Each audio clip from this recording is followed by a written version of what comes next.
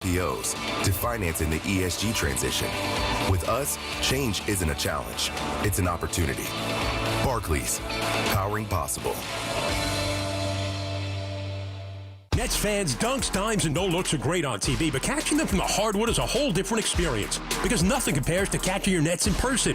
And all that starts with buying tickets at Ticketmaster, the official ticket marketplace of the Nets and the NBA.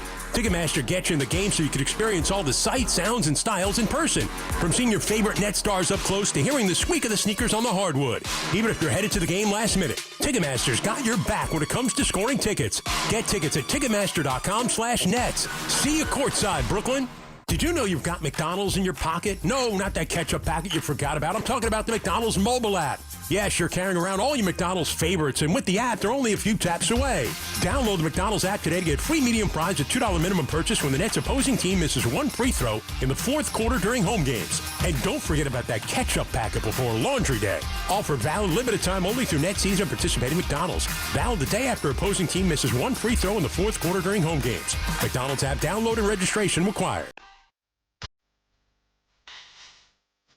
Detroit wins their fifth in a row. Kate Cunningham at 34 as the Pistons beat the Nets 125-107. Nets dropped to 1-8. I want to thank our site engineer, the great Matt Shortis, at the controls. Paul Rosenberg, the legend, back at WFAN. He was on the dial back there. We'll talk to you again on Sunday. Rob Usler, Tim Capstraw, and you. 5:50 with the pregame show, Nets and Knicks at Madison Square Garden. For the Cap, for Tim Capstraw, I'm Chris Carrino saying so long from Brooklyn. You've been listening to a production of the Brooklyn Nets right here on the Fan. Sports Radio 101.9 FM and streaming on the Brooklyn Nets app. Good night.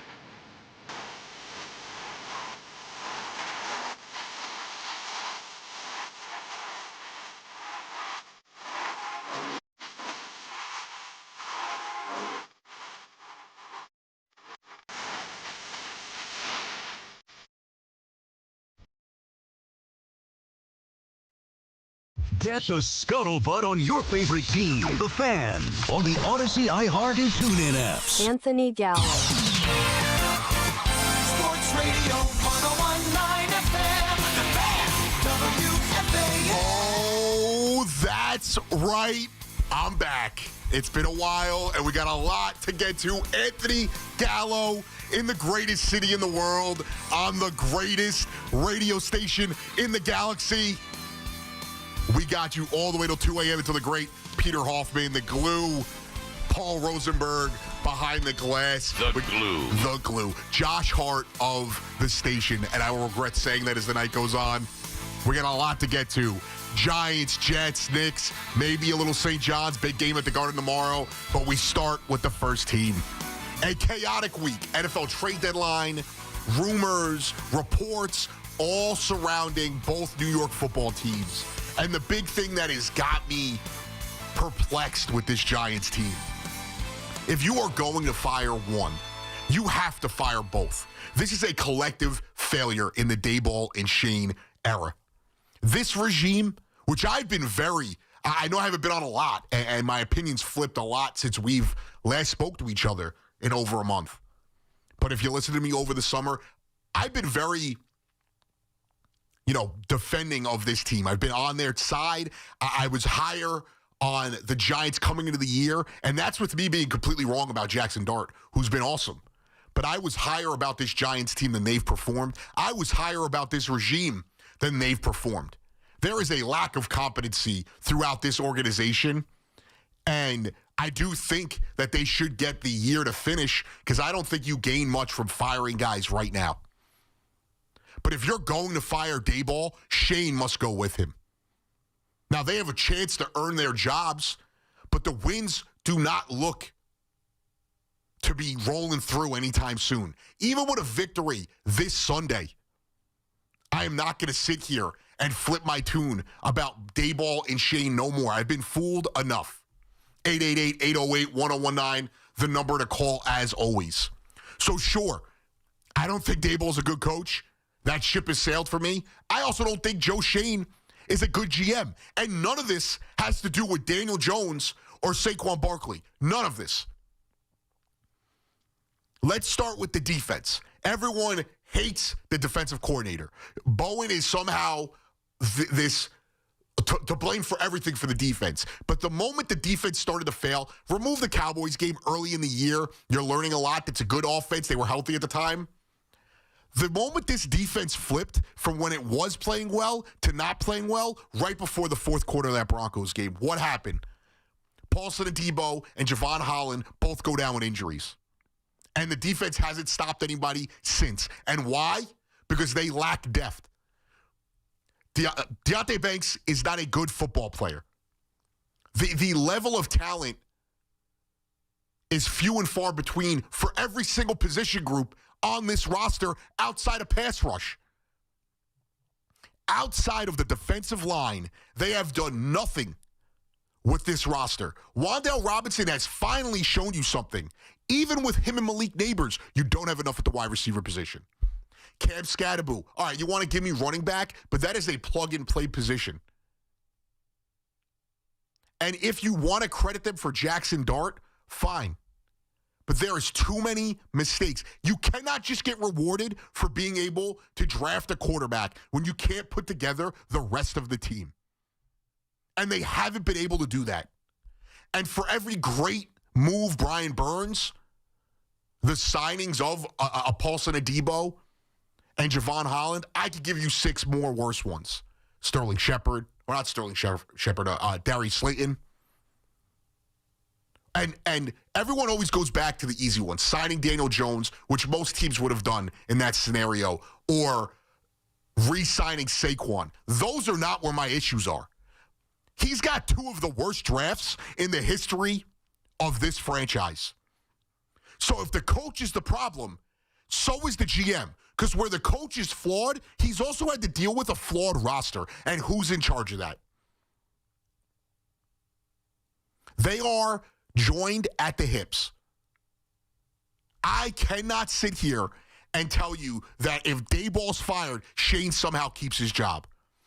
Because Dayball, where he's done great, he's failed at other places. More places than he's done great. And the same can go for Joe Shane. And we also don't know what this quarterback is yet. He has been great, and there's no reason for Giant fans not to be excited. But I am not saving these guys' jobs because of what Jackson Dart is right now. I've also seen the ability of not being able to put talent around him. Just because you draft a running back on the second, third day does not make you able to save your job. And if you want to talk about the injuries, every single team in the NFL deals with injuries. Every team, every fan walks away every Sunday and Monday, Thursday some weeks, with an injury they're concerned about. Good teams are able to manage around that. The Chargers, the Niners, 2 of the most injured teams in football right now, were able to build rosters that they could survive with. And that Chargers offensive line that's dealing with 100 injuries is better than this Giants offensive line. You drafted Andrew Thomas, well, you drafted Evan Neal also. You traded for Brian Burns. You also signed Darius Slayton to that extension. They've had a million free agent pickups that have not worked out. I'm not going to praise them for the 1 or 2 that do work out. And it's a failure. It is a complete failure. With this all being said, let me repeat myself. They should get to the end of the year because what is firing them going to do for you now? You'd probably fire Dayball first and Shane would get let go at the end of the season. But it doesn't change anything. Kafka's not coming in here and all of a sudden winning the head coaching job. It's not happening. I've seen failures in coaching, but I've seen failures in roster, construction and player development. They both have equally weighed this franchise down. So you cannot keep one and get rid of the other. You're either getting rid of both of them or something magical happened the rest of the season. You're 2-7. You have 9 games left. Unless they go 6-2, 5-3, I'm not keeping either of them. And even at that point, it could be fool's gold. So I do not believe in the direction of this franchise like I once did. And this is not to say the franchise does not have a bright future because of what they've done at wide receiver and quarterback. Sure, Malik Neighbors and Jackson Dart have both been great picks. Fine. Taking Abdul Carter has not panned out just yet. And I'm not writing him off. But if you don't want to criticize some of the picks they made this year, well, what about the 2 drafts, 2022, 2023, drafts like that? Deontay Banks. You know, Jalen Hyatt was supposed to be this take the top off guy. All we heard about, and he's never panned out. Micah McFadden has been good when he's been healthy, can't stay healthy. Evan Neal, disaster. They haven't been able to develop Evan Neal. We've seen bad linemen be developed. Time and time again, I've seen failures from this GM and this coach. It is not outweighed by one or the other. Because I've seen Daboll coach around some deficiencies. I've also seen him hold his team back. And I've seen Shane work with the cap they have and also make detrimental moves to this franchise and the flexibility going forward. The only thing they haven't done is evaporate the future trade capital, the future draft capital. The trade for Brian Burns I thought was fair value, and it didn't hamstring their future. And taking the quarterback is not saving you when you cannot build the rest of the roster out. Like I said, you guys want to blame Shane Bowen for a lot. You want to blame the defensive coordinator. Well, you had a great defensive coordinator, and you ran him out of town. And if the GM let the coach do that, that's on him just as much as it's on Brian Daboll. And again, I want to point out, Shane Bowen is working with a very thin defense. They are one injury away at most positions from being wrecked. They had 4 good defensive backs coming into the year. The second they lost one of them, they were in trouble. When they lost 2 of them, the defense didn't have a chance. And that's what happened. Paulson Adebo and Javon Holland both got hurt going into that fourth quarter of that Broncos game, and it flipped. Maybe it was early in the fourth, but that's when they got hurt, and the defense has never recovered. Who was that on? Why is Banks still on the team? Who was that on? How did Darius Slayton survive this long? Who was that on? Evan Neal. Who was that on? So for all of Daboll's flaws, and there's a lot of them, Joe Shane is just as responsible. So when you call in tonight, 888-808-1019, and you tell me that Joe Shane deserves to keep his job but not Brian Daboll, I can't trust your opinion. Again, I am advocating for them keeping their jobs, not because I believe they're going to win it back, but you're not holding yourself back by allowing them to continue to coach. Outside of an outright mutiny where the players absolutely give up on the field, including the young players, there's no reason to make a change right now. It's not going to change their fortunes this season. And if that does happen, you cannot fire just Daboll. You should fire both of them. What the Dolphins did, getting rid of Greer, and somehow McDaniel still has his job, is idiotic.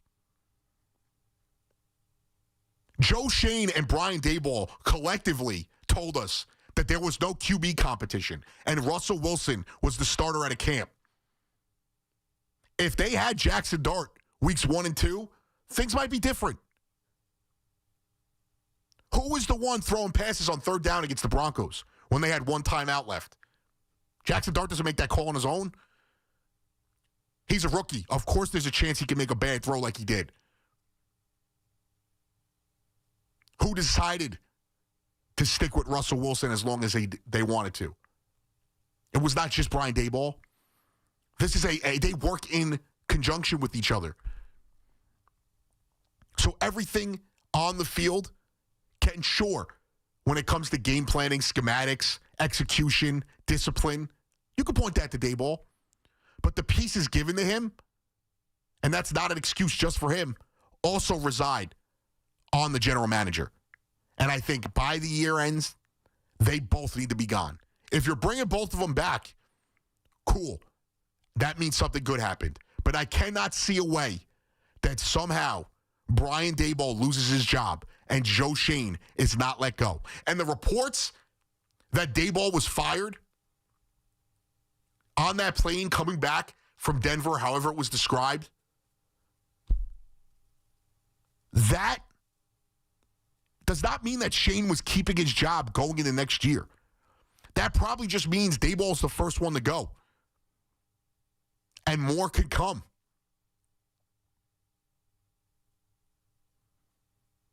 There are unique situations where this can happen. You know, we could point, Denver's a good example. George Payton, he did not hire Vic Fangio. And then he did hire Nathaniel Hackett. But ownership, from what reports were, forced Russell Wilson on him. And it ended up being a disaster. That roster, he's rebuilt the roster twice. So he's proven he could build a roster. I don't think their quarterback's very good. But right now, they're 8-2, and they have a young quarterback. But there is reasons to keep him. When guys get fired, there's a track record. You want to be Miami? You want to be Miami, who just gets hyped for 10 years now. And Greer got to keep his job for a decade with 0 playoff victories, with 0 substance to show for it. They both have to go. You cannot keep Schoen and fire Daboll, and you obviously cannot keep the head coach and fire Schoen. Not that I think there's a possibility of that. John Mara is a smart man. John Mara, has had his struggles. He allows these guys to do their job. He's going to make the right decision. And if he doesn't, then the Giants have lost their way. 888-808-1019. I got you all the way till 2 a.m. We'll continue the Giants conversation. We'll get to your phone calls. We'll talk Jets, trade deadline, maybe a little Knicks. I want to take part, even if the Paul Rosenberg said bad choice. I was copying them. I will give you my Cinco de Pino 5 worst losses in the 1 o'clock hour. We got a lot to get to. Stay tuned right here. Anthony Gallo on The Fan.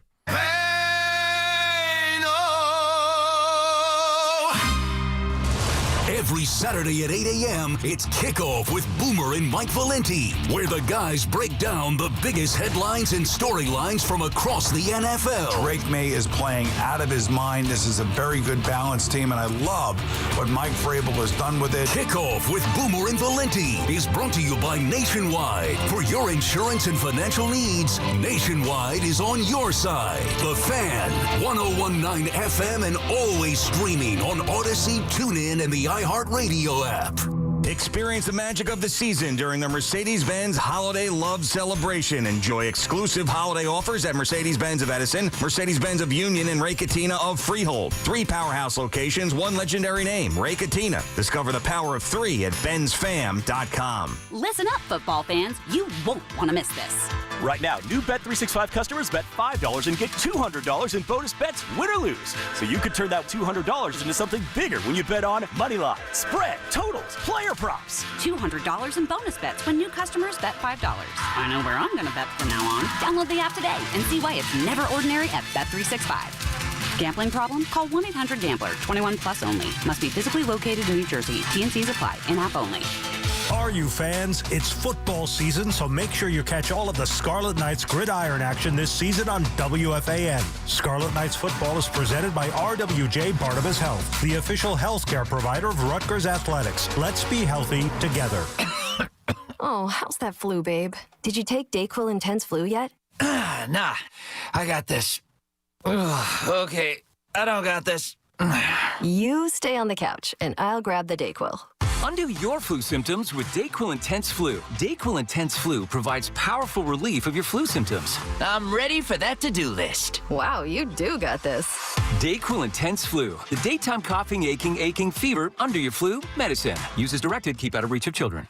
Beware the holiday buffering.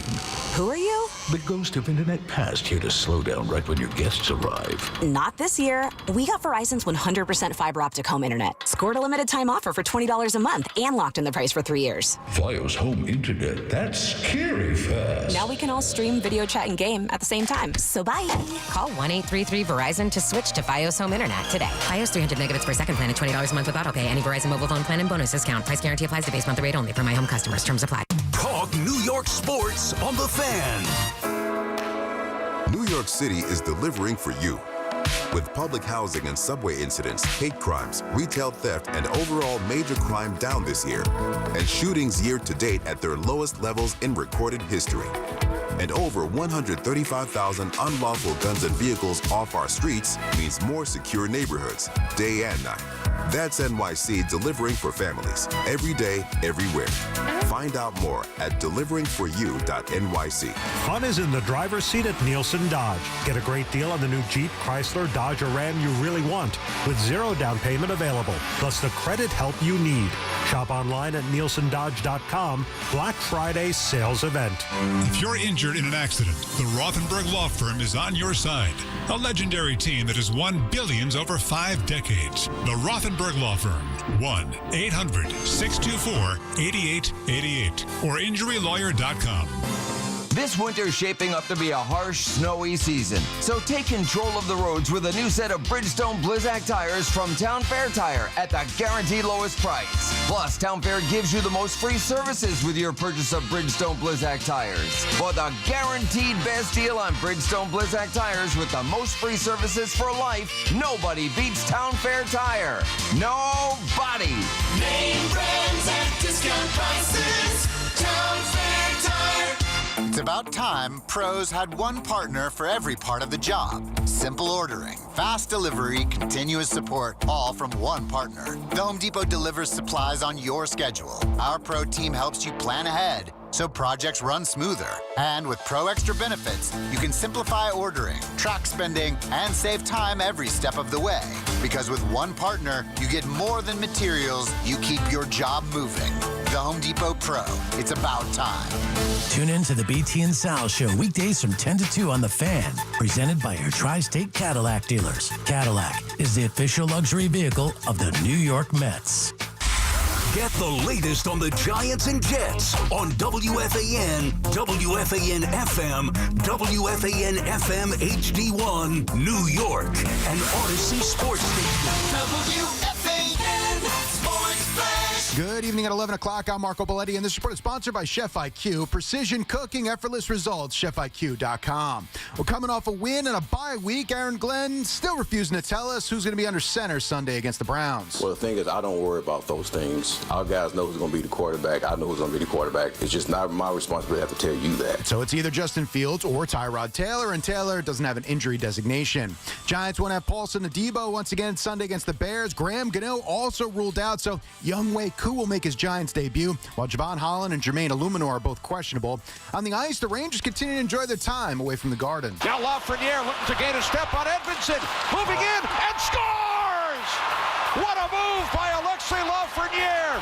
The Rangers now lead 4-1. Rangers finished off the Red Wings by that score of 4-1, moved to 7-1-1 on the road this year. Kenny Albert to call MSG. Artemi Panarin a goal, couple of assists. Jonathan Quick made 32 saves. Wild, they ripped the Islanders 5-2, and the Pistons rolled the Nets 125-107. Cade Cunningham, 34 points, 10 assists. Michael Porter Jr. led Brooklyn with 28. 57 degrees in Central Park. That's happening. I'm Marco Belletti. Talk New York sports here. The Fan.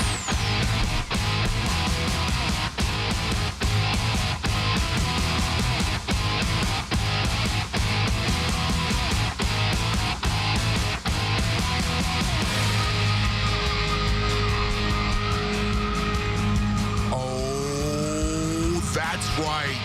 Anthony Gallo back on The Fan. Got you all the way till 2 a.m. to the great Peter Hoffman takes over. We got a lot to get into. 888-808-1019. We're talking Giants right now. We'll get into the Jets. Little Johnny's tomorrow. St. John's, Bama at the Garden.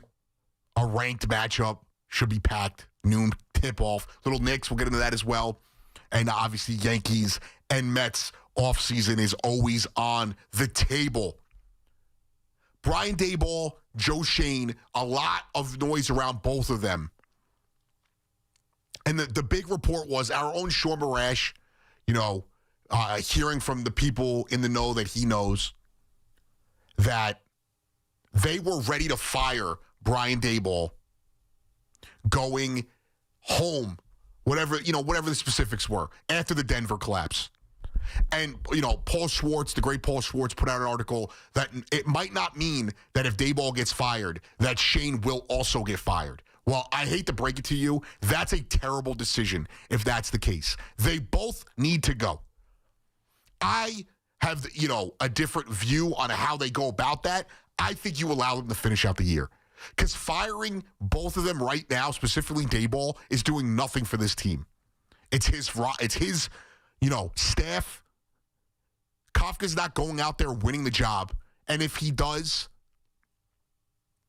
it's a slim chance. And I think you give them the rest of the year. You give them that, like I said, if they go 5-3 and you finish the year 8-9, 6-2, and you actually finish, oh, sorry, my math is off. 7-10 or 8-9. That's why I'm doing this. Was never a mathematician, but you get the point. Unless something barring a great end of the season where they have a lot of tough matchups left, you're not bringing these guys back. But what you are doing is allowing some consistency into the end of the season. And short of these players absolutely giving up and not responding, there's no benefit of firing them in season. It's his staff. Why would things change drastically after him getting fired in Brian Daboll? And Joe Schoen being fired does nothing in season. And you do not respond to the GM getting fired. The Dolphins are idiotic to fire Greer, their GM, president of football, whatever the hell he is, before firing McDaniels and benching Tua. Disaster. And the Giants have to avoid that. And you can't give me, whether it's the defensive coordinator or the head coach, and completely blame them without blaming Joe Schoen as well. He's had two disastrous drafts. We'll go through those in a little bit. But two disastrous drafts. And this is where it leaves you. 888-808-1019. Scoop in Brooklyn, you kick us off, bro. What's up? Hey, what's happening, Anthony? I totally agree with you, man. It's time to clean house. These guys all got to go. No disrespect to anybody, but they have done an abysmal job at everything football. And going back to your point when you talked about the injury to Holland and Adebo, yeah, that's true. But check this out. That's more further indictment of Bowen, because think about it. When those guys go down, you got one quarter. You got to change your strategy, bro. You got to start getting aggressive. Use your strength, which is our D-line, right, and start getting after it. You can't stay with the same strategy. Your two guys went down. You got to make an adjustment, coach. What's going on here? So, and also, you gotta put some of this on the players, because 100%. I'm not, and I'll let you finish in a second, Scoop. I'm not just forgiving the players. Guys like Dexter Lawrence, Darius Slayton, there are key pieces, Thibodeau at times, that have not done their jobs, but they're also in this position. Why? Because the head coach and the GM. 100%. That's why I say it's a team effort. And to me, everybody's on the carpet, because how many missed assignments, how many broken tackles, how many silly, goofy penalties, the whole deal. But listen, Anthony, you have a good night. Keep doing your thing, and thanks for having me. Scoop. Appreciate the call, man. Appreciate the call. Yeah, so I agree with him.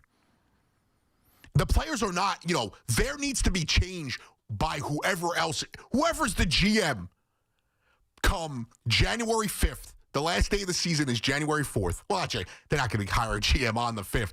But whoever's the GM come February, April, when they are getting ready for the draft and free agency, March, April, I skipped a month there. Can't do math, can't do months. Whoever that GM is going to have to make decisions on this roster.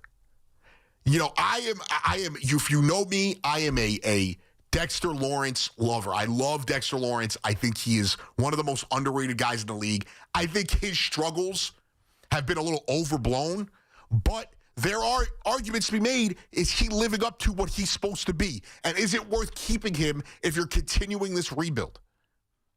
In my personal opinion, the one position group outside, I guess, quarterback that I wouldn't touch is the defensive line. That I would not touch.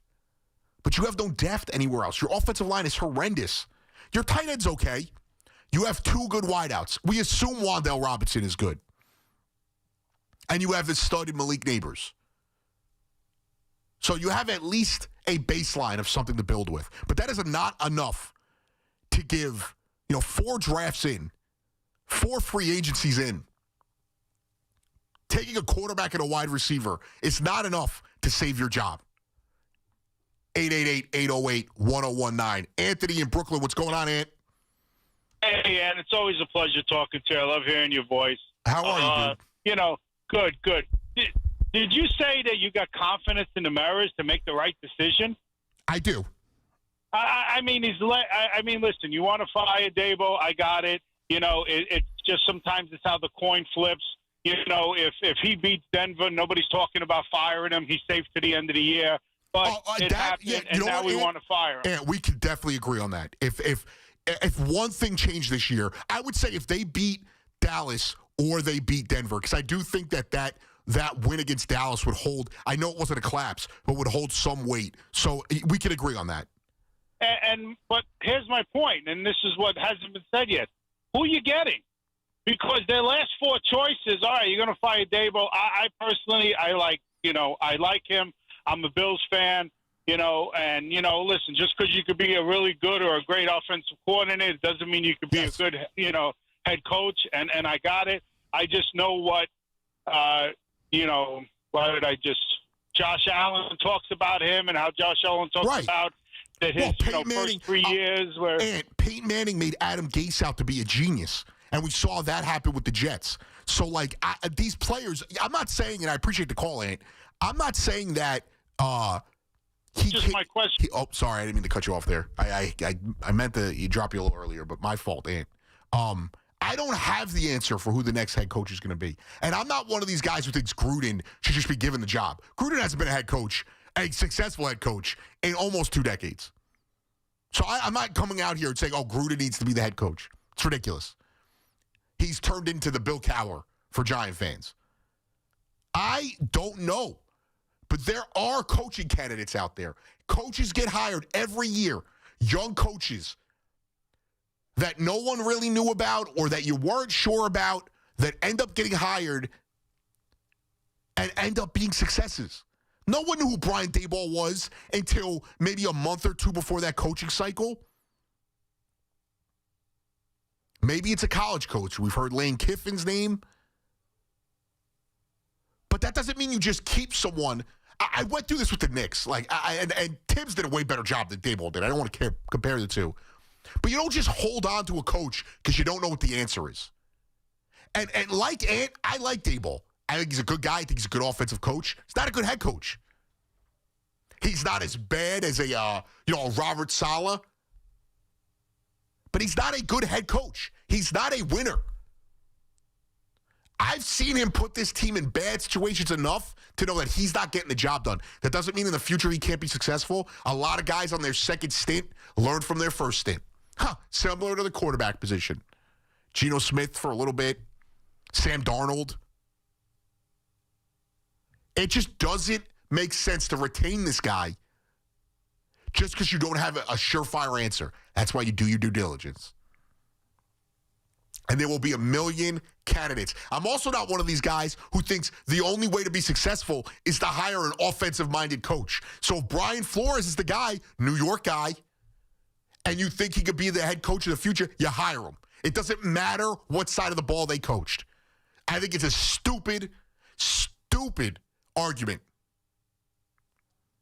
Because at the end of the day, he's only really, and sometimes they don't call either, he's only really coaching one side of the ball. If you bring in the right offensive coordinator, then it doesn't matter. Mike Vrabel. He's not an offensive head coach. Everyone wanted him. So that's also not something I am just, harping on for the Giants. Get the right head coach. I don't care if he coaches offense, defense, special teams. Get the right guy. And Daboll, to me, is not the right guy. I have lost faith in this guy very quickly. And it was before the Denver game. It was before the Saints game. I thought very early he was holding them back. And the GM just as much. And I was more in favor of Daboll than Shane coming into the season. And the drafting of Jackson Dart does not make me feel better about either of them. Just because Daboll, we get so obsessed with the quarterback position that we forget you still have to build out a roster. You still have to develop a football team and create a culture. And sure, Daboll can identify a quarterback. Can he coach him? And I mean coach him in game. I don't care if you can develop the guy. Can you win games? Can you develop a game plan and lead men to victories? And I don't think that's the case. 888-808-1019. John in Long Beach. What's going on, John? Hey, what's up, man? I just wanted to talk Giants real quick. It starts from top to bottom here. I truly believe that on the defensive side of the ball, there's some type of inner turmoil going on. I know they've been riddled with injuries, and I've had, I don't think Lawrence has been the same player as he has been in the past. I have heard Bill O'Brien's name come up as a possible replacement. I know he has good, reputation within, football circles, but I have to go back. I don't remember his stint with the Texans, how that ended up, but, it was a disaster at Penn State.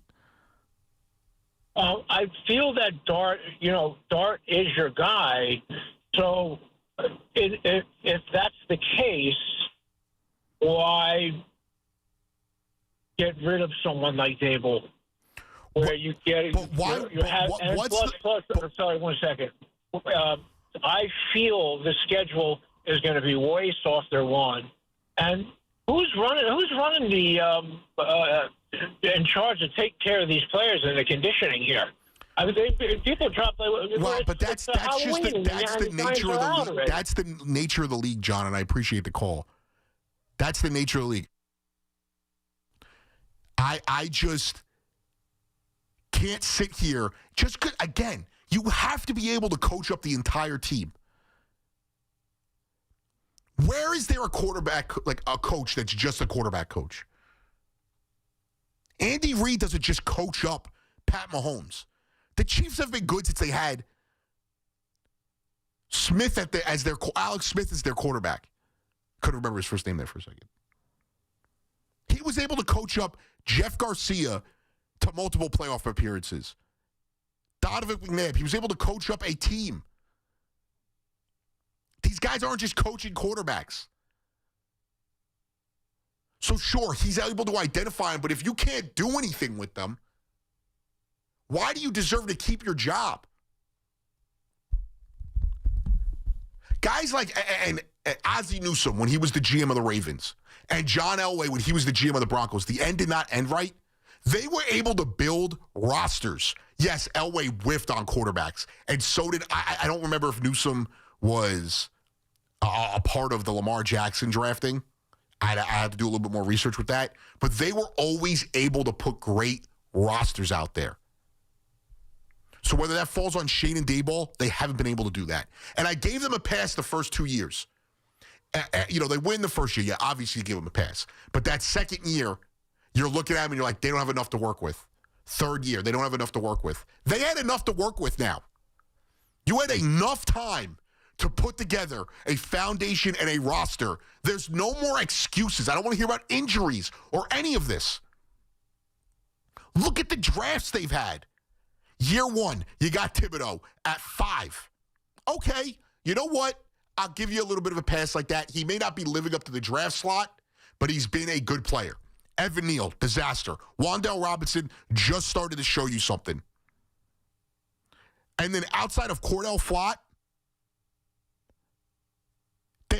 I don't care. Daniel Bellinger, Michael McFadden, they don't do much for me.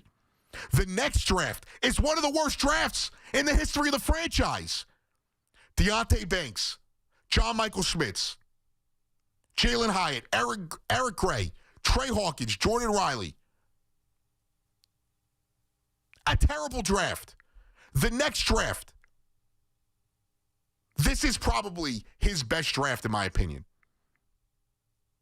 This year's draft, you know, we're going to say it's the best because of Jackson Dart, but there's a lot of timeout. And I'm sorry, Cam Scatterboot is not enough for me to hang your hat. I like Marcus Embo.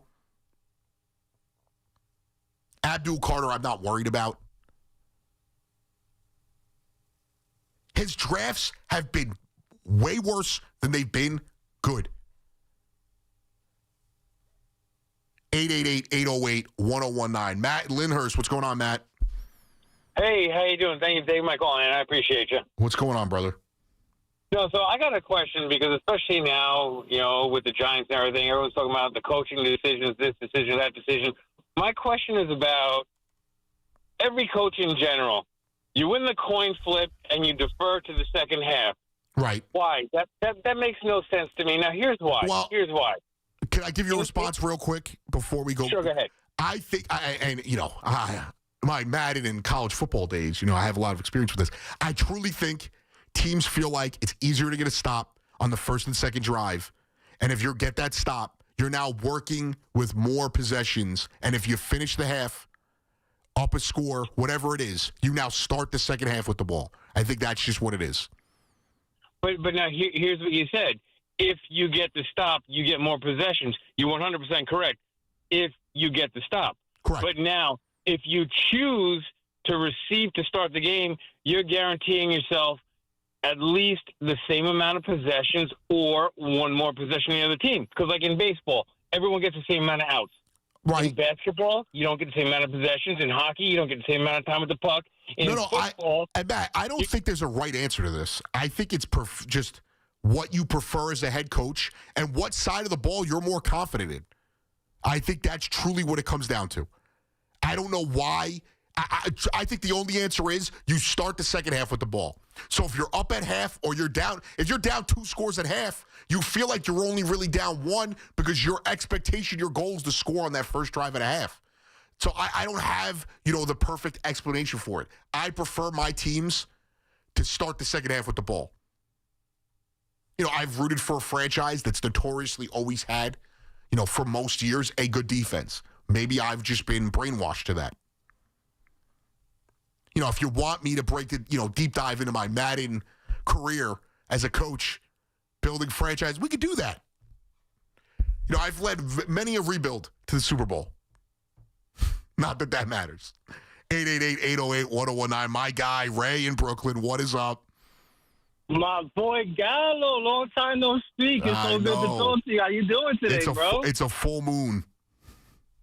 Yeah, no, listen, and I'm a big Giants fan, and I can't remember our last conversation because it's been a while, but if you said you were like a Dable and Shane supporter the last time you were on, I probably fought you on it because I don't know. The last time we spoke, we were talking about the Yankees, so it's been a while. Yeah, that's probably true, but my hatred of Brian Dable and Joe Shane never ceases to go anywhere, regardless of what season it is. And let me tell you, I don't know if you've been listening to the station.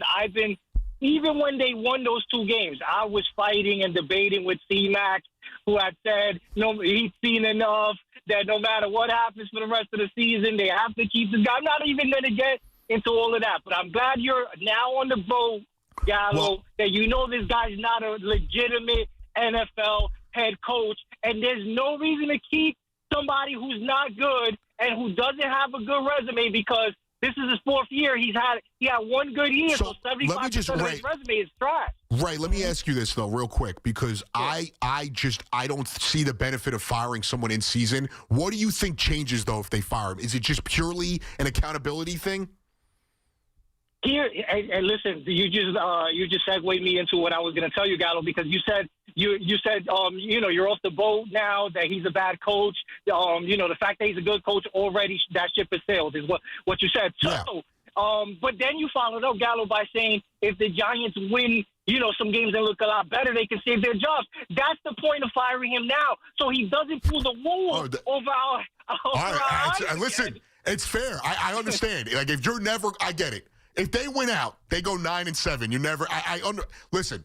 I am just trying to be fair. I don't see if that's a fair. Right. Listen, I wasn't thinking like that. It's a fair point, and I appreciate the call.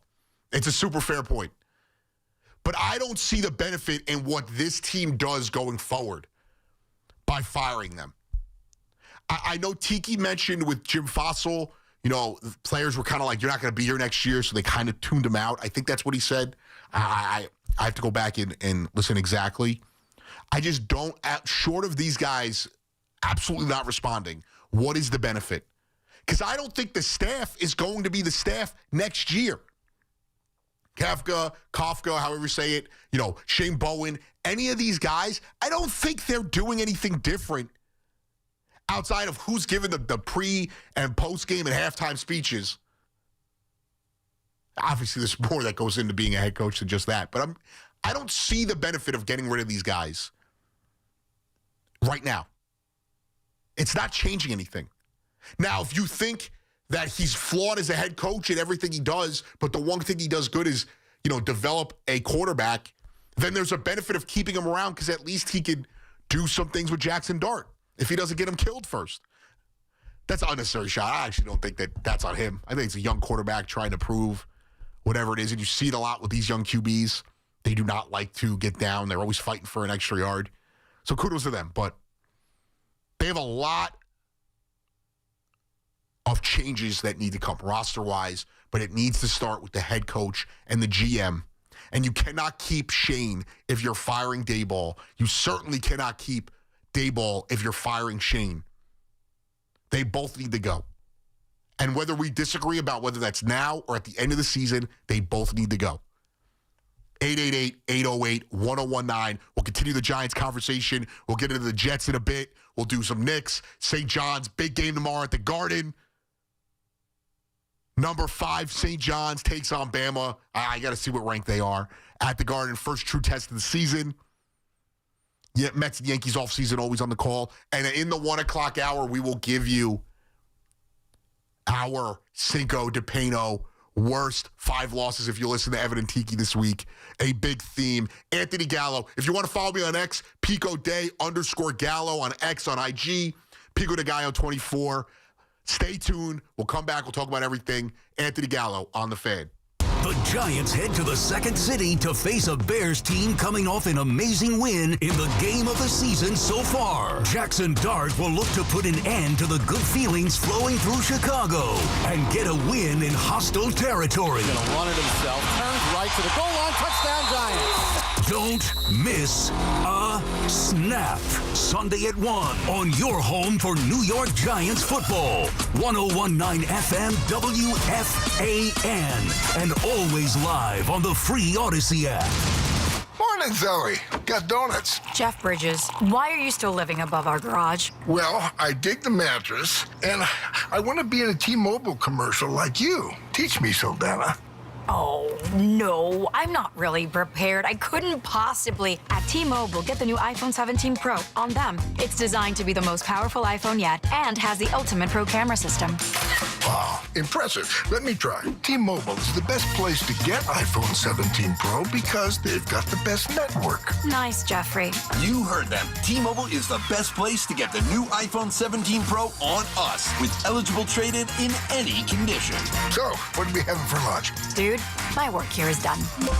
24 monthly bill credits on experience beyond for well-qualified customers plus tax and $35 device connection charge. Credits end and balance due if you pay off earlier. Cancel finance agreement iPhone 17 Pro 256 gigs, $1,099.99 and new line minimum $100 plus a month plan with auto pay plus taxes and fees required. Best mobile network in the U.S. based on analysis by Ookla Speed Test Intelligence data 1/2025. Visit T-Mobile.com. We all hear the radio ads about the IRS. They tell you to be afraid, to be scared, and they try to frighten you into calling. I'm not here to do that. Tax Relief Advocates is different. TRA is here to tell you that if you owe money to the IRS, whether it's $5,000, $50,000, or $500,000, we have a solution. It doesn't matter if you're sitting in your car, at work, or with your kids. No matter where you are, call now. 800-575-9834. Don't lose hope. TRA can eliminate or reduce what you owe to the IRS. Generous programs are now available that can give you a fresh start. Our passion is taxes and helping individuals fix their IRS problems. We have over 1,000 five-star reviews on Google and an A+ with the Better Business Bureau. You don't need to be afraid of the IRS any longer. End your tax nightmare today by visiting us online at TRA.com or call 800-575-9834. That's 800-575-9834.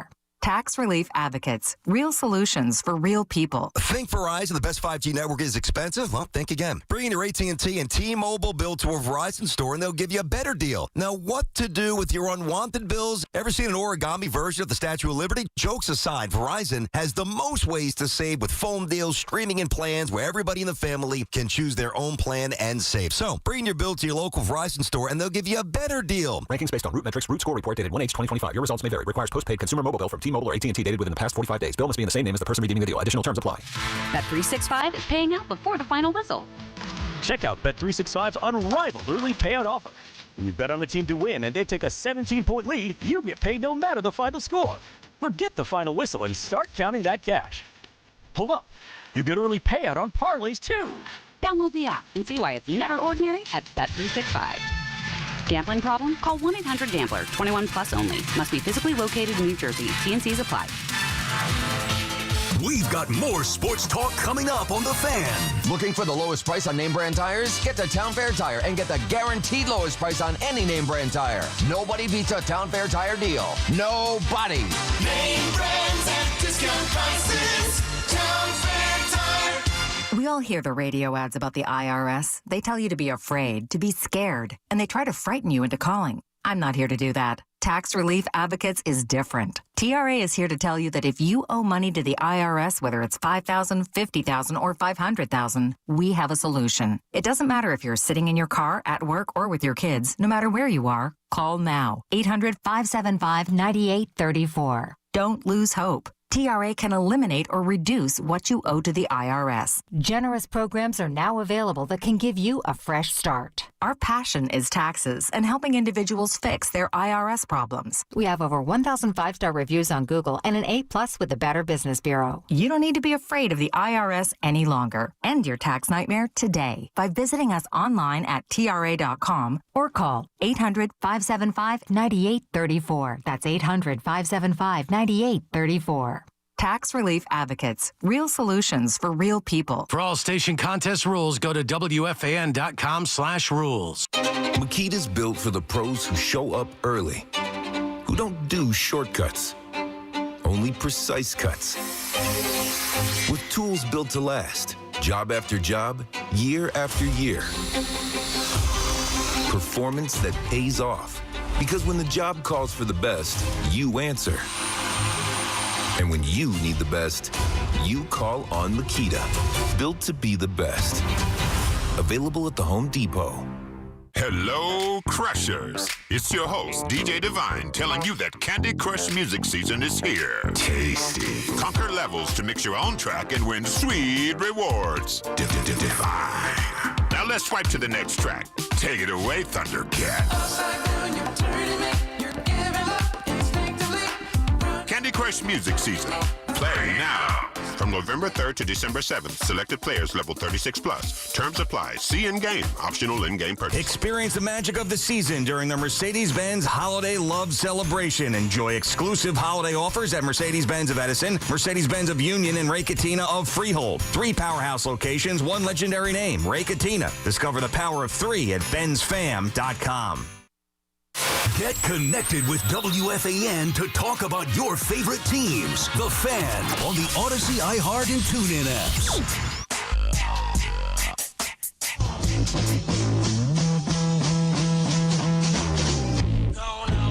Oh, Paul Rosenberg. I have a strict music policy. No country music and no Pony before 3 a.m. And he thought he had me there. But this is a good, good mix. I appreciate the dupeness. Paul Rosenberg, the glue, supposed glue. Self-appointed glue. All right. Take him away from the board. Where's his arm? Get him out of here. I'm putting up the sign. I don't know if his arm's a lefty, but now he is. 888-808-1019. If you don't know, Anthony Gallo on The Fan. It's been a while. Sundays, I am on Infinity Sportsnet from 12 to 8. You know, wrapping you around the football world. So I am, it takes away from the great FAN audience. But it is a lot of fun. So if you got nothing, you're around the radio dial. Jets and Giants aren't on. Tune in. A lot of fun. We get all the action. The great Jody Mack joins me a lot every week, 6 to 8. It's like Red Zone on the radio. Only I get to use the bathroom because we get commercial breaks, unlike Red Zone on TV.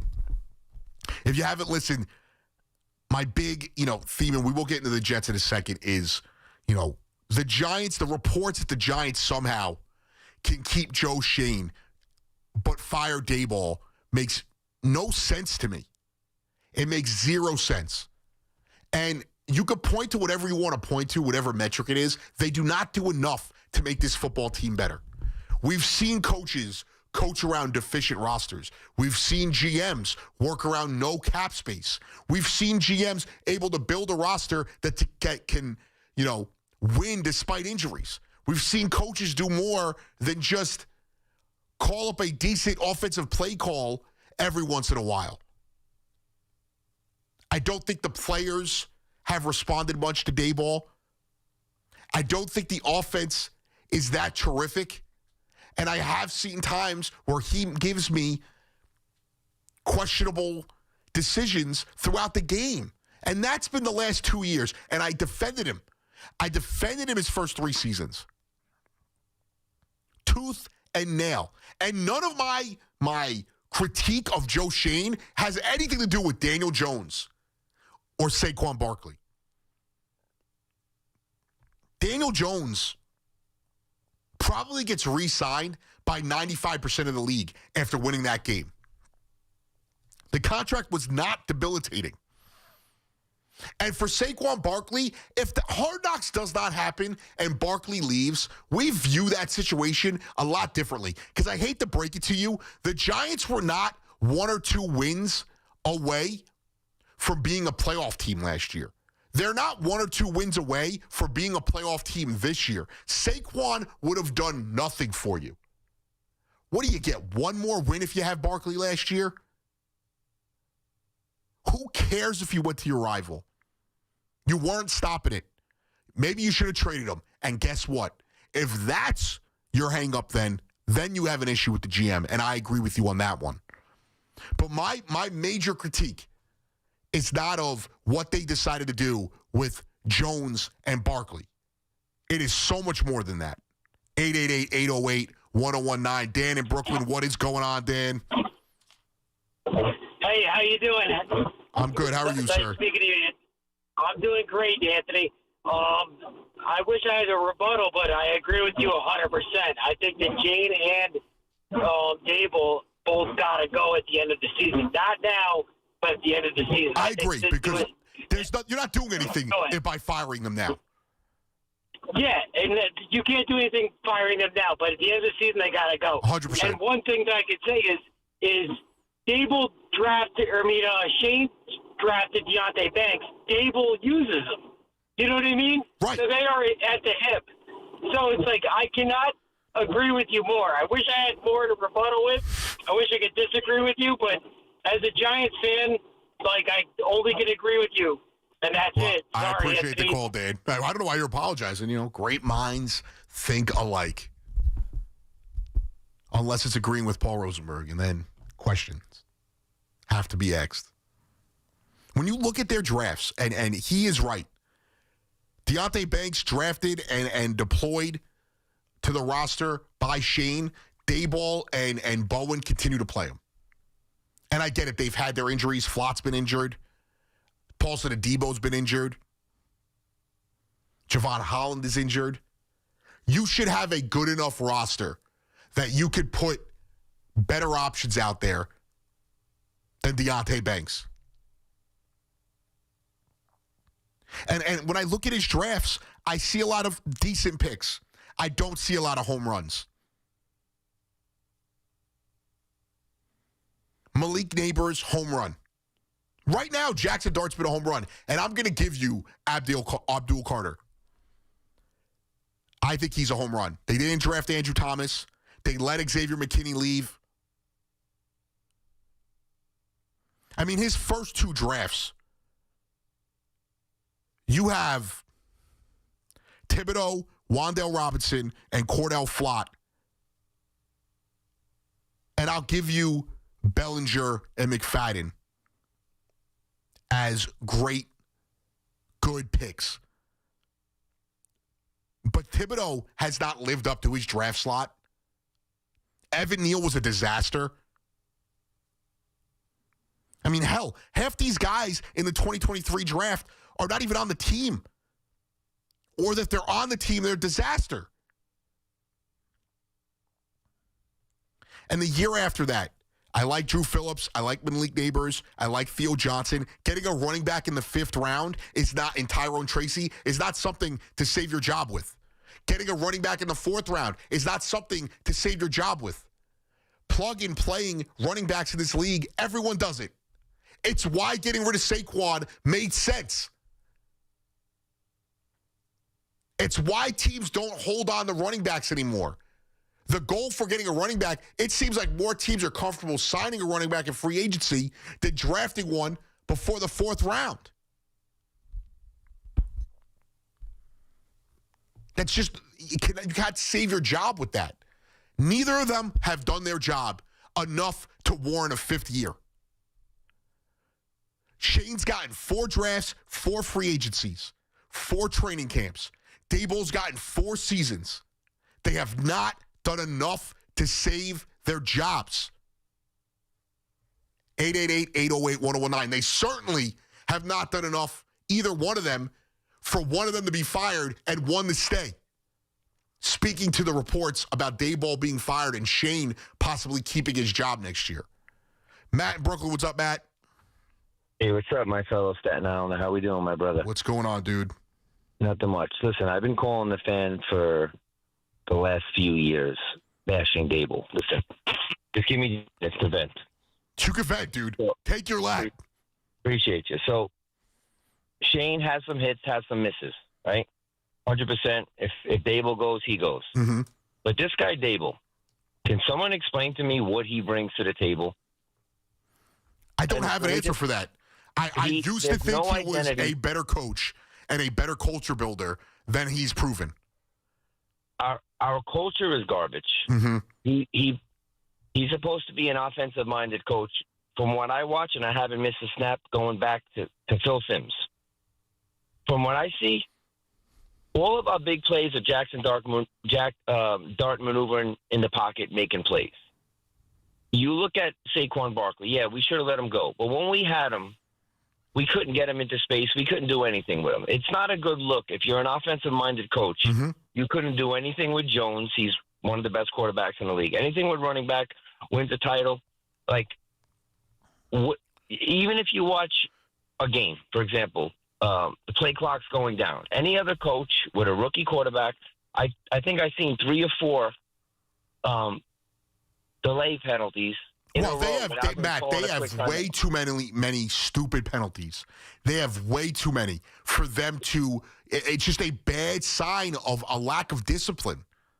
Everything. Like, there's nothing that I could say, you know what, but he's great at this or he's awesome at that. And what really put me over the top was looking at him peek into the tent. That showed me any other coach, and I coached my 4th grade, my 3rd grade daughter, my 4th grade son. Any other coach is like, all right, he's hurt. All right, what do I got to do here? Right? Let me, next man up. Let's figure this out. You're peeking in the tent shows how desperate you are and how you're relying on this guy Dart to save your job. I see it a mile away. This guy is not, he doesn't have what it takes to be a coach. We need somebody in here with an attitude, which he had at one point, right? He was going for it on 4th down. We were calling him Daybowls. He had the attitude. It was a great time. It was a hell of a time to be alive, but something happened. He lost a little weight. I don't know what exactly happened. He came back one season, and he just wasn't that coach who we all thought we were getting. I'm telling you right now, I've been doing this a long time. I watched 100 fucking football. Sorry. Oh, Matt, he was on a roll there. This is what Daboll does to people. It's all right, Matt. We appreciate you. That was a mistake. It happens to everyone. He said a no word.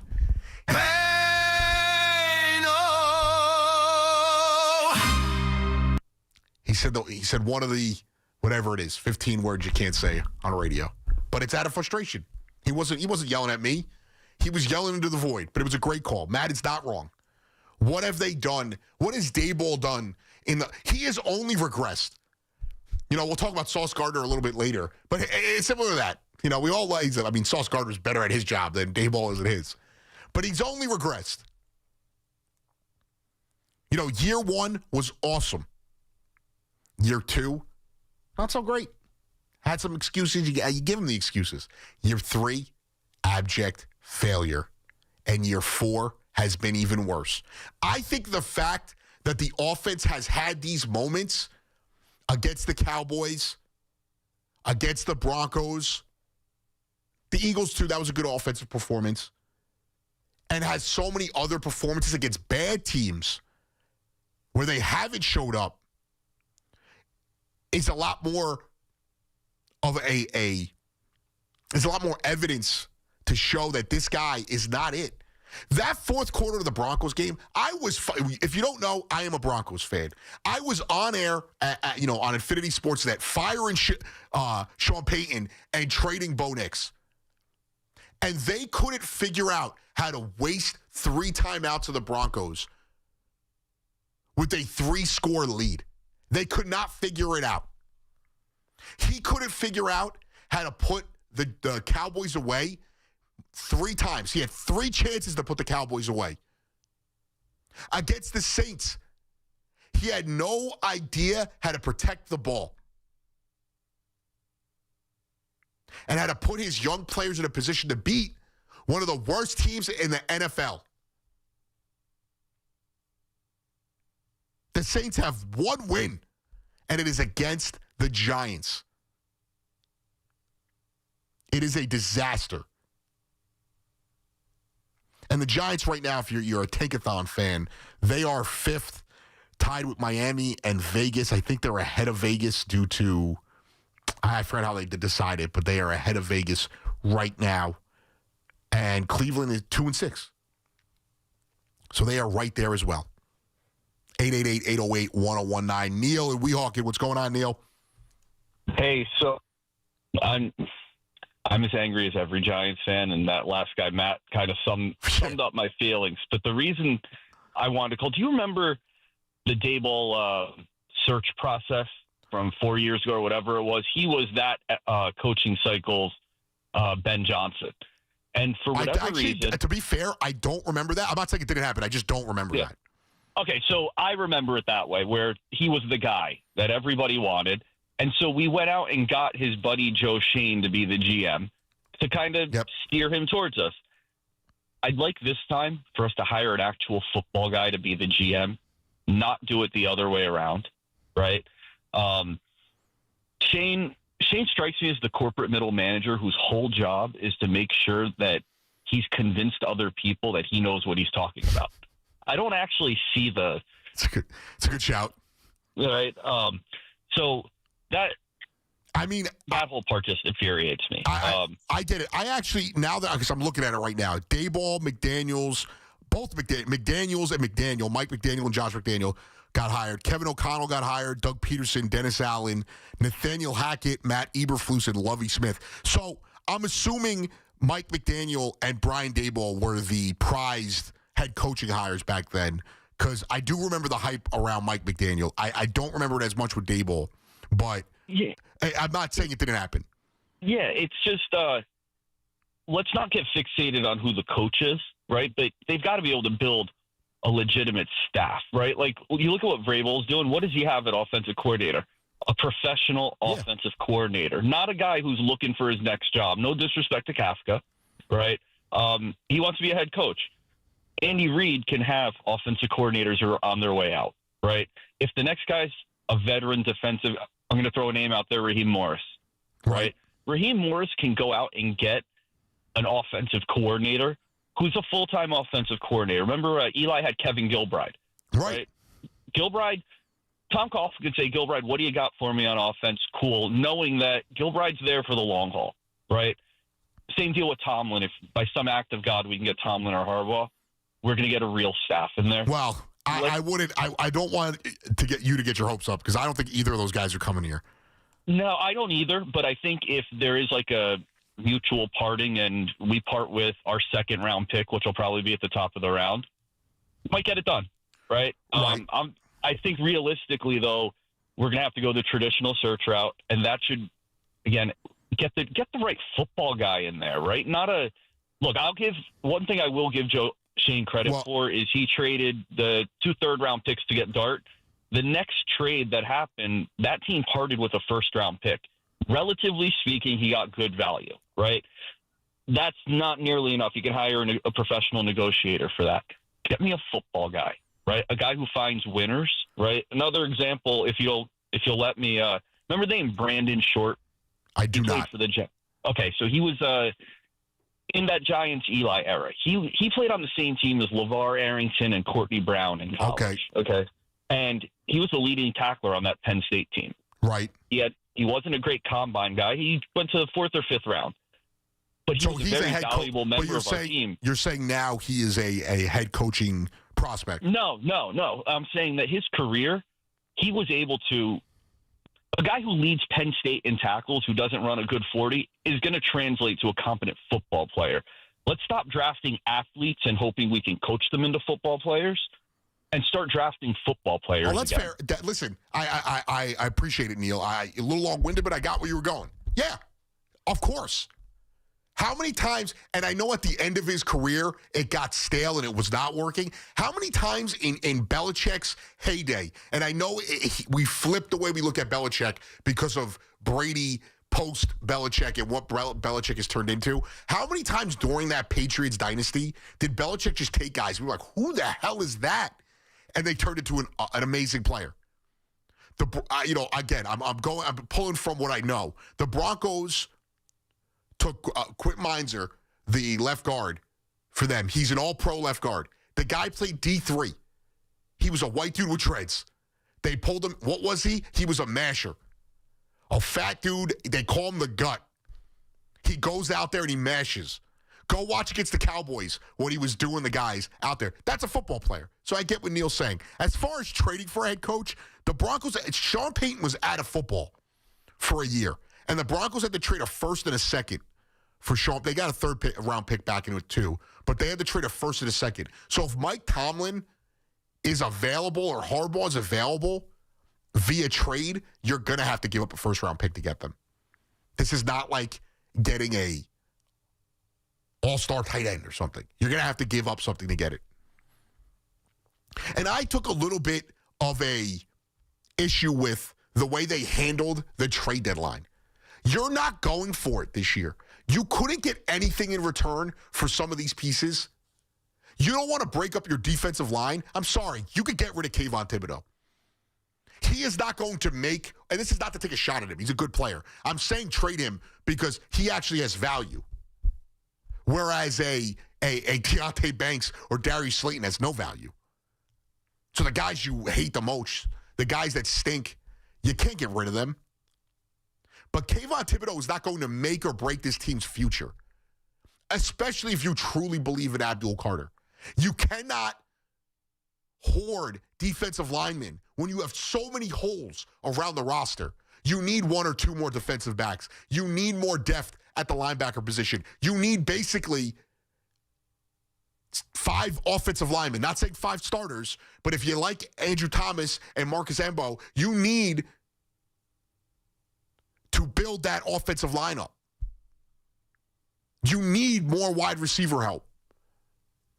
Next year, Cam Scatterbo cannot just be counted on to carry the load by himself. And Tyrone Tracy cannot be your only other option. I doubt Devin Singletary is going to be back when they have another head coach because he is a day ball guy. It's not a criticism of Singletary. But you need these pieces. So you cannot, you can't just have the most amazing pass rush and not develop any other position. Look at the Browns.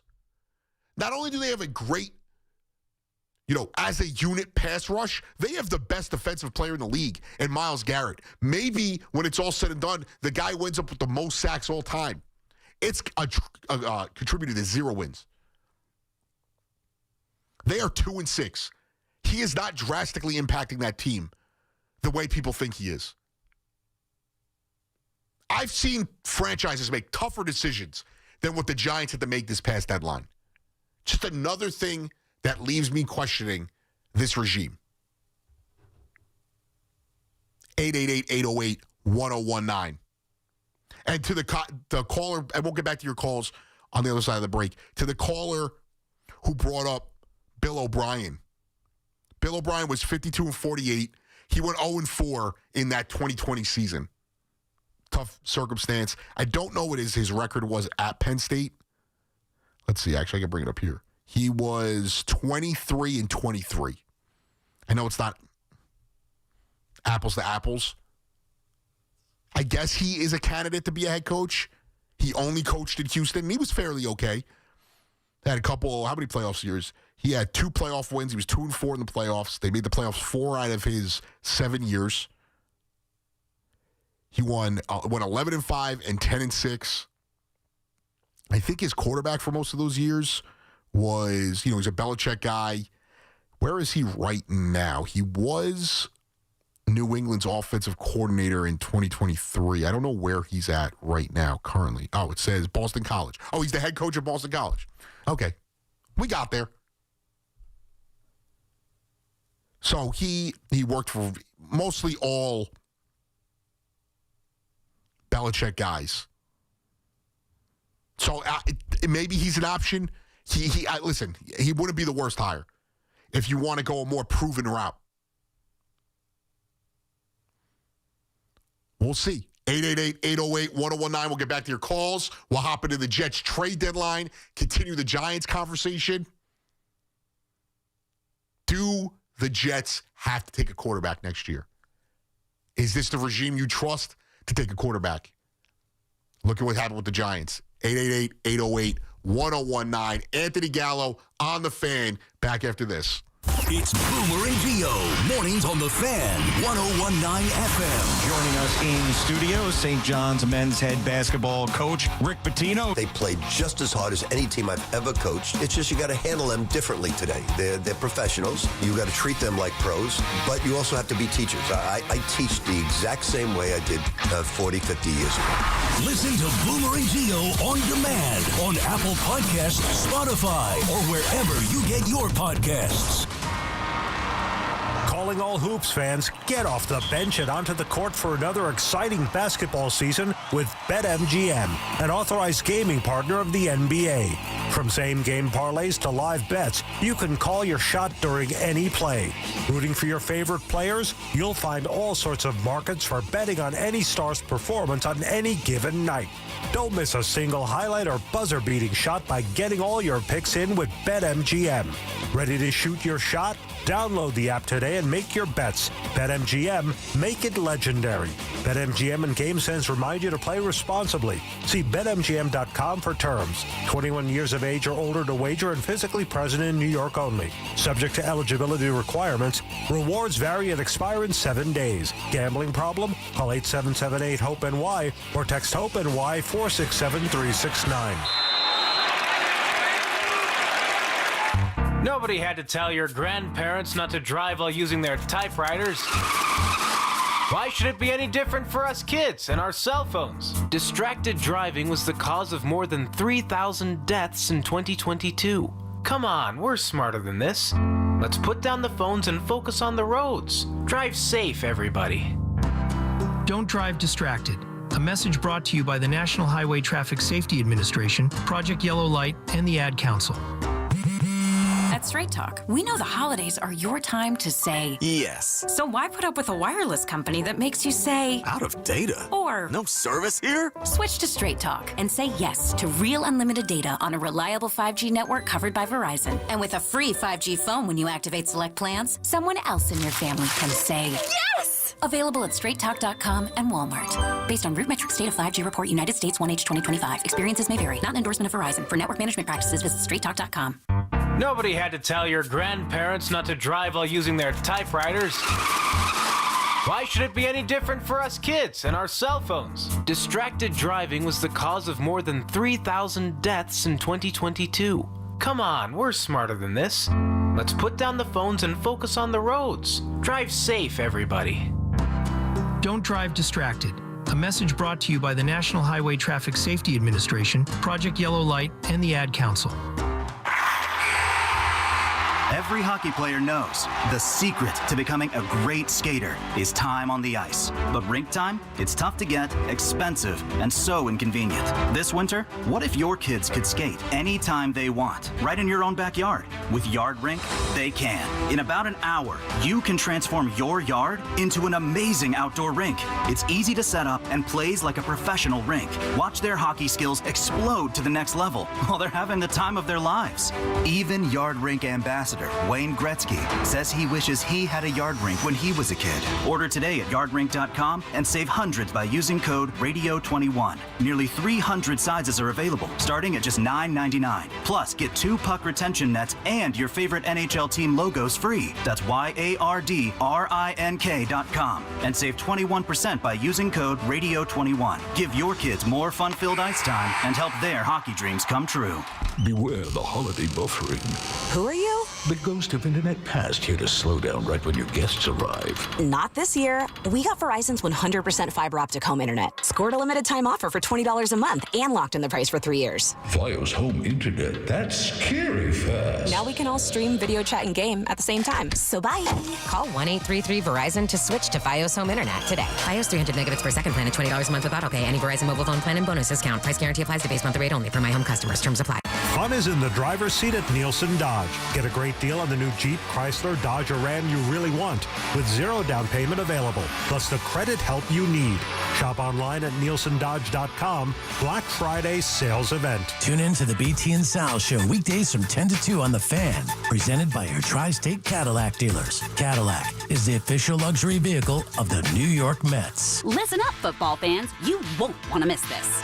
Right now, new Bet365 customers bet $5 and get $200 in bonus bets, win or lose. So you could turn that $200 into something bigger when you bet on money line, spread, totals, player props. $200 in bonus bets when new customers bet $5. I know where I'm going to bet from now on. Download the app today and see why it's never ordinary at Bet365. Gambling problem? Call 1-800-GAMBLER. 21 plus only. Must be physically located in New Jersey. T&Cs apply. In-app only.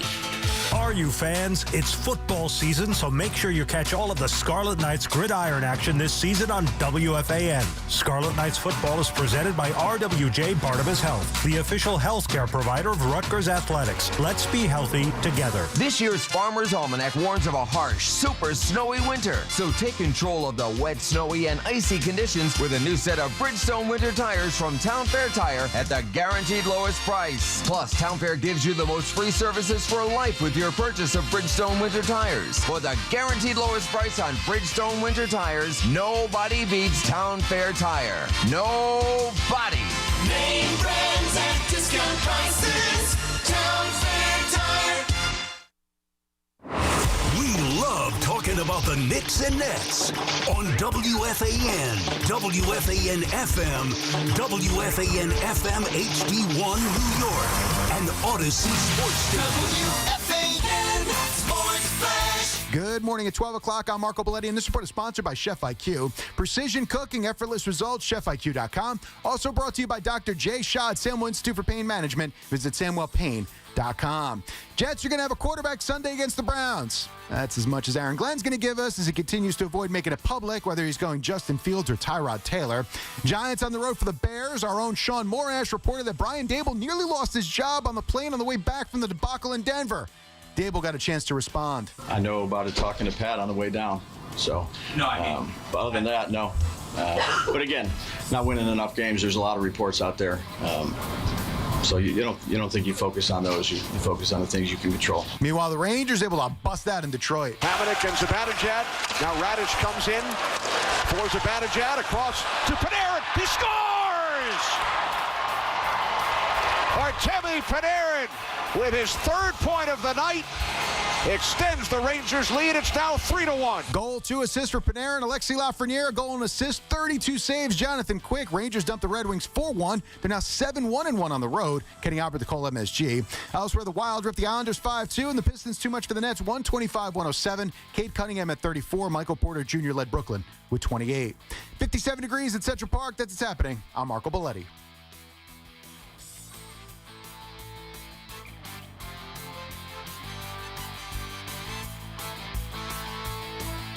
Get the scuttlebutt on your favorite team, the Fan, on the Odyssey, iHeart, and TuneIn apps.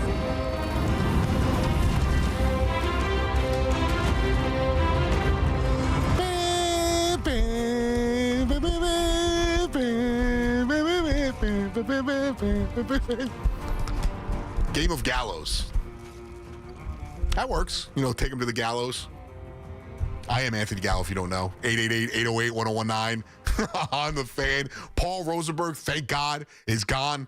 And the great Alex Azarm. Paul Rosenberg, the legend. The legend. Allegedly. Don't worry, he'll tell you he's a legend. But we've been talking a lot of Giants. And we'll stick with that for a little bit. I want to get to the rest of these calls, and then I want to get to the Jets in just a bit. But first, let's go to Ben. Ben in Connecticut, what's going on, bud?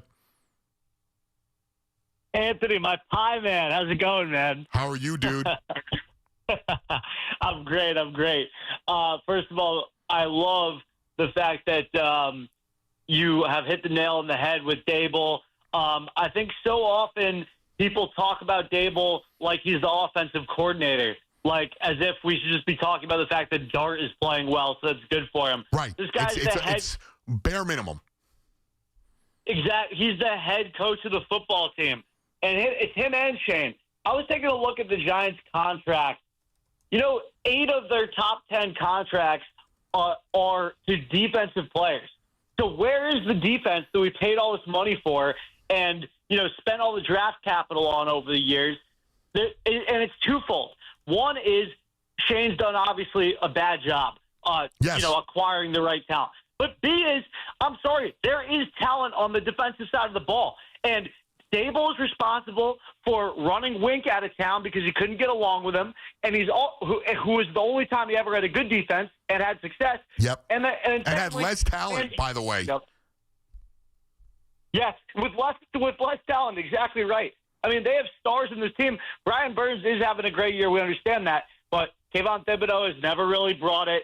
Abdul Carter, I want to say he's going to be great, but where is he? What do you do? Shane Bowen is just you just doesn't can't make tell sense. me that a better defensive coordinator would have that kid playing great. You can tell he has it, but he doesn't totally know what he's doing out there because he doesn't have the coaching for it. And I appreciate the call, Ben. And it's the truth. I think that you could argue that the money may not be spread around as much. I do believe in this. You can build a defense through free agency, but you cannot build the entire defense through free agency. You have to draft players on the offensive side of the ball to get to where you want to be, and maybe you sign the depth, and that's how you make it up. And I feel like they tried that. They've whiffed too much on these young players. If you look at it right now, over 20% of the cap goes to Dexter Lawrence, Brian Birds, Bobby Okereke, and Kayvon Thibodeau.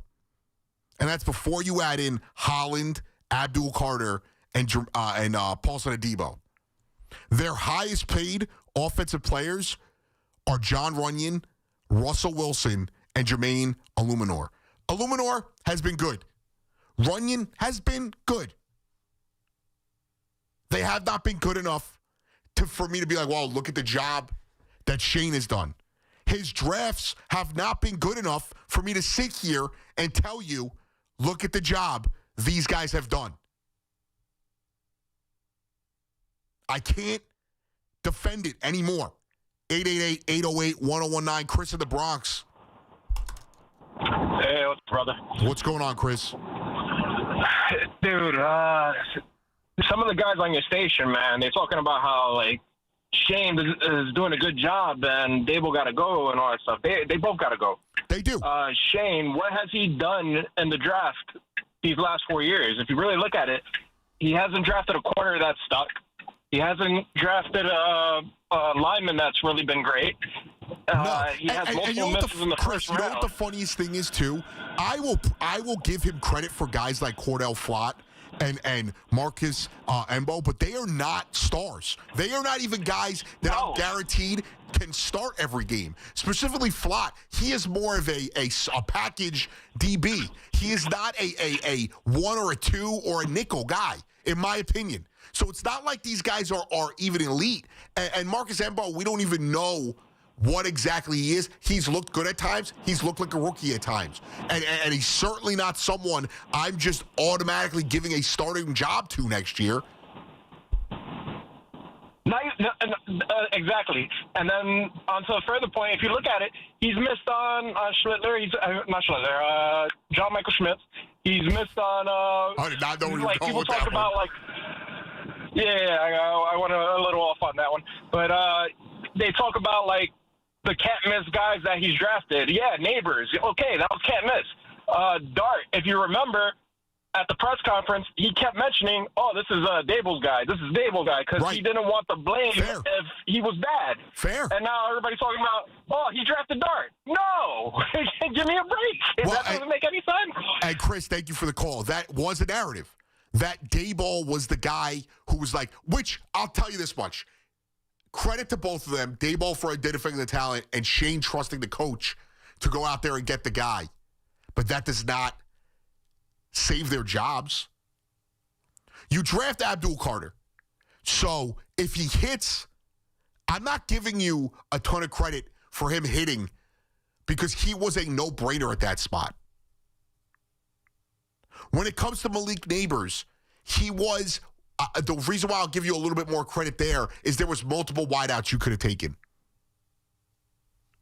So fine. And we're not even getting into who they missed on. The guys that were there, they should have taken. We're not getting into that yet. 2022. Let's go to that draft just so we can get a picture because this is, one of the big ones. Guys taken after Evan Neal. Drake London, Garrett Wilson, Kyle Hamilton. There is a Jermaine Johnson. There are multiple guys in that first round that got taken after Evan Neal. And I'm not even naming some of the other guys that are still, like Jamison Williams, I'm not going to sit here and say it's a massive miss. He's a better player than Evan Neal is.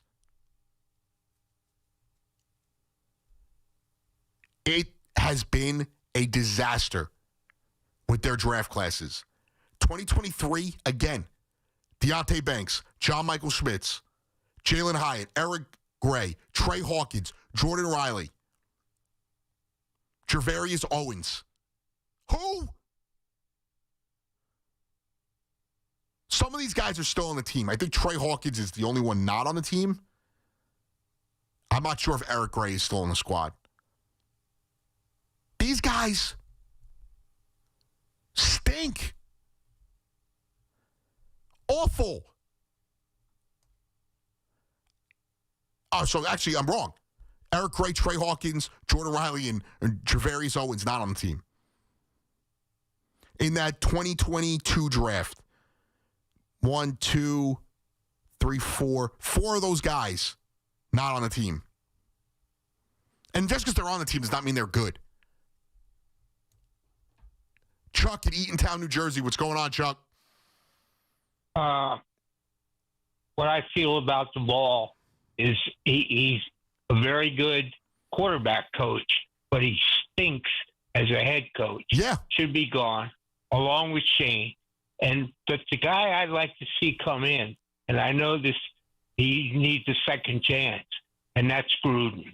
And the reason I say that is I hate to see happen to Dart what happened to DJ. When they brought in, after his first year, they bring in a whole new crew, and they ruined him. Wow. So have you seen the pre-draft interview with Dart and Gruden? I have, with the claps and all of that. I have. And, well, to be fair, Chuck, He was here 3 years before they brought in Daboll and Shane. 2022 was Daboll and Shane's first season. He had 3 seasons before then. And then 2022, he played every game. He got hurt in 2023, which I excused away the season for that. He played 10 games in 2024, and that was it. He was never, and again, his 2022 season, it wasn't like Shane or Daboll went out there and created a monster. He had 3,200 yards. He had 15 touchdowns, 5 interceptions. He ran for 700 yards. I'm not crediting that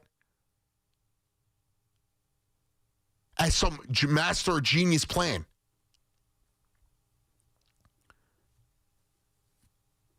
I don't understand how either guy can be defended at this point. I don't understand how the Giants can sit here and tell you about the potential to bring one of these guys back and not the other. Fire both of them. I think they deserve the year. You fire both of them at the end of the year. You give them a chance. You know what? You tell them this is it. Save your jobs or it's over. And for me, saving your jobs, you're 2-7 right now. You got 9 games left. I actually think is my math wrong there? You got 8 games left. Again, I told you. No, I'm not great with math. 6-2, that gets you to 8-9. Think about that. 6-2 gets you to 8-9. Is that enough for Giant fans to be sold on this guy? Sure, the franchise should be. That's not happening, though. Let's be real. They have a tough schedule. They blew their chance at having a relevant season with the way they've played in the last few weeks. You get the Bears, the Packers, the Lions, the Patriots. Outside of the Commanders and Raiders, they're not going to be favored in any of these. And that Commanders game, they're not guaranteed to be favored in either. Unless the Cowboys are absolutely decimated with injuries and whatever it is. And they're playing for nothing in the last week of the season. The Raider game, and I'm not even entirely sure they'll be favored against the Raiders on the road. I'm not even entirely sure if Jaden Daniels isn't playing that they'll be favored against the Commanders at home on December 14th.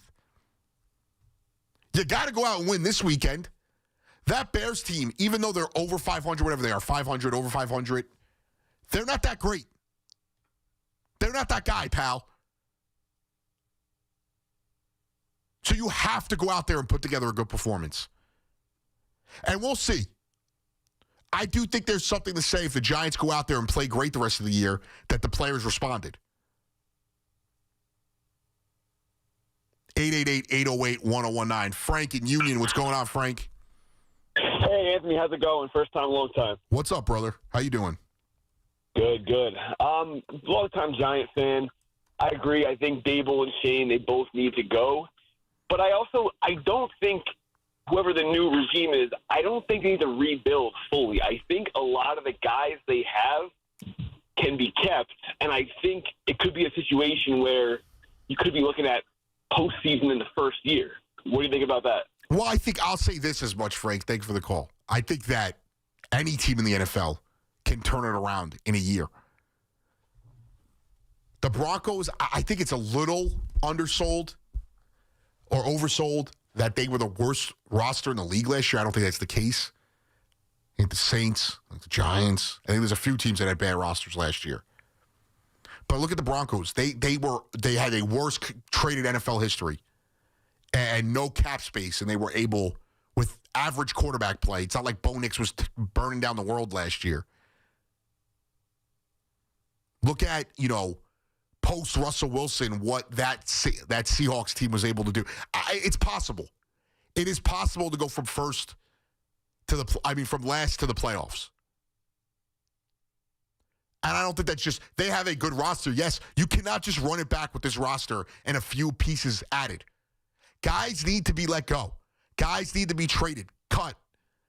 Things need to change. If you're not bought in, see you later. if you're not playing for your job now, why should you be allowed to keep it next year? A lot of guys are. This is a critical time in a lot of NFL players' career. When you're on a bad team, the coach is on the way out, and you have to prove that whether it's with the current team you're with or another franchise, that you're going to be able to play in the NFL. That you're going to be able to be able to get another job. Also, for guys like Dexter Lawrence, for guys that have been here a long time and the losing has continued, are you going to prove you want to stay? Let's be honest, Quinton Williams has been asking for a trade for a while. It was obvious he didn't want to stay with the Jets. I don't think he was underperforming because of a lack of ability. He was underperforming because he didn't want to be there anymore. I do think Dexter Lawrence it's been overstated, his level of play this year. Or a down play this year, that he hasn't played well. I think at times he's been great. I think he's left a lot to be desired. I also think that this guy, plays a position that doesn't show up in the stat sheets. Bob in Rhode Island, what's going on, Bob? This is from Warwick, Rhode Island, Bob. What's going on? Hello? Hello? What's going on? I'm a Giant fan since 1958. I'm 75. Okay. And the Giants have had a good history. But this guy, they got his coach now, and the general manager, have got to go immediately. And the defensive coordinator, make three of them. All three of them have got to go. If Mara had any guts like his father did, Wellington Mara, if he was still alive, Wellington, this Dayball wouldn't have lasted 5 years. I appreciate the call, sir. I listen. We could do this. I feel like we do this with a lot of owners in town. If George was here, if Wellington was here, John Mara's been a good owner. Listen. He struggled with hiring coaches as of late. I can't knock that. I don't think Gettleman was a good GM. I think he was better than some people give credit for, especially when you look at some of the talent that was left over. But there is room to grow with this franchise if they get this next hire right. And there are guys on this team that are valuable where you can make up deficiencies if you don't have the cap space and the draft capital to do it. Kayvon Thibodeau should have been a guy they traded at the deadline. He's a good player. He's not a game changer. He's a guy that you can net a lot for without decimating a defensive line. You go into next year with Carter, Burns, and Lawrence. That's a good start for pass rush. You can't just have a pass rush next year and no depth in the secondary, not a good core of linebackers, no offensive line, a shallow skill position group. You can't do that. 888-808-1019. Tom in Southwest Florida. What's going on, Tom? Hey, how you doing? I'm good. How are you? Not too bad. Yeah, I mean, as far as the Giants go, I'm a big fan, but the time's up for Shea and Dable. 100%. I mean, enough's enough because when you compare the two, I'm higher on Dable than I am on Shane. I think Dable's a good coach.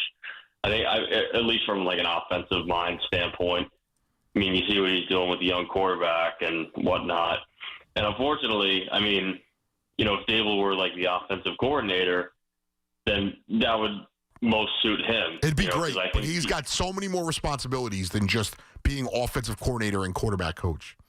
Absolutely. And, you know this. There are just some guys out there who are, better coordinators than they are, head coaches. And that's just the way it is. They're just, better suited for that role. But, what you said before, or that last caller, talking about John Mara,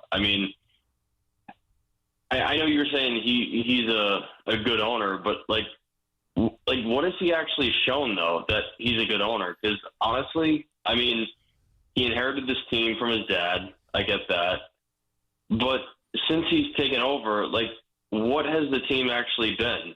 You know, that's what I want to know. Well, what has he done wrong? I get it that coaches are hired and they don't work out. But let's use Daboll as an example. He was sought after by a lot of franchises. Sure. And a lot of teams would have made that hire. Does that mean that every single one of those owners is not fit to be the owner? Like, and listen, I really have to dive into it, and I'm going to do it this break because maybe you're onto something, and I'm giving him too much credit. I don't see the issue as ownership. This doesn't feel like a Woody Johnson situation. This doesn't feel like John Mara. I think if anything, and I appreciate the call, Tom, I think if anything, when you watched Hard Knocks last year, which was the best Hard Knocks they've ever done, and we're never going to get another one like that, that GM front office Hard Knocks, I saw an owner who did exactly what I want my owner to do. He went in, he presented his case.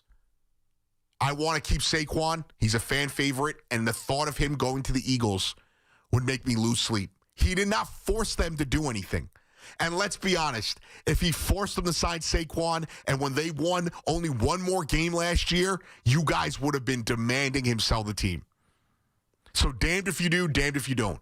But what I saw was exactly what I want from my owner. Expresses his feelings and lets the football people do their jobs. I felt like when they hired Daboll, like I said, I remember Mike McDaniel being more of the sought-after coaching prospect.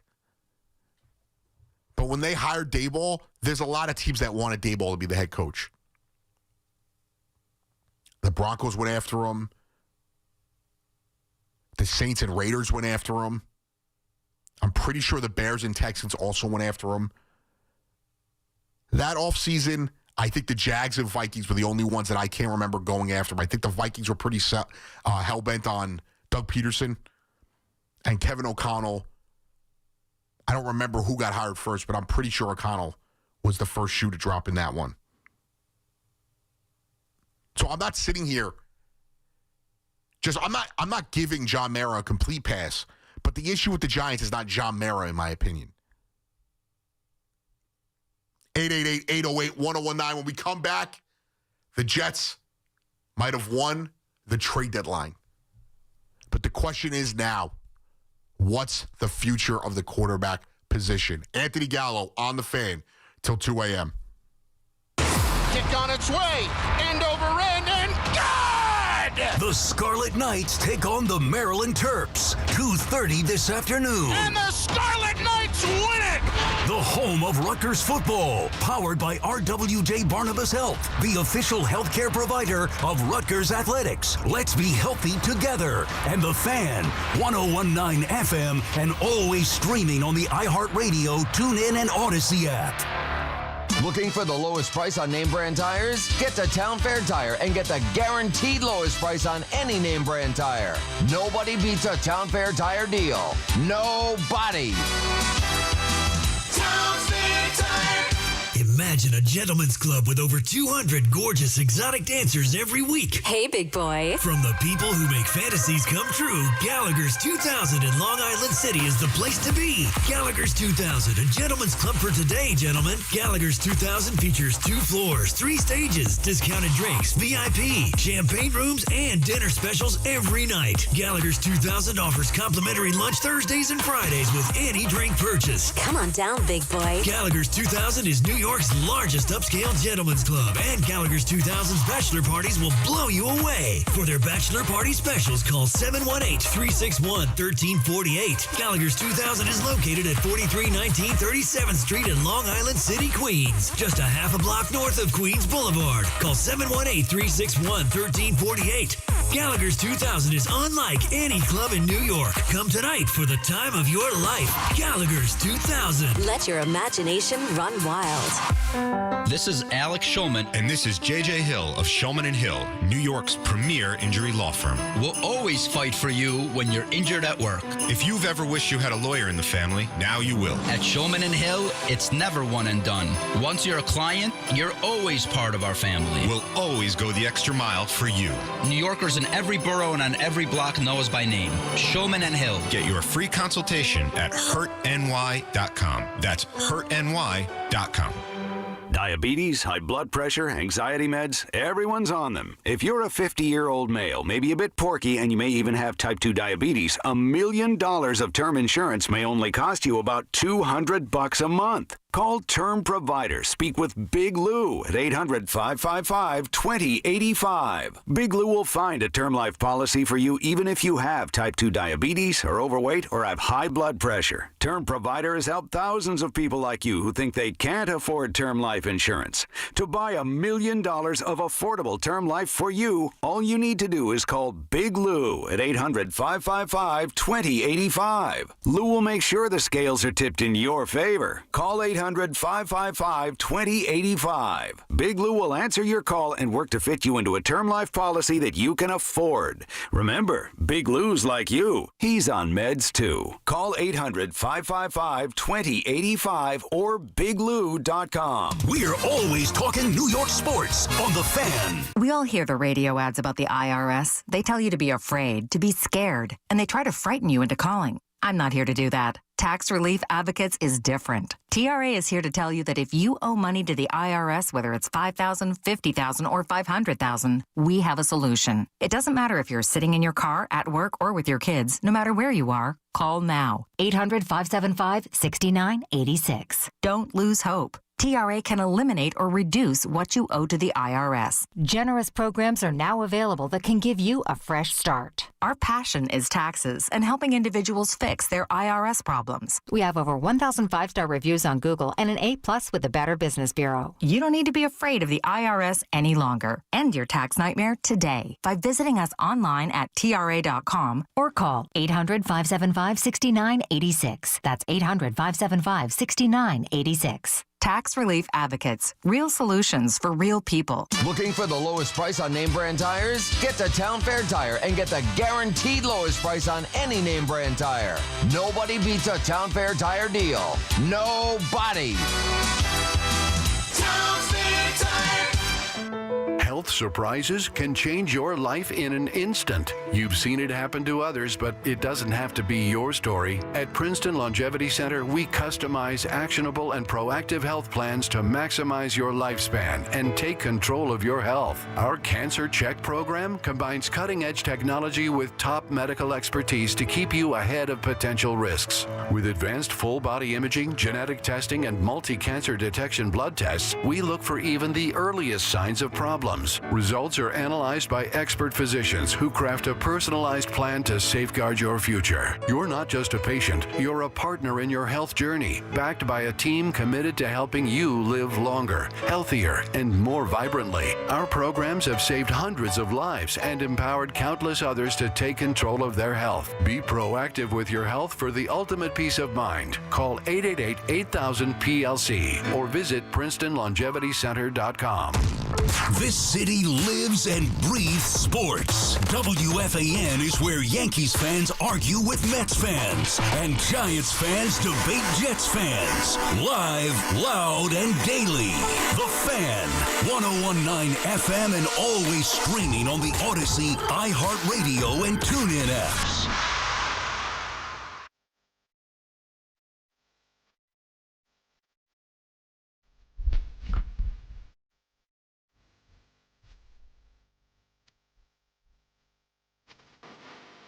Oh, yes, sir. It's your boy, Anthony Gallo, on The Fan. Got you all the way till 2 a.m. The great Alex's arm thankfully takes over for the great, quotation marks, great Paul Rosenberg. The real glue, as I like to call him, Alex's arm.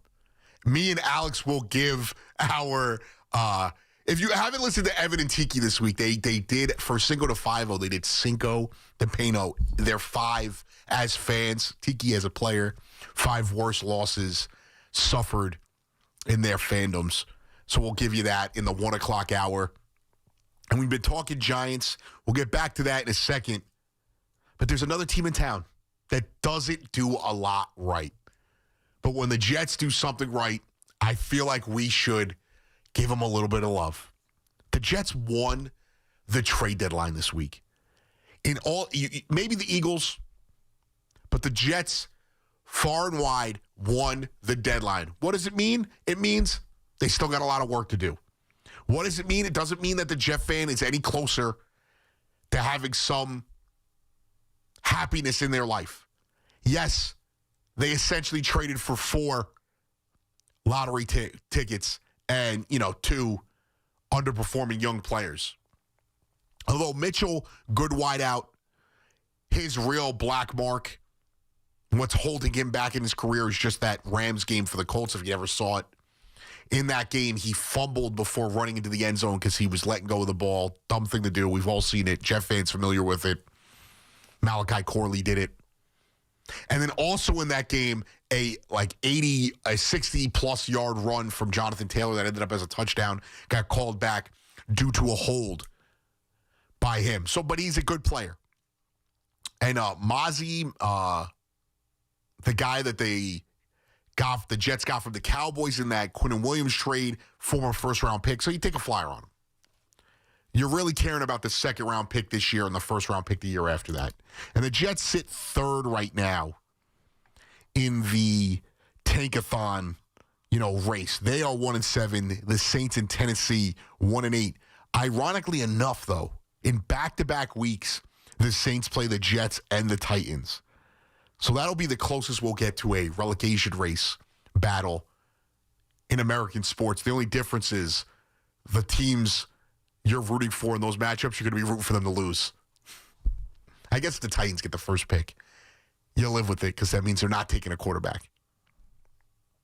But that's where we go from here.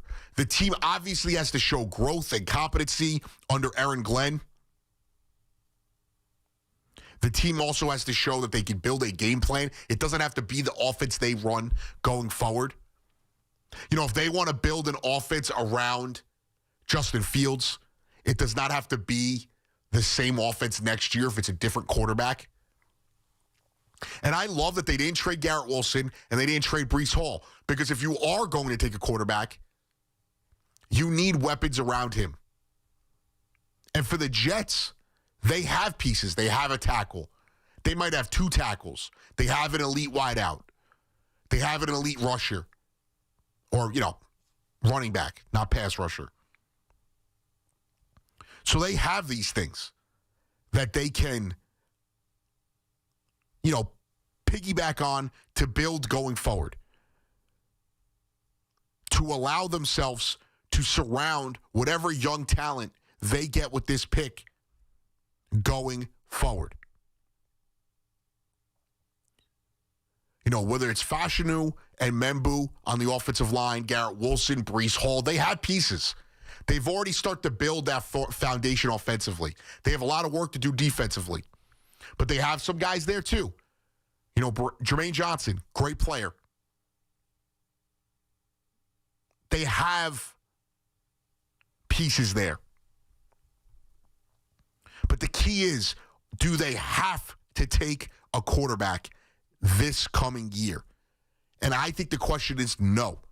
I don't think you ever have to take a quarterback. You only take a quarterback if you love a player. If you think that player is going to help you turn the franchise around. I will say this, though. After watching what the Broncos have done with Bo Nix, what other teams have done with okay young quarterbacks, and I'm not focusing on the Jaden Daniels and the Drake Mays of the world because I think they're elite. They're going to be elite quarterbacks. When I use a Bo Nix for an example, Caleb Williams is different. He hasn't lived up to the hype, but he was the number 1 pick, and he was a can't-miss, quote-unquote, can't-miss prospect. The Broncos put a good roster around Bo Nix, And with good coaching and a good roster, you can compete no matter who the quarterback is. And when it comes to the offense, whether it is Tim Tebow or RG3 or Michael Vick was a little bit more of a thrower of the ball. But, Tim Tebow and RG3, guys who were elite runners. Tebow not a thrower at all. RG3 an okay thrower. You can make your offense around them. But then for the Broncos case, Tim Tebow played that 1 year, and Peyton Manning came in, and they ran an actual NFL offense. So if going forward, Justin Fields, they run an offense around Justin Fields that highlights his talents, occasionally being able to hit a target, but mostly running the ball at an elite level, that to me is competency. If they compete, that's all you ask for. And for this Jets team, coming off the bye, a lot of trades, we'll start to see that. But again, should they take a quarterback? If they like someone. I don't care what the pundits say. I don't care if 2027 is a can't-miss quarterback draft. I'm so sick of that narrative. Whether it's Trevor Lawrence or Caleb Williams or Jamarcus Russell or Joey Harrington, Josh Rosen, not a number one pick, but Josh Rosen, can't miss. Guy played on like 19 teams. Zach Wilson, whatever hyped up young quarterback there may be. Jackson Dart, Josh Allen, Justin Herbert, all guys not hyped up. All guys with multiple guys taken in front of them. Obviously, Jackson Dart is, and even Justin Herbert has a lot more to show. But these are guys that look the part, that play the part. So I don't care what the pundits are telling you. It's what your people are telling you. If Muji and Glenn get together and they say, we like the kid from Oregon, and forgive me, I'm not the greatest, the most knowledgeable college football fan. But if they tell you they like the kid from Oregon, or they like the kid, from one of these other schools, if Arch Manning is their guy, I don't think Arch is coming out this year, but if Arch Manning is their guy, all right, fine. Then you go after him. But you don't force a quarterback in there because you feel the need to take a quarterback. You don't force a quarterback into the second round if you don't feel the need to take a quarterback you don't love. It's all about building for the future, growing talent, but also using these picks wisely. And it may be trading out of this first round because you don't love a guy. And in my opinion, there's always going to be a quarterback that ends up being good in the draft. May not be a franchise-altering guy, but there's always a guy who could be out there that could get you to the next step. It may not be in the first round, and it's not easy to find these guys, but you have to do it. So if they love a guy, take him. If they don't, you better build a competent roster around whatever signal caller you have under center.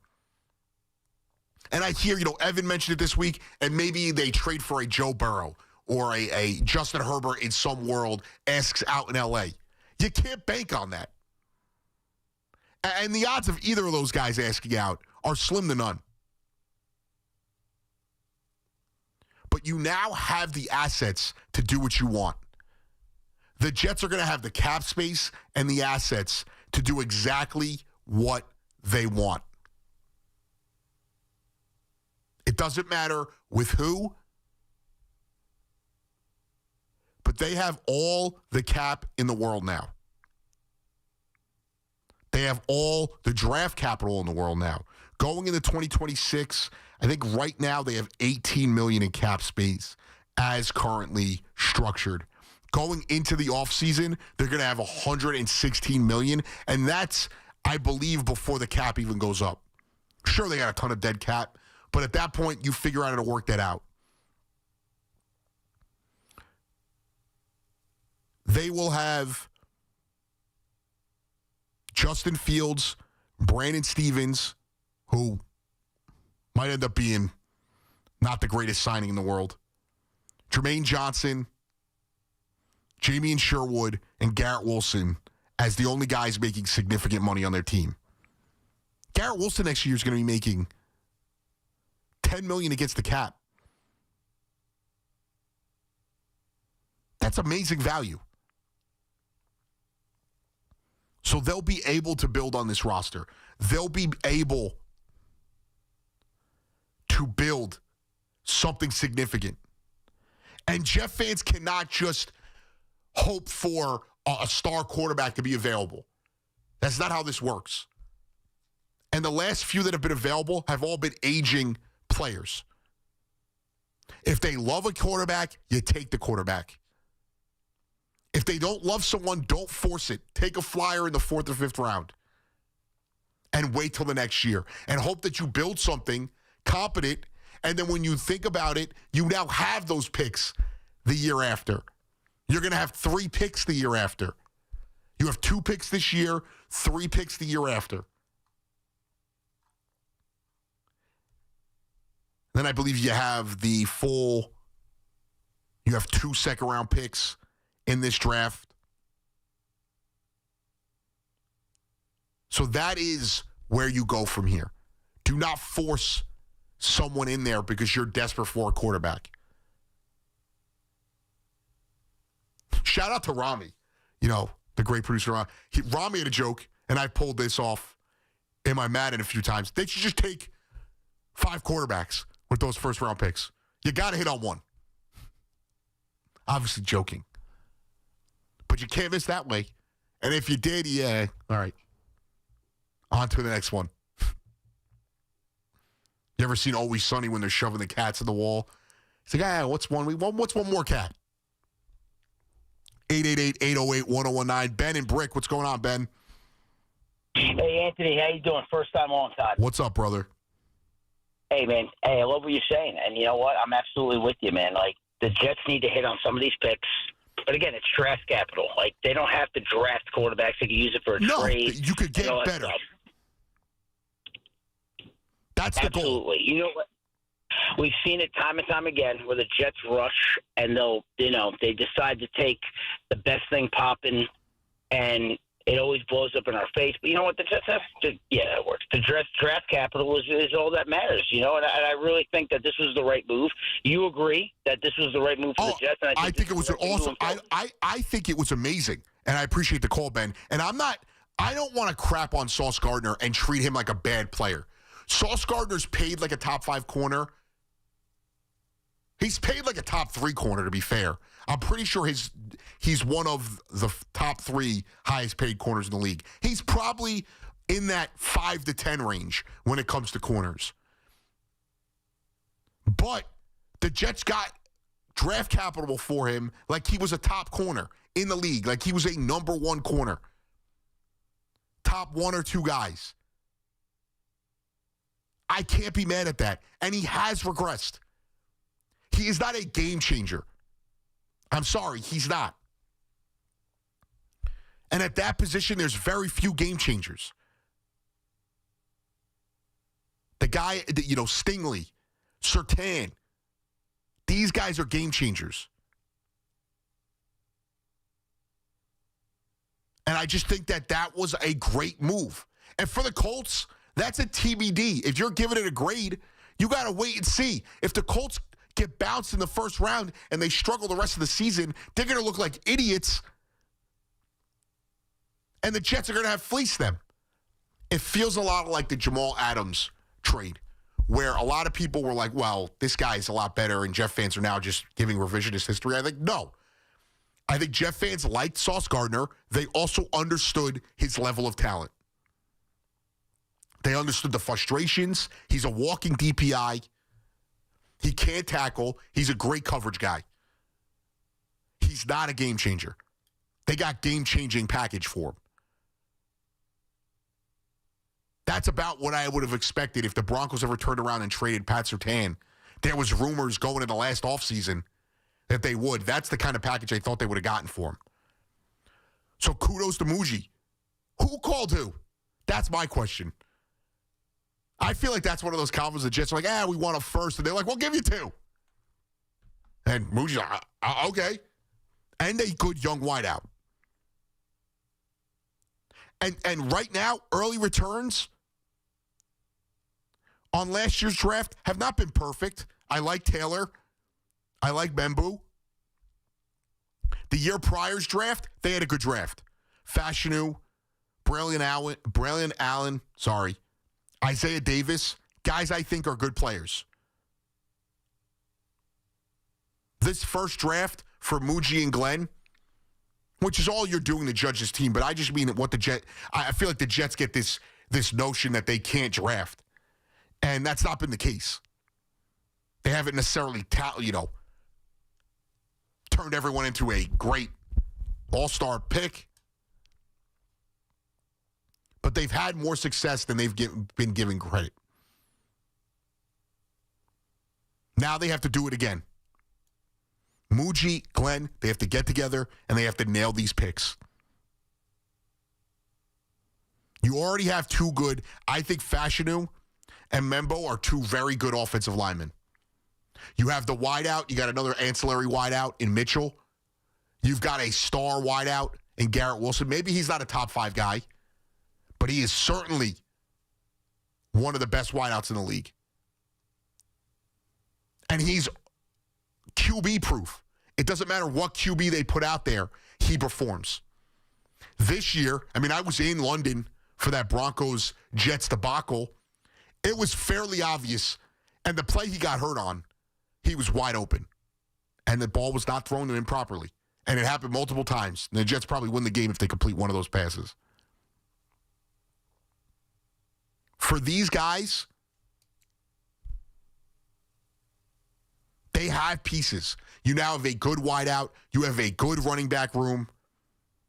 You've got a complimentary piece, whether he's a third or fourth wideout in Mitchell. You got two good linemen. So you've already built the foundation for the offense. You have to complete it. This is not a final product. You have to go out there and continue to do the right thing. But right now, the Jets are doing the right thing. They have won the deadline. What comes next? How does this team show growth over the next 2 months? How does this team perform over the next 2 months? Will they need to evaluate more than just the quarterback position on this roster? They're going to need a pass rush. They're going to need a secondary. They need help at linebacker. I also like that they're not just gifting spots on the field. People are like, oh, Quinnen gets traded and then he gets benched. They're clearly tanking. Quincy Williams has not been great this year. I think that's awesome. Earn your spot. And I think his response was awesome. He's not happy. He's going to earn his spot back. Cool. That's how you build a culture. And listen, Glenn's, in-game, whether it is clock management, the end-of-half management, there's a lot that he's left to be desired. They've also been fighting in a lot of these games. Should have won week 1. Should have beat the Broncos. The Bronco game you could probably put on him. He was bad in that game. I've also seen this team fight.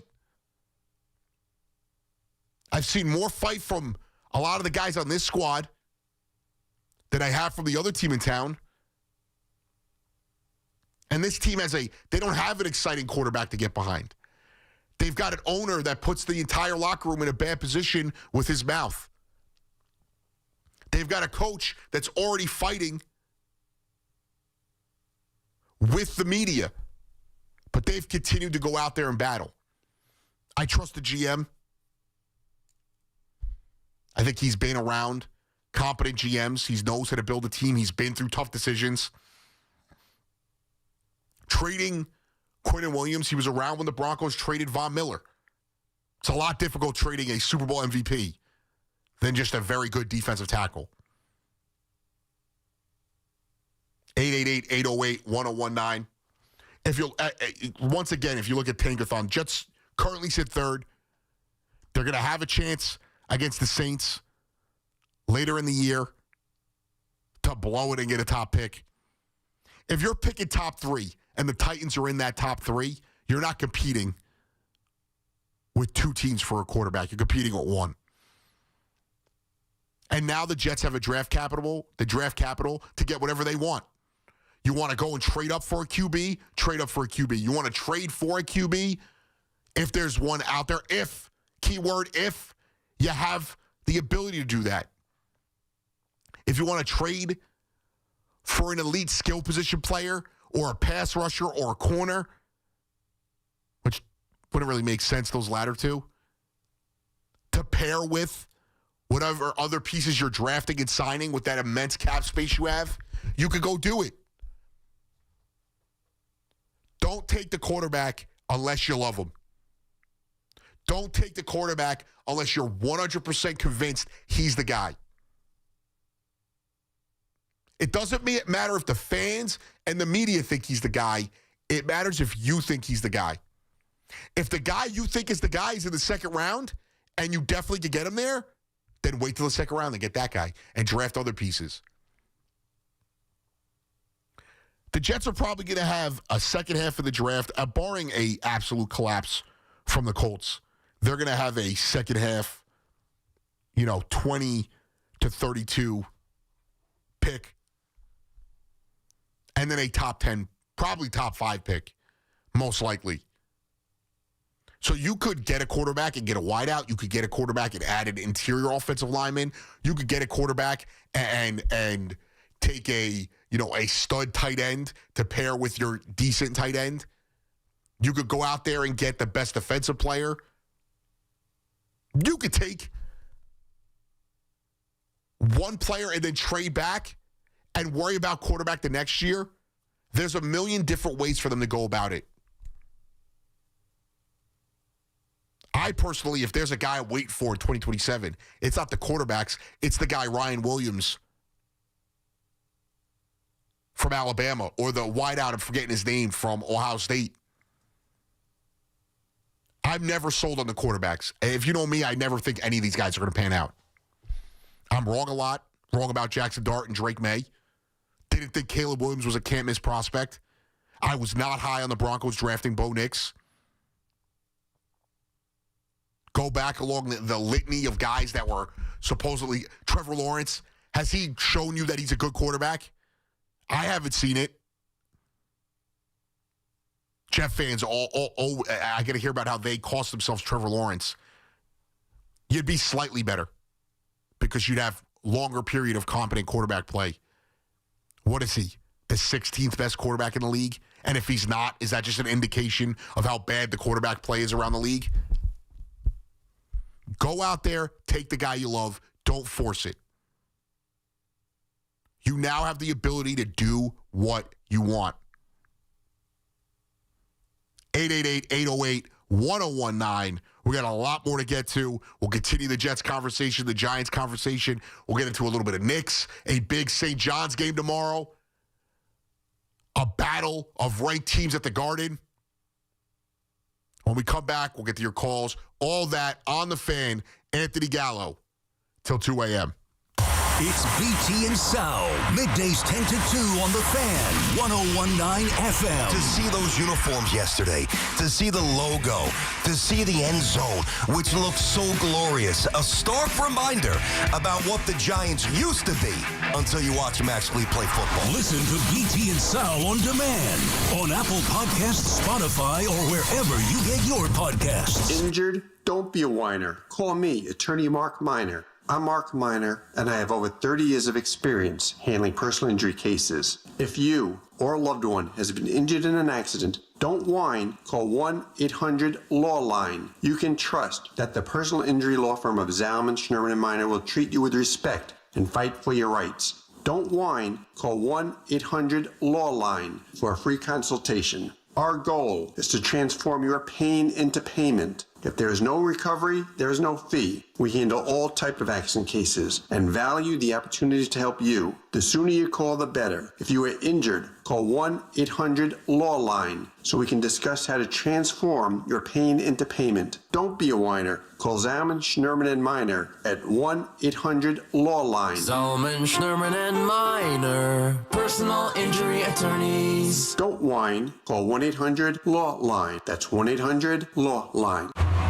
Right now, police are stepping up patrols to make sure drivers and pedestrians obey our crosswalk laws. Why? Because every year in New York, people are injured or killed just crossing the street. So remember, pedestrians, obey traffic signals and use crosswalks. And drivers, yield to pedestrians in crosswalks. If you don't, we will educate you on the law, and you may get a ticket, because tickets get attention, and that saves lives.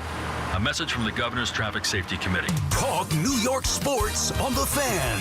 Think Verizon, the best 5G network, is expensive? Well, think again. Bring in your AT&T and T-Mobile bill to a Verizon store and they'll give you a better deal. Now, what to do with your unwanted bills? Ever seen an origami version of the Statue of Liberty? Jokes aside, Verizon has the most ways to save with phone deals, streaming, and plans where everybody in the family can choose their own plan and save. So, bring your bill to your local Verizon store and they'll give you a better deal. Rankings based on Root Metrics Root Score Report dated 1/8/2025. Your results may vary. Requires postpaid consumer mobile bill from T-Mobile or AT&T dated within the past 45 days. Bill must be in the same name as the person redeeming the deal. Additional terms apply. With over 90 years of combined legal experience representing the law enforcement community, Decolator Cohen & DePrisco, LLP, continues to strive to educate police officers of their civil rights to sue in line-of-duty accident cases. The 2025 Police Officers' Right to Sue newsletter can be viewed on policeofficersrighttosue.com and provides successful results in varying line-of-duty accident cases. These results include damages recovered from RMP accidents involving the City of New York and civilian motorists, station house defects, ricochet injuries from the range, private premises slip and falls, sidewalk slip and falls, construction defects, snow and ice cases, and injuries emanating from defective RMPs. In any LOD accident, it is important for the officer to take photographs of any defects, injuries, or damage. It is also essential to draft the line-of-duty report and detail the cause of the accident in the paperwork. Remember, there's a 90-day time limitation to file a claim against a municipality. If any law enforcement member has a question regarding a potential lawsuit, contact Decolator Cohen & DePrisco, LLP at policeofficersrighttosue.com or call 1-800-901-1529. At Town Fair Tire, New England's largest name brand discount tire dealer, you get it all. The guaranteed lowest price, the most free services, and we accept all valid rebates from any manufacturer and from our competition. Yes, we accept them all, even competitor rebates. Town Fair Tire, New England's largest discount tire dealer, now with over 120 stores from Connecticut to Maine. Nobody beats Town Fair Tire.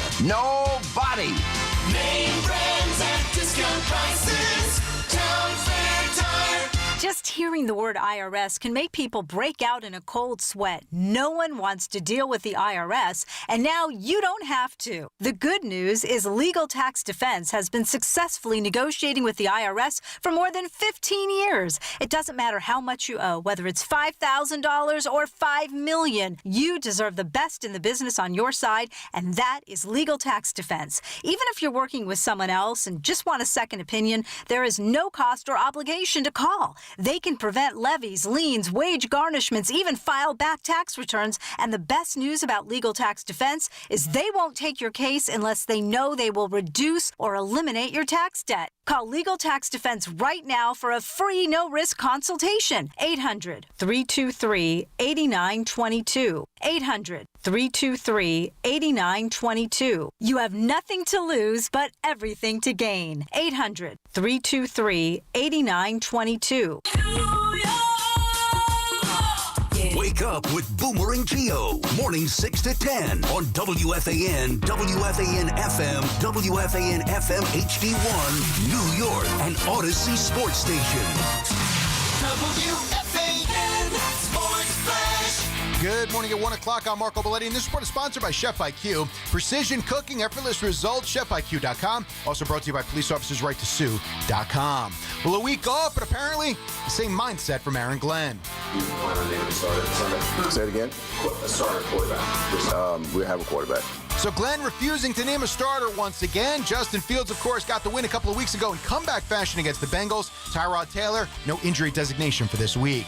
Giants will have a new kicker against the Bears. Graham Gano ruled out, so Young Wei Koo will make his Giants debut. Rangers now 7-1-1 on the road as Artemi Panarin led the charge with a goal and a couple of assists. He drives offense every game. He makes a handful of plays every game that could end up in the net. They just haven't to this point. Tonight they did. He scores a nice goal. That's a goal scorer's goal. He's had a number of those looks. Tonight they went in for him. That's Mike Sullivan as Alexi Lafreniere had a goal and assist. Jonathan Quick made 32 saves. Wild, they ripped the Islanders 5-2, and the Pistons overwhelmed the Nets 125-107. Cade Cunningham at 34. Michael Porter Jr. led Brooklyn with 28. 57 degrees in Central Park. That's happening. I'm Marco Belletti. Tell Siri to dial the fan. 888-808-1019. Powered by Paramount Plus. Count on Sundays all season long with the NFL on CBS and Paramount Plus.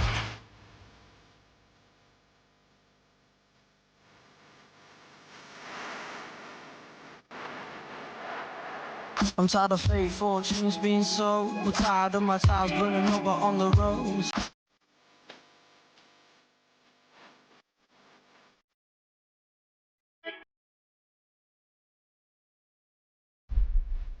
Oh, that's right. Anthony Gallo on the fan. 888-808-1019. I got you for another hour until the great Peter Hoffman joins us. I'm a gamer. That is possibly the greatest song included in FIFA history. I know my guy Alex plays it, and he gives me a look. Of course, Alex doesn't take about this, but my guy Alex always plays it when we're together. And that is not the best FIFA song ever. I mean, I'd have to go through them, but it's up there. Can you just let me live with this? Sure. If you off the top of your head, what is it then? I would go with Big Bang by Rock Mafia, FIFA 12. Okay. Is that what is Rock Mafia? It's just like two guys. I don't know. I have to go into the group because they made a bunch of FIFA songs. I literally only know them from FIFA. All right, fair. Well, I only know keys or pockets, whatever that is, from FIFA. I went to I go to London to see the Broncos and the Jets play. And, Alex, big soccer guy, I'm at the game, and the only response I get from Alex is the halftime act, which I did not see. And he's like, I'm like sitting here thinking I missed like Elton John or something. And it's two rappers. And they were good. From what my girlfriend said, they were great. I have never heard of them, though. JME and Giggs. I know Giggs a little bit, but I couldn't tell you a Giggs song. Do you know who Skepta is? Yes. JME is Skepta's brother. Okay, you could have told me he was Santa Claus's brother, and I wouldn't have known. It was the British, as they say there, the British national anthem, Man Don't Care. Okay, well, I missed it. And it was funny because the crowd was, honestly, worst game I've ever seen live, including Pee Wee and, high school football. It's some that I was a part of. And we ran the wing tee, so they were bad. But the environment was cool. If you ever get a chance to go overseas and see your team play, it is well worth the trip. It's a fun trip. London's a great town. Whether it's in Berlin, it was awesome. The fans were into it. It was a good experience for a crappy game. Also, U.S. needs to take some notes. Whoever built Tottenham Spurs Stadium, a bathroom in every section. It was wonderful. You walked out and there was a bathroom right there. Not as much concessions, but a bathroom in every section. Novel concept. 888-808-1019. I cannot say enough how awesome an experience it was. And for the Jet fans, it was a Jet home game. When you go, it felt like a Jet home game. All the in-game stuff was catered to the Jets. There was flags in every seat, Jet flags. And it was funny. Majority of the Bronco fans I saw were from America. I don't know how this happened, but the majority of the Jet fans I was talking to were British. Who led them astray? I know we're praising the Jets here, but who lied to them? The guy next to me, his family, his daughters live in Long Island, and so they're Jet fans because she's married to a Jet fan. But everybody else, sheesh. A lot to choose from. And you get the random jerseys. I was walking behind people. It was like a Saquon jersey, a offensive lineman from the Jags in the 90s, a Browns jersey, and then a Jets jersey. It was very funny. But a great experience. 888-808-1019. Mike in Westchester. What's going on, Mike? What's up, Anthony? How you doing, dude? With all the talk about quarterbacks, why don't the Jets even think about starting Brady Cook? Why do they think about starting Brady Cook? Why not start him? Why not give him a shot and see what he can do? Isn't their backup the Martinez? Oh, I think Martinez is off the team. Is he? Well, I mean, I guess you could start him. But right now, listen, they will make a change. I appreciate the call, Mike. I thought Brady Cook was, I clearly was mixing him up with somebody else. I am looking him up right now. Missouri Tiger went to Chaminade. All right. Rookie. I don't know much about Brady Cook. If it gets to a chance where they lose the rest of the season or they win one of like their next 5 games and they're 2-12 or 2-11 going into week 13, sure. Go out there and start Brady Cook. I'll say this. I think Justin Fields should be the starting quarterback the rest of the year because, yeah, nothing to lose. He's either going to be the guy. He's not going to be the guy. But he's either going to be the guy or he's not. You cannot start Tyrod Taylor at all this season. If you're going to start somebody, start Brady Cook then. Start one of these young quarterbacks behind Justin Fields. I thought it was Martinez, and I actually liked what I saw from Martinez in the offseason. Yeah, right now it's just listed Justin Fields, Tyrod Taylor. Let's see if we can find something besides that. Yeah, there's not. Do they have a practice squad listing? I will find it for you guys. But that is, I mean, that's where we're at in both football teams' season. We were getting that's got to be the first Brady Cook call the station's gotten. But that is where this team has gone. But they finally did something right this weekend. This week, sorry. We haven't even made it to the weekend. They made the trade. Sauce Gardner gets you 2 first-round picks. Quinnen Williams gets you a second and a first-round pick. Sauce also netted you a young wideout. And Quinnen, gets you a former first-round pick in that he's not good, but you don't know what he could be. The hope is these guys can develop talent, can turn someone around. That's the goal. 888-808-1019. I'm starting Fields the rest of the way, though. Evan said it today. I agreed with him. The hope is that you continue to lose. But the option is if you start Fields, he shows you he might be the guy. He shows you that possibly you don't have to feel the urgent need to go get a quarterback, and you possibly could just ride out his contract and see what he is. I don't think he's very good. I think that you could build an offense for the rest of the season, meaning 2025. I think you could build an offense around him, and he can begin to show you that maybe, just maybe, he could be something. Or you win some games, you build some habits, and next year you're on to another quarterback. Next year you're looking at the draft. Clean slate. All this cap room. Good pieces on offense. Good running back room with Hall, Allen, and Davis. A good tight end in Mason Taylor. 2 good tackles or whatever they end up being. But 2 very good offensive linemen in Fashanu and Membu. A good wideout, great wideout in Garrett Wilson. You really only have the one piece, in my opinion, in Jermaine Johnson on that defensive line. But they have a lot to be excited about for the immediate future. The goal is, how does this team progress and grow for the next 2 months? How does this team play competent football for the next 2 months? And then when you get to February and March for free agency and April for the draft, I think March is free agency, but I'm just going to throw them all together. That's when you decide what to do at the quarterback position, what to do on the defense. That is the goal. And the Jets and Giants, this is the one thing about the NFL.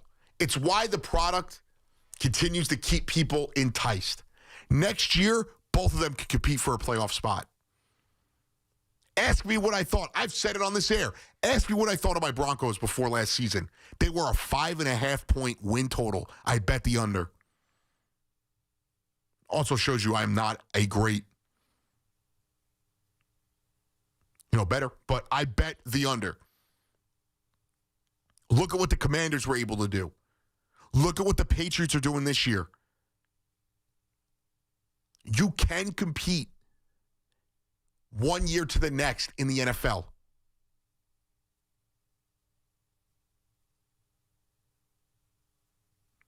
But you have to be able to build out the rest of the team. You don't have to force a quarterback in there, but if the quarterback is in this draft and you love him, take him. Don't just wait because next year, 2027, they're saying, oh, that's the quarterback draft of the century.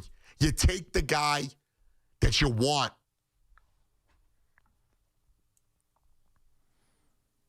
You won the trade deadline. Show us something this season, the next 2 months, and go win the draft, win free agency. Glenn is going to build his culture right now. Muji and Glenn, this is where they build their culture. This is where they decide and begin to build the stepping stones to what they hope is a good, future for this franchise. This is where you lay the foundation. Just because they won the deadline does not mean everything is forgiven. You have to show something these next 2 months. You have to start to build. Hold guys accountable. Quincy Williams could be a start. And then you go from there. Like I said, they have, let me get the exact number for you here. And obviously this is all by Spot Rack. $116 million in cap space. They have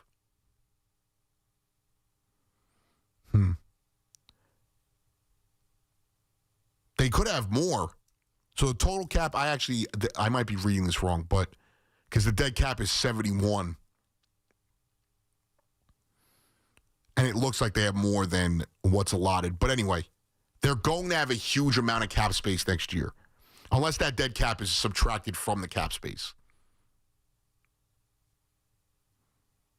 They're going to have draft capital. They're going, whether it's the 116 or it's less than that, they are going to have room to work with both in the draft and in free agency. And both of those together means you have the ability to go and trade for somebody.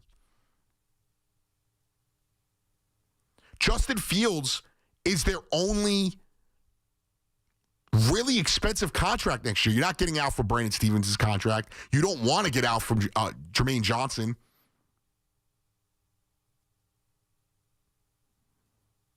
Garrett Wilson, you just signed. Then there's guys like Harrison Phillip. You could get out from underneath that contract. Zero dead cap. The only guys that have big dead cap hits are the top 5 guys on that. I don't think Sherwood is young. He's 26. They have a fairly young roster. You take away Brandon Stevens and Harrison Phillips, the next 9 guys, 10 guys, when it comes to cap hit, are all 27 or younger.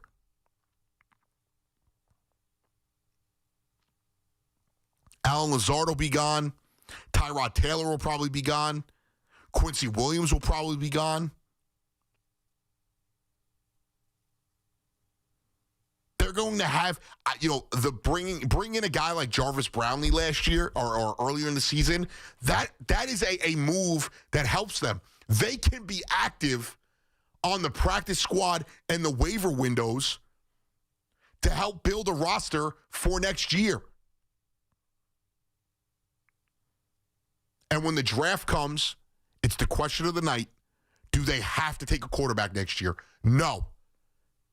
But if they love a guy, you take him. I'm not sitting here selling Jet fans a dream that some superstar quarterback is going to be available via trade. The most logical option is through the draft. And if they love someone, you take them. If not, do not force it. You're better off going into the season not forcing it and having Justin Fields and Jacoby Brissett as your quarterback room and then build a good roster. So when the next year comes and you want to take a quarterback, you take them. And if you do want to take a quarterback this year, you take the quarterback, you pair him with a vet, whether it's Justin Fields or somebody else, and you build a roster around him. You start to give him pieces. They've already built the foundation on offense. 2 good offensive linemen, an elite wideout, a great running back with 2 good backups, a good tight end, and you go from there. 888-808-1019, the number to call as always. Everything's on the board for the last 40 minutes. Jets, Giants, Mets and Yankees offseason. The Knicks. On the other side, though, I know you heard Cinco de Five-O this week, the Cinco de Pano, where the Evan and Tiki crew, Tommy, Sean, Tiki, Evan, gave you their 5 worst losses as a fan. Me and the great Alex Azarm will do the same on the other side. Back after this. The Nets stop off at Penn Station to play the Knicks at MSG. 6 o'clock tomorrow. The home of Brooklyn Nets basketball is The Fan.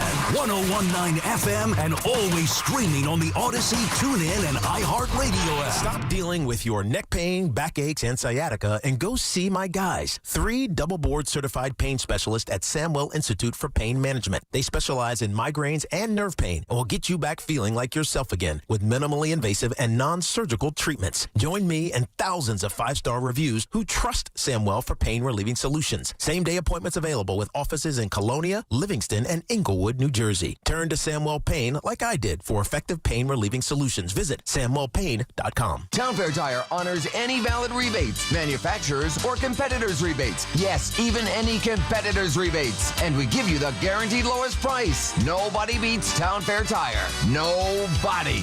Town Fair Tire. This is Alex Shulman of Shulman & Hill, New York's premier injury law firm. We'll always fight for you if you're injured at a construction site. If you've ever wished you've had a lawyer in the family, now you will. At Shulman & Hill, it's never one and done. Once you're a client, you're always part of our family. New Yorkers in every borough and on every block know us by name. Shulman & Hill.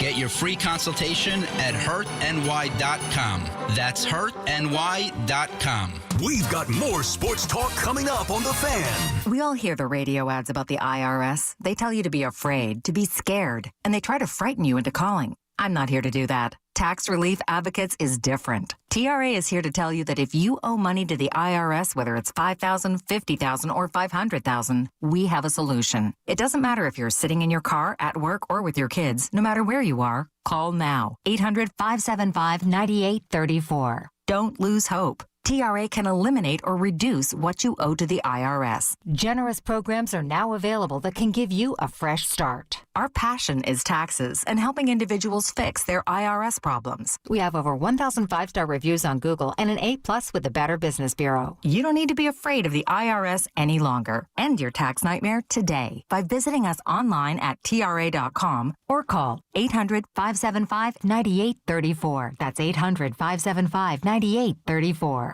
Tax Relief Advocates. Real solutions for real people. Attention. Have you racked up $10,000 or more in credit card debt? Are you barely getting by making minimum payments? With credit card debt reaching all-time highs, National Debt Relief is notifying consumers about significant debt relief options currently being made available to help those with overwhelming credit card debt. These options may reduce a large portion of credit card debt for those who qualify. You don't need to declare bankruptcy or take out a consolidation loan, and you may only have to pay back a fraction of what you owe, even if you have bad credit. National Debt Relief has already reduced the credit card debt for more than 550,000 consumers, so don't wait. If you owe $10, $20, or even $100,000 in credit card debt, you can now take advantage of this financial debt relief as the cost of living continues to skyrocket. To check what debt reduction you may qualify for, call 800-894-7722. That's 800-894-7722. Again, 800-894-7722. This is John D'Agostino from D'Agostino & Associates. It's not easy being an accident victim these days. I mean, how do you choose the right lawyer? The radio, TV, buses, and billboards are filled with law firms making the same old promises, bragging about the same big results. They talk about their proven track record and hope they'll get you to sign on the dotted line. But then what? If a lawyer tells you from day one what your case is worth, please turn around and run. If a lawyer tells you how quickly they'll get your case settled, I beg you, turn around and run. The right lawyer is not a fortune teller. The right lawyer is honest, straightforward, and knows every case is different. He or she will have the experience to get you every dollar you deserve at the right time. So if you want to know your rights and you want to be told the truth, call D'Agostino & Associates today at 888-24-LAW-24. That's 888-24-LAW-24 and ask for me, John D'Agostino, because I've been there and I'll be there for you. D'Agostino Law. Bite back. Experience the magic of the season in true Mercedes-Benz style during the Mercedes-Benz Holiday Love Celebration. Find the perfect Mercedes-Benz for yourself or someone special at Mercedes-Benz of Edison, Mercedes-Benz of Union, and Ray Cattina of Freehold. 3 powerhouse locations in New Jersey, 1 legendary name, renowned for unmatched customer service, Ray Cattina. Celebrate the season with exclusive holiday offers at the Mercedes-Benz Holiday Love Celebration. Discover the power of 3 at BenzFam.com. Get the scuttlebutt on your favorite team, the Fan, on the Odyssey, iHeart, and TuneIn app. Oh, that's right. Anthony Gallo on the Fan, 888-808-1019, the number to call as always. The great Alex's Arm DJing us through the night. And the music change, it's crazy how, our guy, Paul Rosenberg, leaves and, I can finally get my music folder tapped into. But if you weren't listening to Evan and Tiki this week, every day, Cinco to 5 o'clock, they do a top 5 list. Sean usually helms it. This week, though, everyone had a chance to give their own list, and they called it Cinco de Pino. Your top 5 worst losses as a fan. And I thought, I want to give mine. I was going to tweet it out. I was like, you know what? I'm on the Fan. Why not? Me and Alex, I swear it will not be 5 soccer losses for both of us. But let's kick it off. We're going to go back and forth 1 and 1, and we'll start with 5. And I have a lot of OLIs here, like a lot of outside looking in, but I will save those for another time. But this one, it was tough. There's 2 Rangers losses I could have went with. And I chose, everyone's thinking I'm going to pick the Stanley Cup 2014. I have to go Eastern Conference Finals 2012, Devils, Rangers. The loss not just to the rival. I grew up in Jersey, Central Jersey, which is, prime Devils.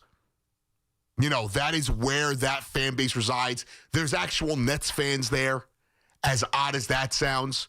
And I was at a party, dating myself a little bit. I was in college. I was at a party at Rutgers in a room with a Rangers jersey on, surrounded in a house full of Devils fans. And that goal goes in, and I have yet to get over it. Who was it? Nico Herscher?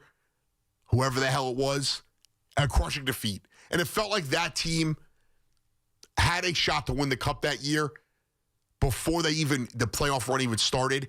And when you're facing off with the Devils and you're thinking they're the 8th seed, this is going to be a breeze. And that happens. And the reason why I chose that over, one of those losses in 2014 is because there was 4 of them.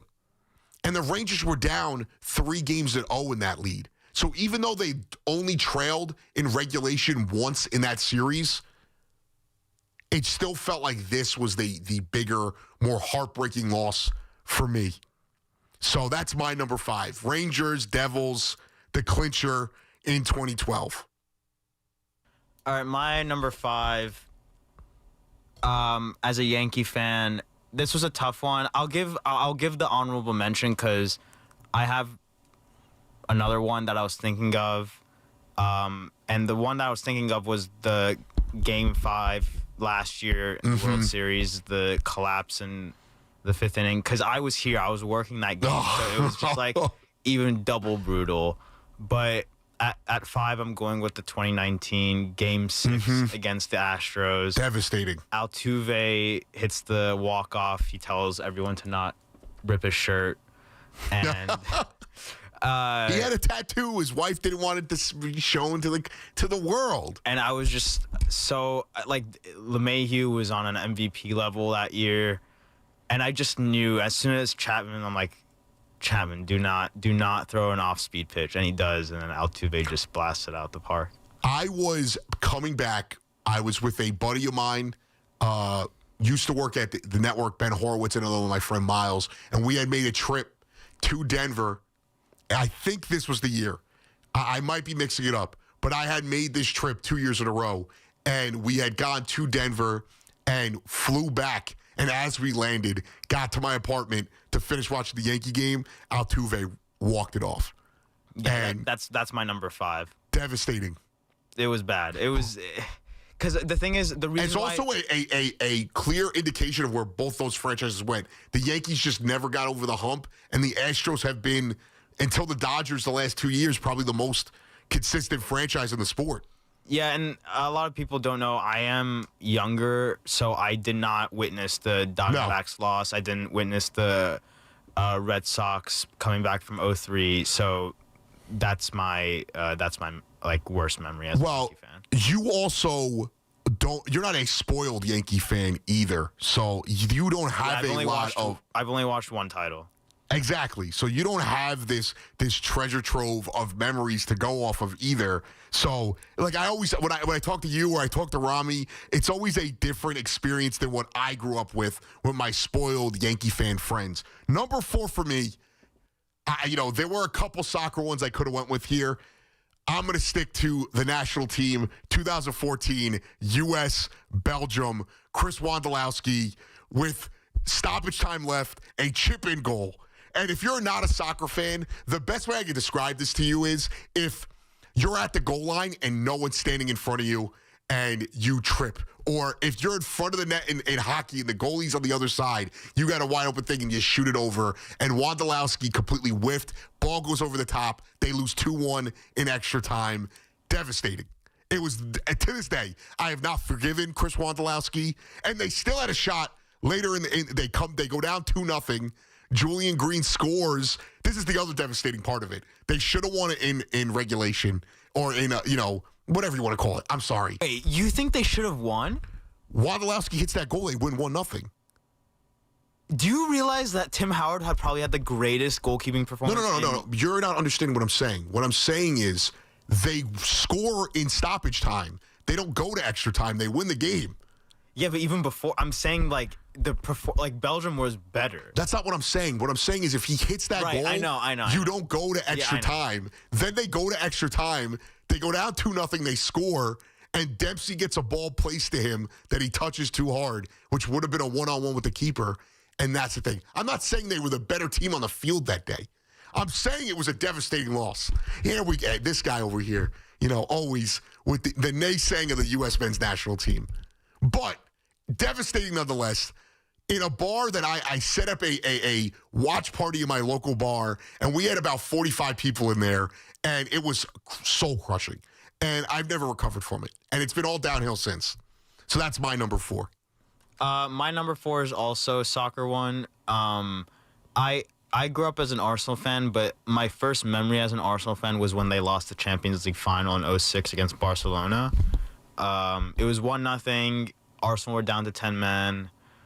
there was about 15 minutes left. There's like a famous picture of Henry just like kneeling down by the corner flag, and he's just like exhausted. And then Barcelona scored 2 goals. They win the Champions League final in Paris. That was like my first. The reason why I'm choosing that is because that was one of my earliest memories as a sports fan as a kid. I was only 6-7 years old. I did not mean to say that. That's literally how old I was. Oh, that went right over my head until I realized what you meant by that. 6, 7. Okay.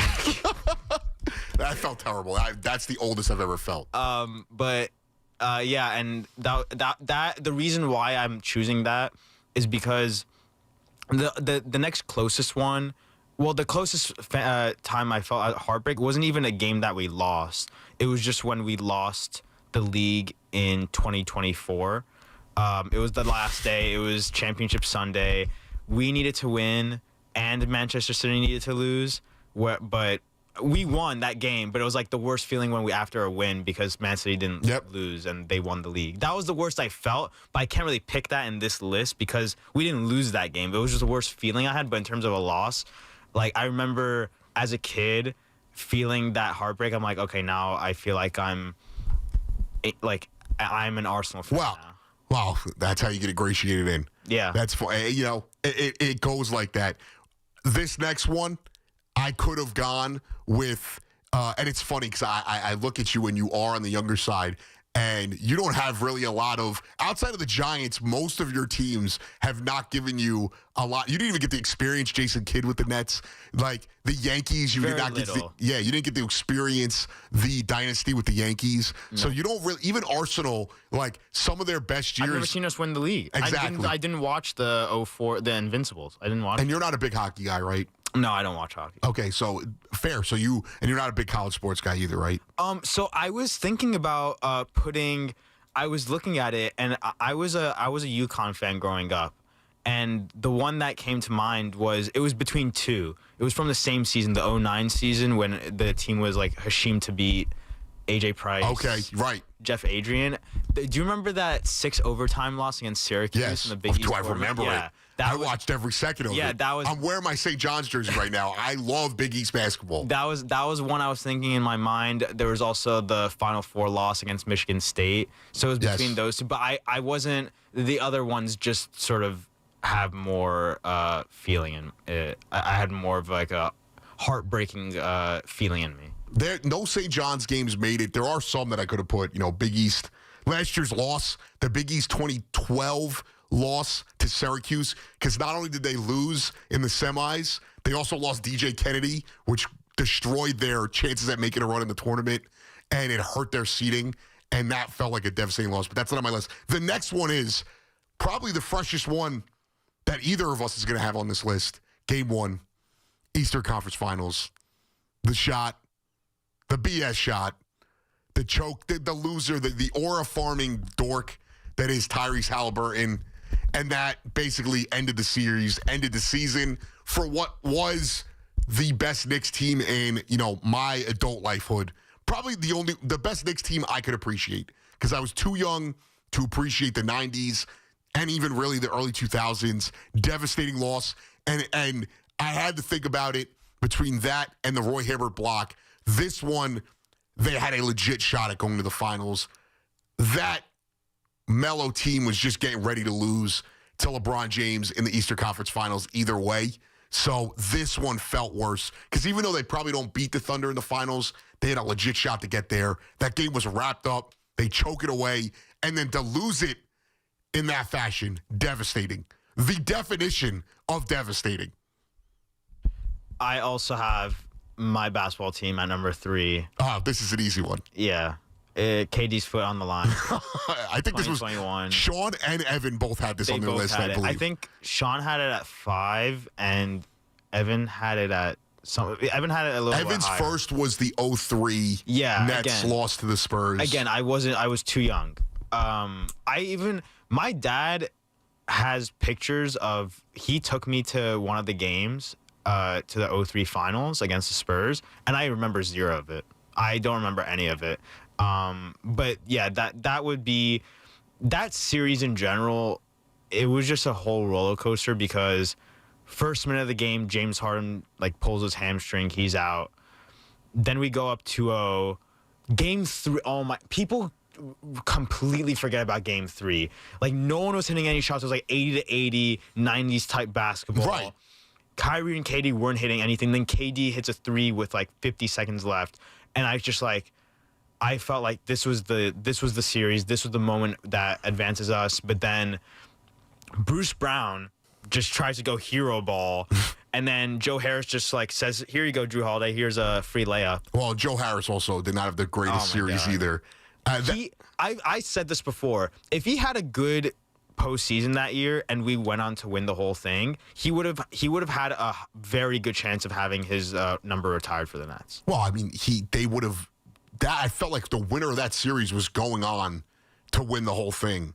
I would have been. And that Nets team was a lot better. It was the best what if probably in New York basketball history, certainly the last 30 years. Was the best team in that season for sure. But yeah, it was Game 7.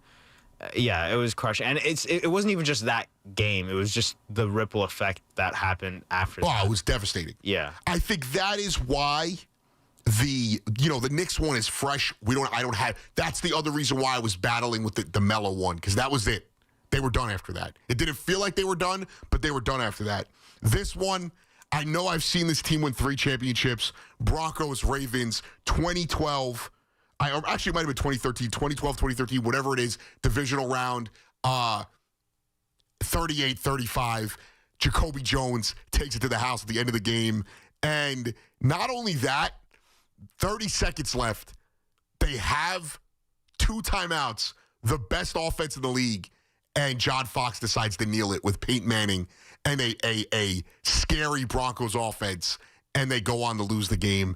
And Raheem Moore, I will never forget him for pressing triangle way too early and that ball going over his head, and now creating the Joe Flacco myth because he was the king of throwing the duck ball, but no one could ever time it correctly, and they lost that game. It haunted me. They would have won the Super Bowl that year, and then they go on the next year to get smoked in the Super Bowl. The only difference why I chose this over that is because that Super Bowl, I had a lot of time to process it because the second the ball gets snapped over the center's head for the safety, I knew it was over. But this one, they had it in the bag. They choked away a lead, and then they blew it even later in the game. So that game, devastating, 38-35, Broncos lose to the Ravens.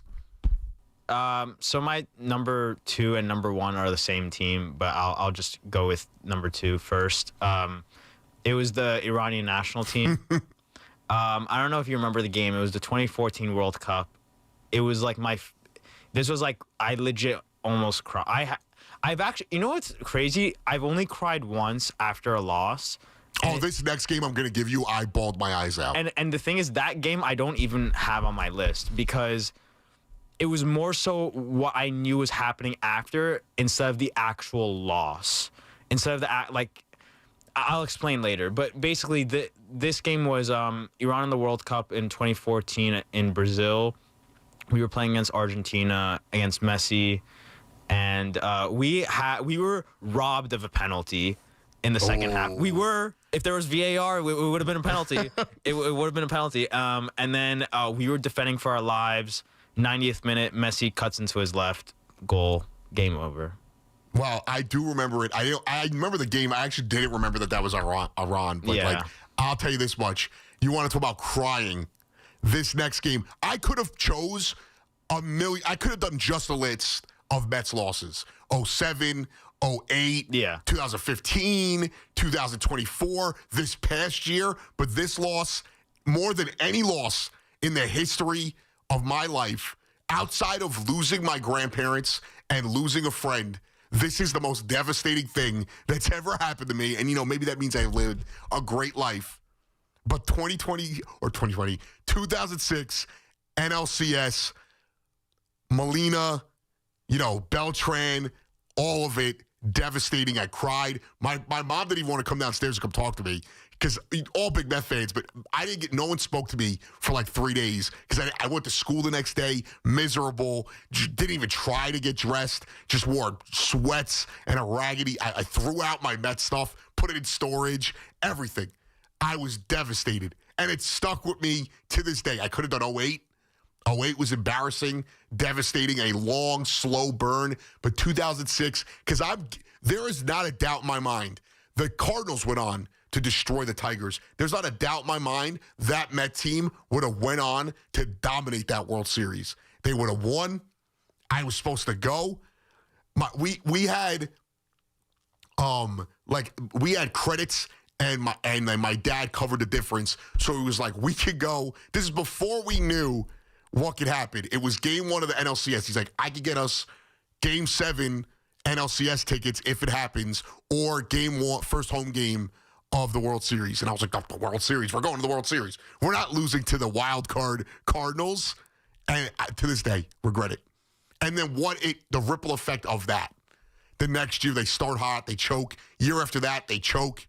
And they were never the same. And that Met team felt like the best team of my lifetime. You know, I'm only 34, but that felt like the very best Met team of my lifetime.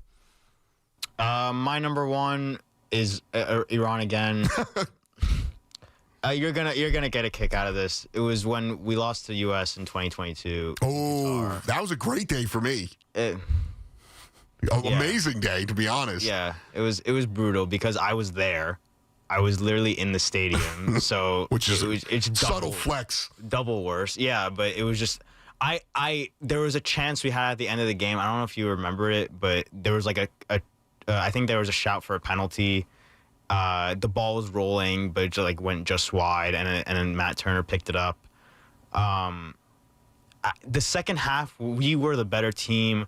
We had a chance that went really wide of the post, and I hurt my knees because I legit felt my knees that game, and the stadium grounds were kind of bad. So that game, I didn't cry that game, but my dad legit had to carry me out of the stadium because I didn't want to I couldn't move. I wish we had footage. I couldn't move. I was just standing there the whole time, and everyone was just waiting for me, and I just couldn't move for some reason. But yeah, it was that was, in terms of especially in person, by far the worst. I don't think because I was talking so much smack before as well, and I usually don't. Well, that's how you go wrong. Yeah, and I usually don't. But I just had this confidence going into this game. But yeah, that's number 1 on my list. Iran versus USA 2022 World Cup. Yeah, there is a bunch that I could go with.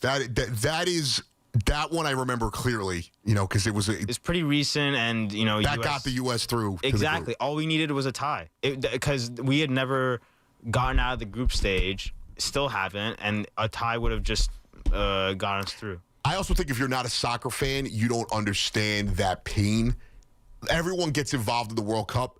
I don't think there is an accomplishment that comes with, whether it's you guys getting out of the group or the U.S. men's national team, whatever it is, making a quarterfinal. That is a huge accomplishment in itself. It's almost like how we celebrate George Mason went to the Final Four, but a mid-major making a Sweet 16 run. It is that level of accomplishment. It's a long tournament. It takes forever, and you're playing. When Butler also made the final, right? It's like that. Those are just extreme accomplishments. I mean, Butler was Miami Heat making the final as a play-in. I know you. We're not giving the Heat any credit. Okay, the easiest walkthrough for any team, the Western Conference team, play the Heat in the finals. They did score 50-something points in the first quarter today. Some other ones, just quick. I mentioned the St. John's one. 08 Mets. I mean, that's the big one that it was tough to leave off the list. They lose that last day of the season, and the Wilpons thought it was a bright idea to hold the, ceremonies to close Shea after the game with the possibility you were going to lose and miss the playoffs. Disaster. I'm sure Hoff will give you a list, when he's on in 15 minutes. But, yeah, I also have, the St. John's loss, like I said, 2012. 79-73 to Syracuse. They lose DJ Kennedy. Disaster. NYCFC losing at home as the 1 seed. Rangers Stanley Cup loss, like I said. One more soccer one. Roma Europa League Finals. Alex knows what I mean. And I think there's a bunch. The Broncos Super Bowl 48. Just disastrous. Evan was almost like a scientific experiment for me because I don't think I know someone with more sports misery than that guy. But great. If you want to check it out on the WFAN YouTube channel, we have the entire 4 lists from Tommy, Sean, Evan, and Tiki. It was a lot of fun. One of my favorite Cinco's that they've done. So that's our 5. I'll probably post this. Also, did we mention that they did Evan make the list? Evan is Evan's list. I think was the Mets. No, it was the Nets. 2003. No. Like because we talked about how Tiki had Liverpool in it. But it was a different game that he put. Oh, right. Evan put the wrong. Evan put it. It's the wrong. It was what Champions League final was it? It was the 2022 Champions League final. Yes, Liverpool, and Evan put Real Madrid. a different one because Evan doesn't know Real soccer. Madrid. Real Madrid won that game, but for some reason he put Man City. Well, I laughed because I knew Tiki was put, and Tiki, you know, he's got his fandoms. Whether it's Washington Commanders, and he put the Super Bowl was 5th. His one was the 05 wild card game, I think he said. Yeah, I think it was against Carolina. Yes. Yeah. So that was it. I think he lost. I don't know if he put it on there, but I think he lost the playoff game to his brother, which is also another big one. Tommy, I think his one was the finger roll. I can't remember. It was in there, but I don't think it was the number 1. It's a great list, so check it out. All that. Real quick, let's get these calls in. 888-808-1019. If you missed any of that, use the Odyssey app, the rewind function. I'll post it on my YouTube page tomorrow as well. Frank in Middle Village. What's going on, Frank? Hey, what's happening, man? So I got a question about an angle about the Jet trade that I don't think anybody's talking about. Very sneaky. Let me hear So Joe Beningo obviously has been talking for a long time about how Sauce Gardner overrated Soft Gardner. Quinton Williams overrated, right? Right. And then coincidentally, I say that in air quotes, he requests a sit-down with Woody Johnson a couple weeks ago. I think Joe B's pulling the strings here. What do you think? Do you think Joe B's in Woody Johnson's ear? Frank, it's a great point. I mean, listen, maybe he is. I don't think this was Joe's call. I'll just say that much. Maybe he is. Frank, you did a lot of good detective work there. He did the Windhurst meme. But why is that? So, if you don't know, Joe, 2 or 3 weeks ago on Evan and Tiki requested a sit down with Woody Johnson. He's crushed Quinton Williams and Sauce Gardner all year, and that trade happened. Obviously, Frank being very funny. Rob in Connecticut, what's going on, Rob? Yo, how are you doing tonight, my man? I'm good. How are you, sir? I'm doing really well. Thank you very much. So, real quick, I watched that game last night, which was probably one of the worst games I've ever seen. Oh, the 2 worst games this year have been Bronco games. That London game against the Jets and that game last night, putrid. So, with that said, I can't unsee what I saw with regards to one young Bo Nix, who I think is a great guy. However, I don't think he's really a starter in the NFL. I don't think he's a good quarterback. I have to tell you this, all bias aside, but you know what? This is not really bad. Jackson Dart's a better quarterback already than Bo Nix. Final answer. Also, Europe, great place to visit. I'm not much into football, like, soccer, if you will, but I wouldn't want to live in Europe. But I'll tell you what, they love football over there. I'll never understand cricket, though, but with that, have a good night. Thank you. Thank you for that excellent analysis, Rob. When I meant I went, yes, I did see soccer matches over there. I meant I went to an actual football game over there, American football. And they love American football over there, too. It's easier for them to watch American football than it is for them to watch the Premier League. The Premier League is behind a paywall there. I came home after the timing is all off, though. The game takes place at 2 p.m. there. We got back to the whole hotel room. It was Rams, Ravens, and it was the Fox broadcast. It was Kevin Burkhardt, and it was on their local TV. It was kind of awesome, to be fair. It was odd, though. In the middle of the broadcast, they'd be just doing play-by-play, and then they would just, shut off the audio to the game, and these 2 British, analysts would come in. And it was very jarring, but it was still, they're into it. I was shocked at how knowledgeable the fans are. Not that I thought they were going to be, unknowledgeable, but how many of them were knowledgeable. And how many of them were really into it. So it was a very cool experience. And Danny in New Hampshire. What's going on, Danny? Memories. Throw another log on the fire. And now let's get down to business here, all right? Because is the show ending at 2 or 3? What's up? What time is the show ending tonight? 2 o'clock. Oh, man, all right, so we'll do this quick. This is the most important thing for the audience. Hey, you're at a big party. It's winding down. The food is getting low. Do you get on your smartphone and call the nearest pizza place to deliver a couple of pizzas? Yes or no? Oh, always yes, Danny. Always yes. I mean, listen, it depends on the type of party. I might call a pizza to meet me at my place when I get home. So it depends. You know, if the party needs to keep going, you get some pizzas. But you can't. The vibes have to match. I'll take down a pizza by myself. My girlfriend's asleep, so I can talk about this right now. You know, this is a terrible habit I had during the pandemic. Every Friday night, I ate a large pizza to my face. So I'll take down a pizza, okay? I'm wearing a way too big St. John's jersey right now, but I'll take down a pizza and I'll hide it under this jersey. But it all depends on the party. Now, I do have a rule. If I go to AC, me and my friends, if you end up, it doesn't matter if you win money. If you end the night with the most money left on what you brought down to play, so if you brought down $500 and you got $10 left and no one's got anything left, you got to buy pizzas for everyone. That's the rule. The party, you have to judge the party. You have to know when to order the pizza and when to go home and then order the pizza. Also, what kind of party is it? If you're dancing, you can't have pizza. We have people, you have pizza grease while, somebody's dancing with you? No. Although, I can multitask. I can cut a rug while also eating a slice of pizza. One hand, slice, other hand doing what I got to do. Odd question at this point in the night. Also, what age am I? At this age, if it's at the point where the party's ending and I need to order a pizza, I need to get home. Then we'll figure out ordering the pizza. Alex doesn't know this, but when you get to a certain age, not that I'm old, but when the older you get, your dietary habits have an effect on you. If I went home right now and had 2 slices of pizza, which is not out of the question, I'm waking up with agita in the middle of the night.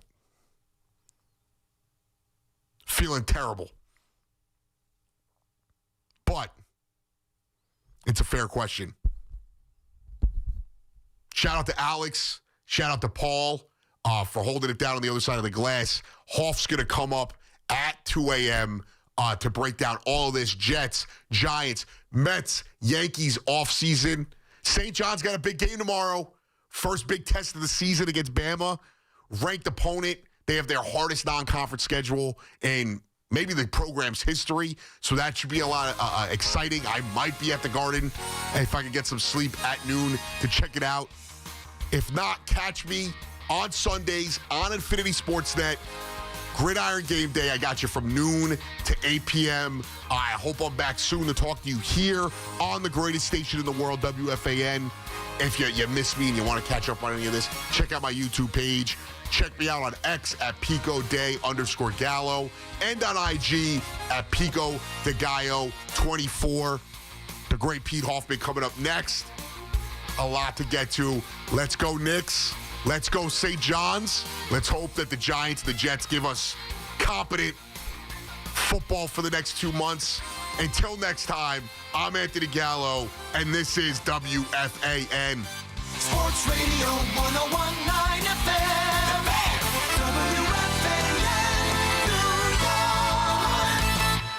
Everybody knows Town Fair Tire is New England's largest name brand discount tire dealer, beating all the local competitors with our guaranteed lowest prices. And now, with over 120 stores throughout New England, we beat all the competition, including the warehouse clubs, the online sites, and the local dealers. Yes, we beat them all with the absolute guaranteed lowest price on name brand tires. Nobody beats Town Fair Tire. Nobody. Name brands at discount prices. Town Fair Tire. You make sure sure his toys don't have any sharp edges. You taught her what to do when the smoke alarm goes off and to wear a helmet when she rides her bicycle. You do so much to keep your child safe. But are you using the right car seat for your child? Car crashes are a leading killer of children ages 1 to 13. Protect your child's future at every stage of life. For information on the right seat for your child, visit safercar.gov/the right seat. Sponsored by the New York State Governor's Traffic Safety Committee. Hey, Newyorkinos! Fast, reliable internet puede ser tuyo when you switch to Fios. Por tiempo limitado, combine Fios Home Internet and a line of mobile por solo $69.99 a month. Get unlimited welcome for $50 a month with autopay, plus taxes and fees when you bring your phone. And add Fios 300 Mbps for $19.99 a month with autopay, mobile plus home discount, and bonus discount. Visit your tri-state area Verizon store hoy mismo to get this limited time offer and switch to our reliable red 5G 100% fibra óptica for eligible new Fios internet and mobile customers. Both the 15 monthly discounts for Fios and bring your phone apply over 36 months. Mobile and home discounts enrollment required. 99 Fios setup charge applies. For unlimited welcome, unlimited 5G and 4G LTE might be temporarily slower than other traffic in times of congestion. Domestic data roaming at 2G speeds. We're always talking New York sports on The Fan. Everybody knows Town Fair Tire is New England's largest name brand discount tire dealer, beating all the local competitors with our guaranteed lowest prices. And now, with over 120 stores throughout New England, we beat all the competition, including the warehouse clubs, the online sites, and the local dealers. Yes, we beat them all with the absolute guaranteed lowest price on name brand tires. Nobody beats Town Fair Tire. Nobody. Name brands at discount prices. Town Fair Tire. Imagine a gentleman's club with over 200 gorgeous exotic dancers every week. Hey, big boy. From the people who make fantasies come true, Gallagher's 2000 in Long Island City is the place to be. Gallagher's 2000, a gentleman's club for today, gentlemen. Gallagher's 2000 features 2 floors, 3 stages, discounted drinks, VIP, champagne rooms, and dinner specials every night. Gallagher's 2000 offers complimentary lunch Thursdays and Fridays with any drink purchase. Come on down, big boy. Gallagher's 2000 is New York's largest upscale gentleman's club, and Gallagher's 2000's bachelor parties will blow you away. For their bachelor party specials, call 718-361-1348. Gallagher's 2000 is located at 4319 37th Street in Long Island City, Queens, just a half a block north of Queens Boulevard. Call 718-361-1348. Gallagher's 2000 is unlike any club in New York. Come tonight for the time of your life. Gallagher's 2000. Let your imagination run wild.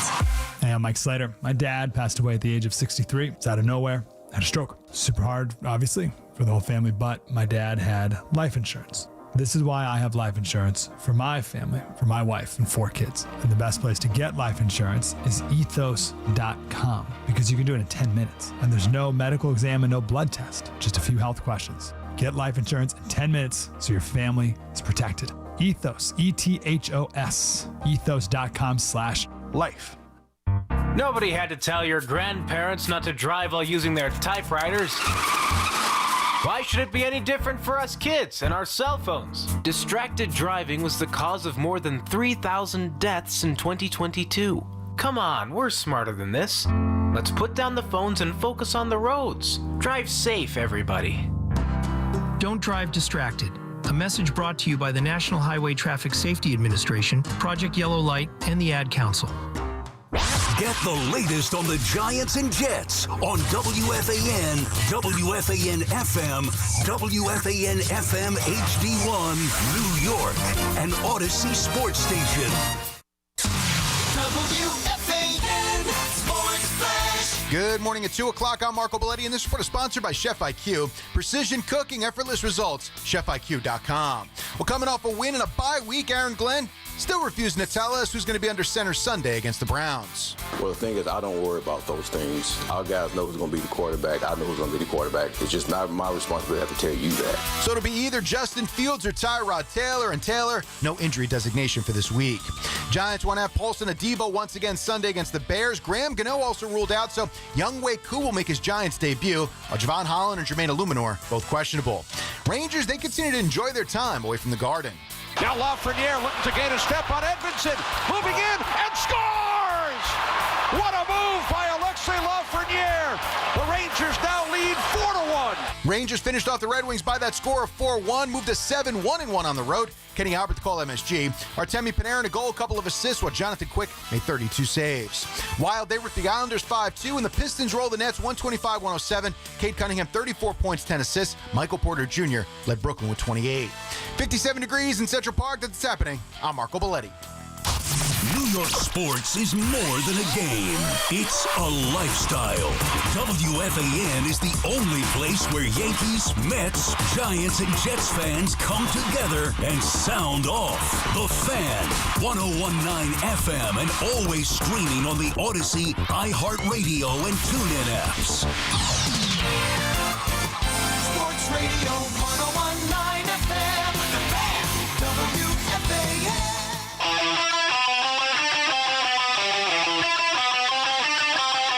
It's the Pete Hoffman Show on WFAN. All right, listen, I've heard it all week already with free agency starting with football, with baseball. Free agency already picking up and Pete Alonso and what are the Mets going to do and all this nonsense. And I am here to tell you right now, for anyone that thinks that the New York Mets are better off without Pete Alonso, you are stupid. I'm just going to throw that out there, okay? You are a complete and utter idiot. If you think that Pete Alonso not being part of the Mets is a better way to go about next offseason. I don't care who you bring in, at what position, how much money you spend, what type of starting pitch you got, what type of bullpen you got. It doesn't make a difference.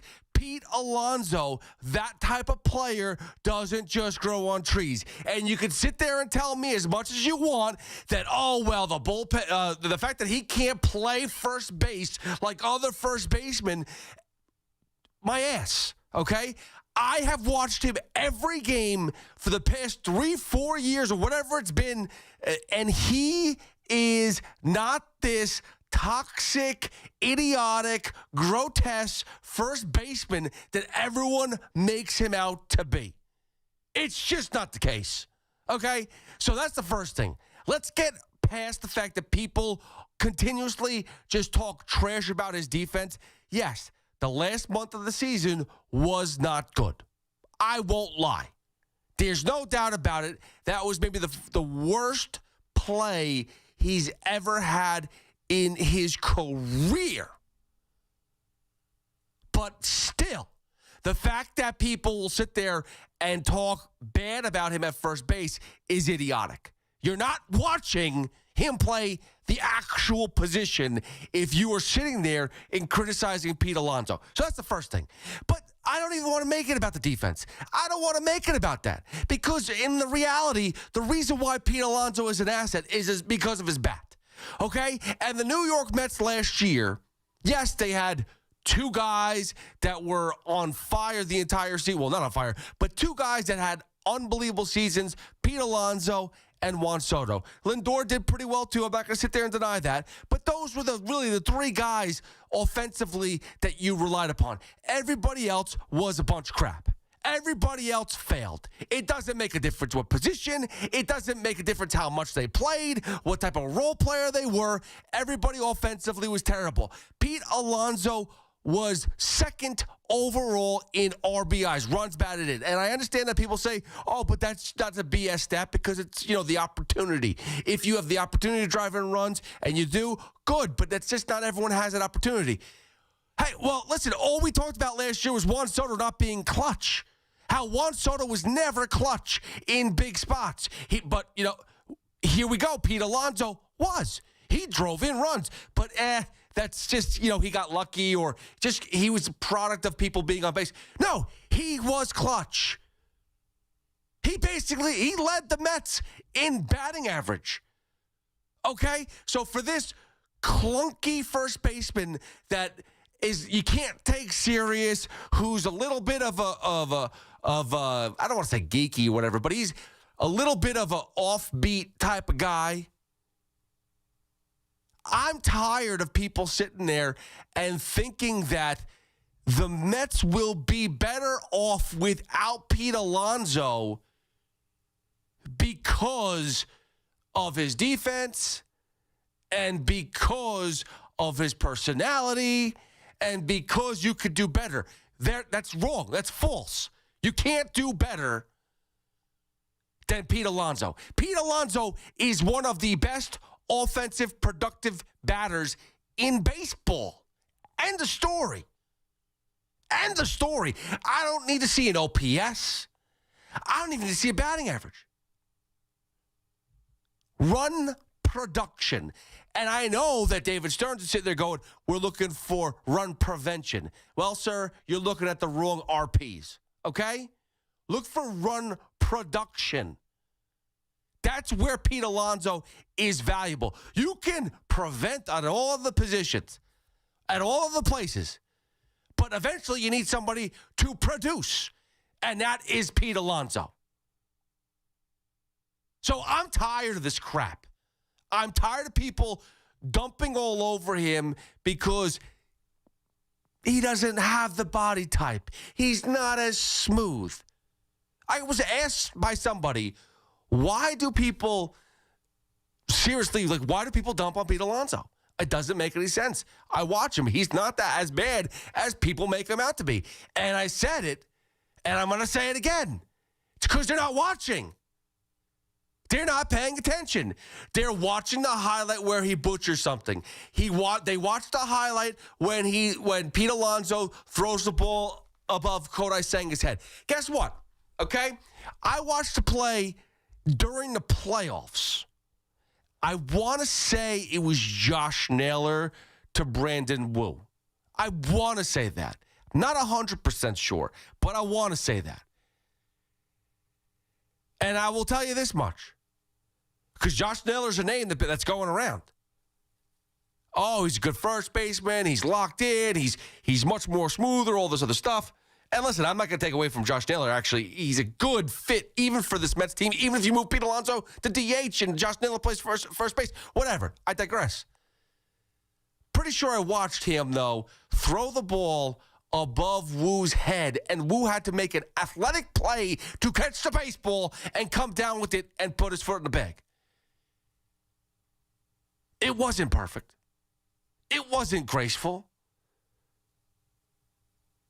But he did it. And that's what being a professional athlete is. It's not like, well, because one person screws up, you're going to tear a hamstring or you're going to pop something. That's not what it is, okay? Last year we saw Kodai Senga in 2024, a ball get hit in the air and he move off the mound and he goes down with a leg pull. I think it was a hamstring again or whatever the case it was. But again, out for half the season. So let's not make it out to be that Pete Alonso screwed Kodai Senga with an awful throw. Yeah, no, it wasn't perfect. And he's going to beat himself up over it. But let's not make it out like Kodai Senga is this book of health, okay? This physical gift of a player, of a person who is, never gets hurt. He always gets hurt. That's what Kodai Senga does. So let's relax with that a little bit for a second. But then the production, like, I'm tired of it. I am just completely and utterly tired. And you can sit there and tell me other players who can come here and play positions and put up numbers, but we've never seen it happen here in New York. Like, we've legitimately seen a guy like Ryan Helsley, and I know different position, closer who came here from St. Louis, turned into a different role with the bullpen, completely and utterly stain the sheets on a consistent basis. He was zero good, no good, awful, atrocious. But this was an elite pitcher. It's an elite player. It should make a difference where you are. Oh, yeah? Well, some people just can't handle New York. So now you got a guy who can handle New York in Pete Alonso. He's had 1 year of contract talks where it didn't go so well. The numbers weren't that great. Still put up over 30 home runs. Maybe the RBI total was a little bit less.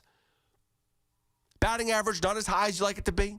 OPS not as high as you like it to be, but still productive. In a bad season, productive. 34 home runs, 88 RBIs, still productive. Most people would kill for those numbers. That was a bad season for Pete Alonso. That was a bad season. And then another year where he gets to opt out. He demolished offensively. Demolished. So I am here today telling you, if you are a Pete Alonso fan and you want him here, stop with the, I can't go more than X amount of years. Right? You're in one of two camps. Either you do not want Pete Alonso back, or you should say, I'll take him at whatever. Like, I am one of the Pete Alonso needs to be a Met for life. Does it make a difference if he signs a 4, a 5, a 6, a 7, and 8-year deal? What if I told you that the ages of, the last 3 years of his deal, right? He's 31 right now. So say he signs a 7-year deal. Signs a 7-year deal. So meaning the ages of 35, 36, 37. He puts up numbers of 65 home runs, almost 300 RBIs.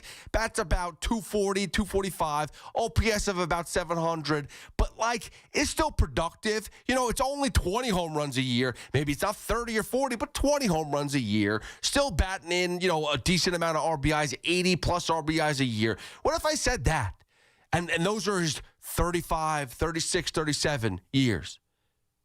That's basically what Albert Pujols did at the ages of 37, 38, and 39 in Anaheim. And I'm not telling you that Pete Alonso is as good as Albert Pujols. I'm not telling you that. But what I'm telling you is he's 31 years old. We're acting like he's 40. We're acting like this guy is almost done with baseball. He's got a long life left. He's got a good at least 6 or 7 years, and the guy plays every day. How many years? Good 6 or 7. Oh, jeez. I'm sorry.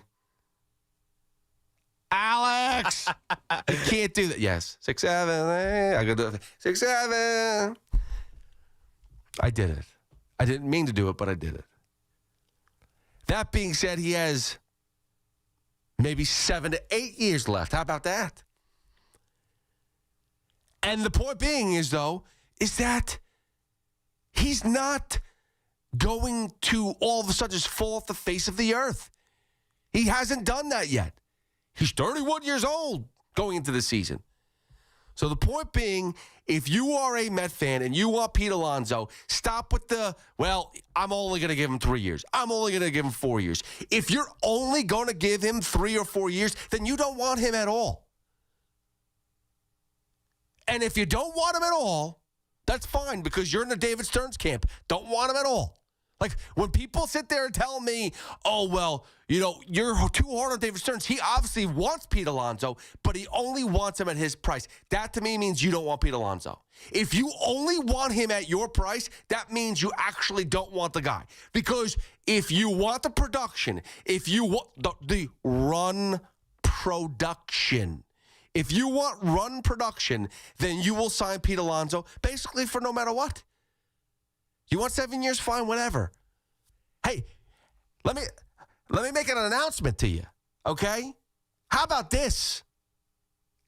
How about you defer some of the money? How about that? I don't know if you've heard this before, but you could take money, put it in a contract, and tell the player, like Pete Alonso, hey, I'm going to give you a 7-year, $225 million contract. Or $250 million contract, whatever it is. Whatever you want. I'll pay you more. But I'm not going to give it to you all right now. What we're going to do is defer some of the money and we'll give it to you later. You'll make it now. You'll make it later. That's what the Dodgers do. You don't have to all give it in a lump sum. If that's what it and let me tell you something. If that's what it takes to get up Pete Alonso and he says, I don't want deferred money. I want a lot of money up front. Okay, fine. Give him a lot of money up front. And then try to convince him on more money in the back. There's nothing wrong with that. There's nothing wrong with overpaying when it comes to being productive. What the problem is overpaying for a starting rotation that gave you absolutely nothing all season.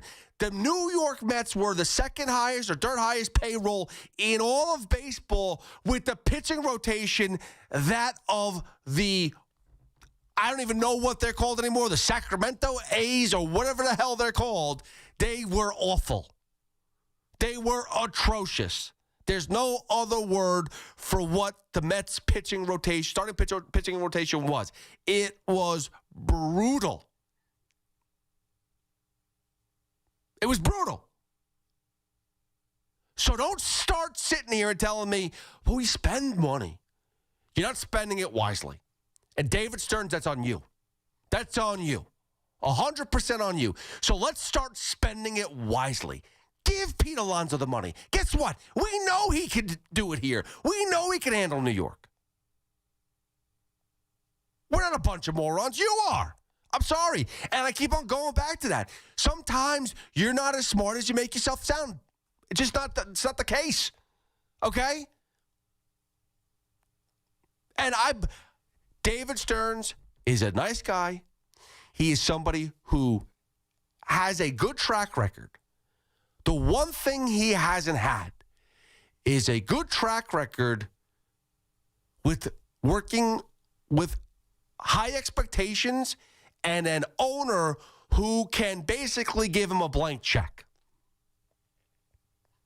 We haven't seen that yet. And I understand the owner doesn't want to spend that blank check or doesn't want to give him a blank check and just be reckless.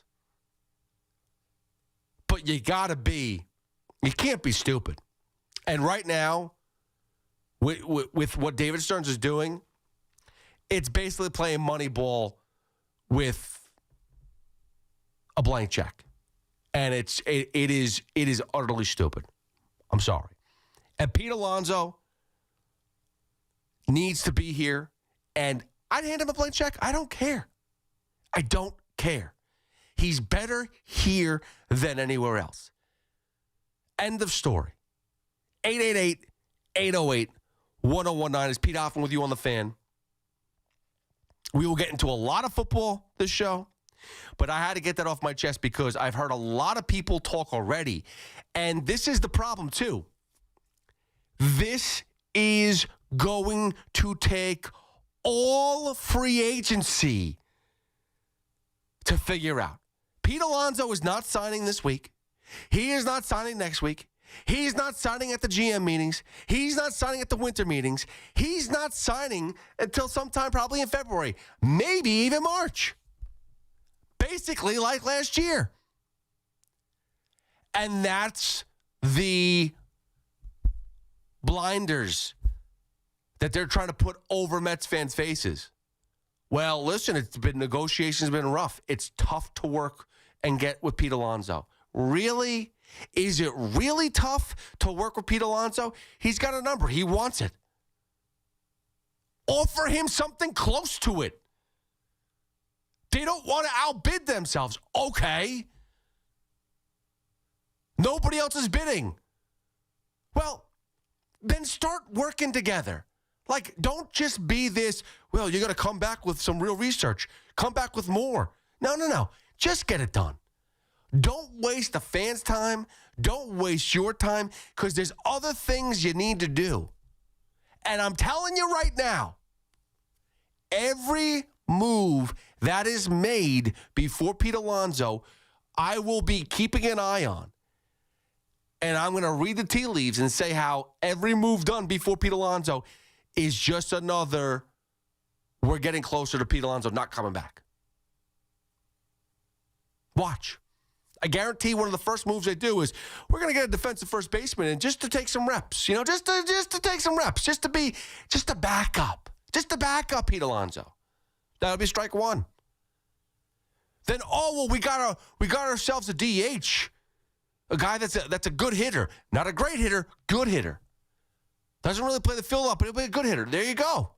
So we got a backup first baseman, and we got a DH. And then they'll bring in the guy that's a little bit more of a utility, can do it all. Can play first base, can play outfield, and can hit. That's what they're going to do. It's going to be so stupid and so idiotic. And then they're going to be like, well, it's been hard to sign with Pete Alonso because David Stearns doesn't want him. But if you're a Met fan and you're contemplating numbers here and contemplating years, then you should just want him. And you should just say, whatever, get it done. Otherwise, you're in the camp that, he's no good, which is just idiotic. And I'm sorry. 888-808-1019. It's Pete Hoffman with you on the Fan all the way till 5 a.m. when Joe B takes over. We're going to get to football. We're going to get to the Jets as they made some amazing moves. I am still not hooked on this franchise at the moment, but they definitely got my attention. We'll talk about the Giants as they've had a very, very rough week in the media. Let's put it that way. There's no other way of putting it.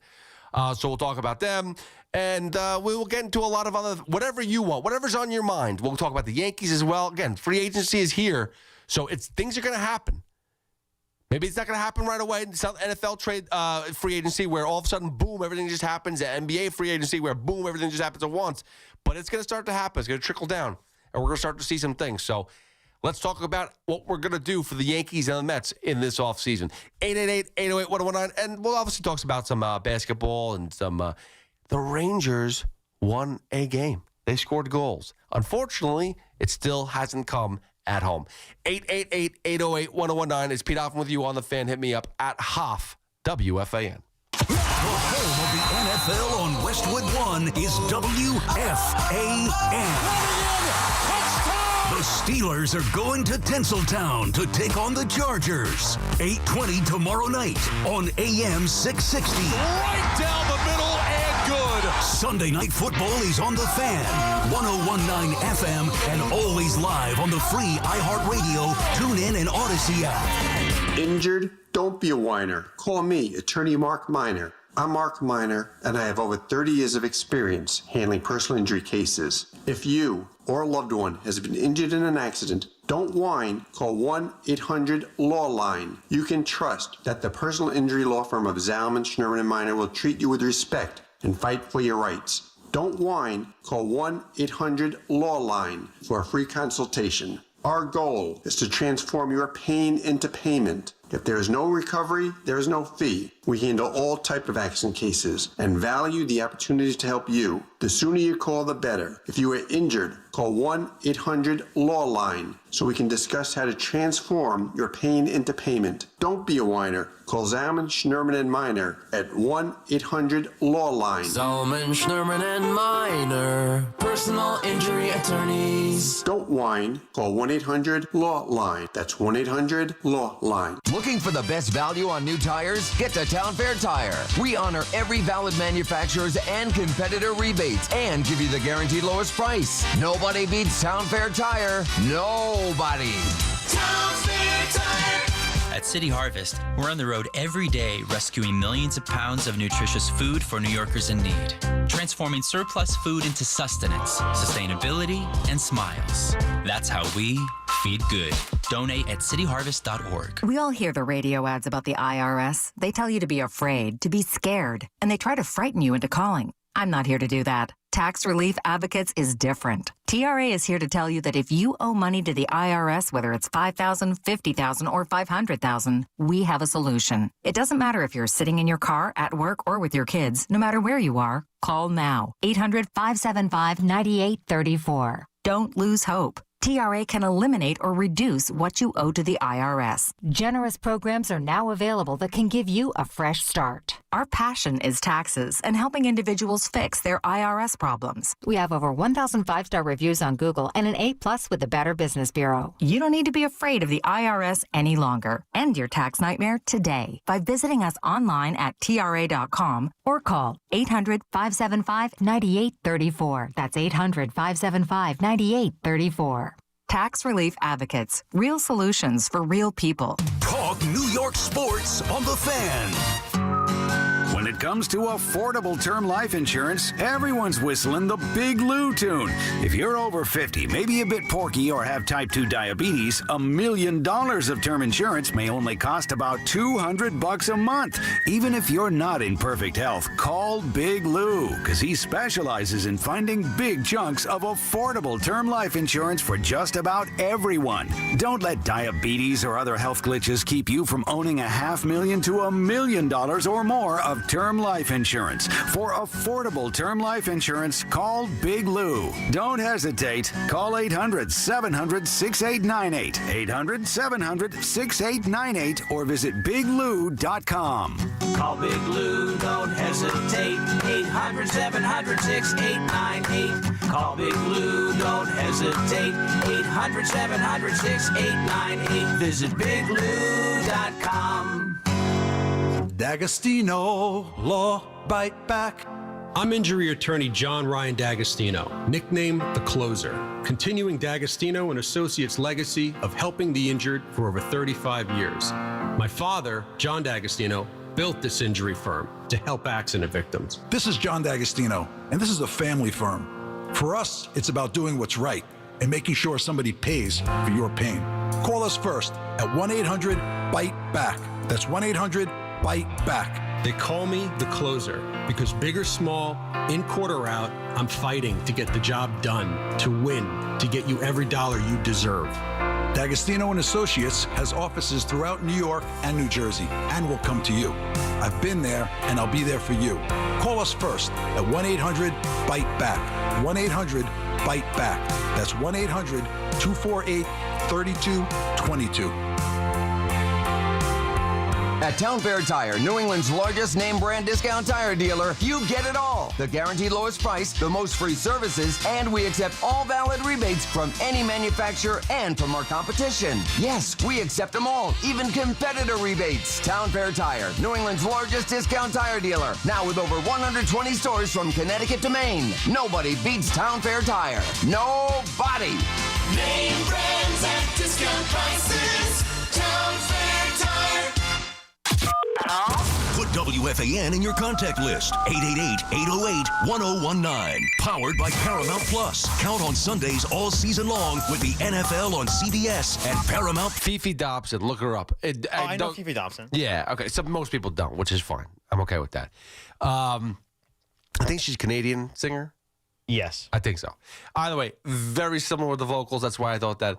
I'm used to the Billie Eilish with the thumping and a little bit more offbeat music. Oh, like Bad Guy? Yeah, like that type of stuff. I don't know much of Billie Eilish, but I was still listening. Good pick. I like it. She is my favorite female artist currently. Billie Eilish? Yeah, and she just played, I think, 2 weeks ago at UBS Arena, and I was trying to get tickets for that, but the resale... Did you not ask for it for your birthday?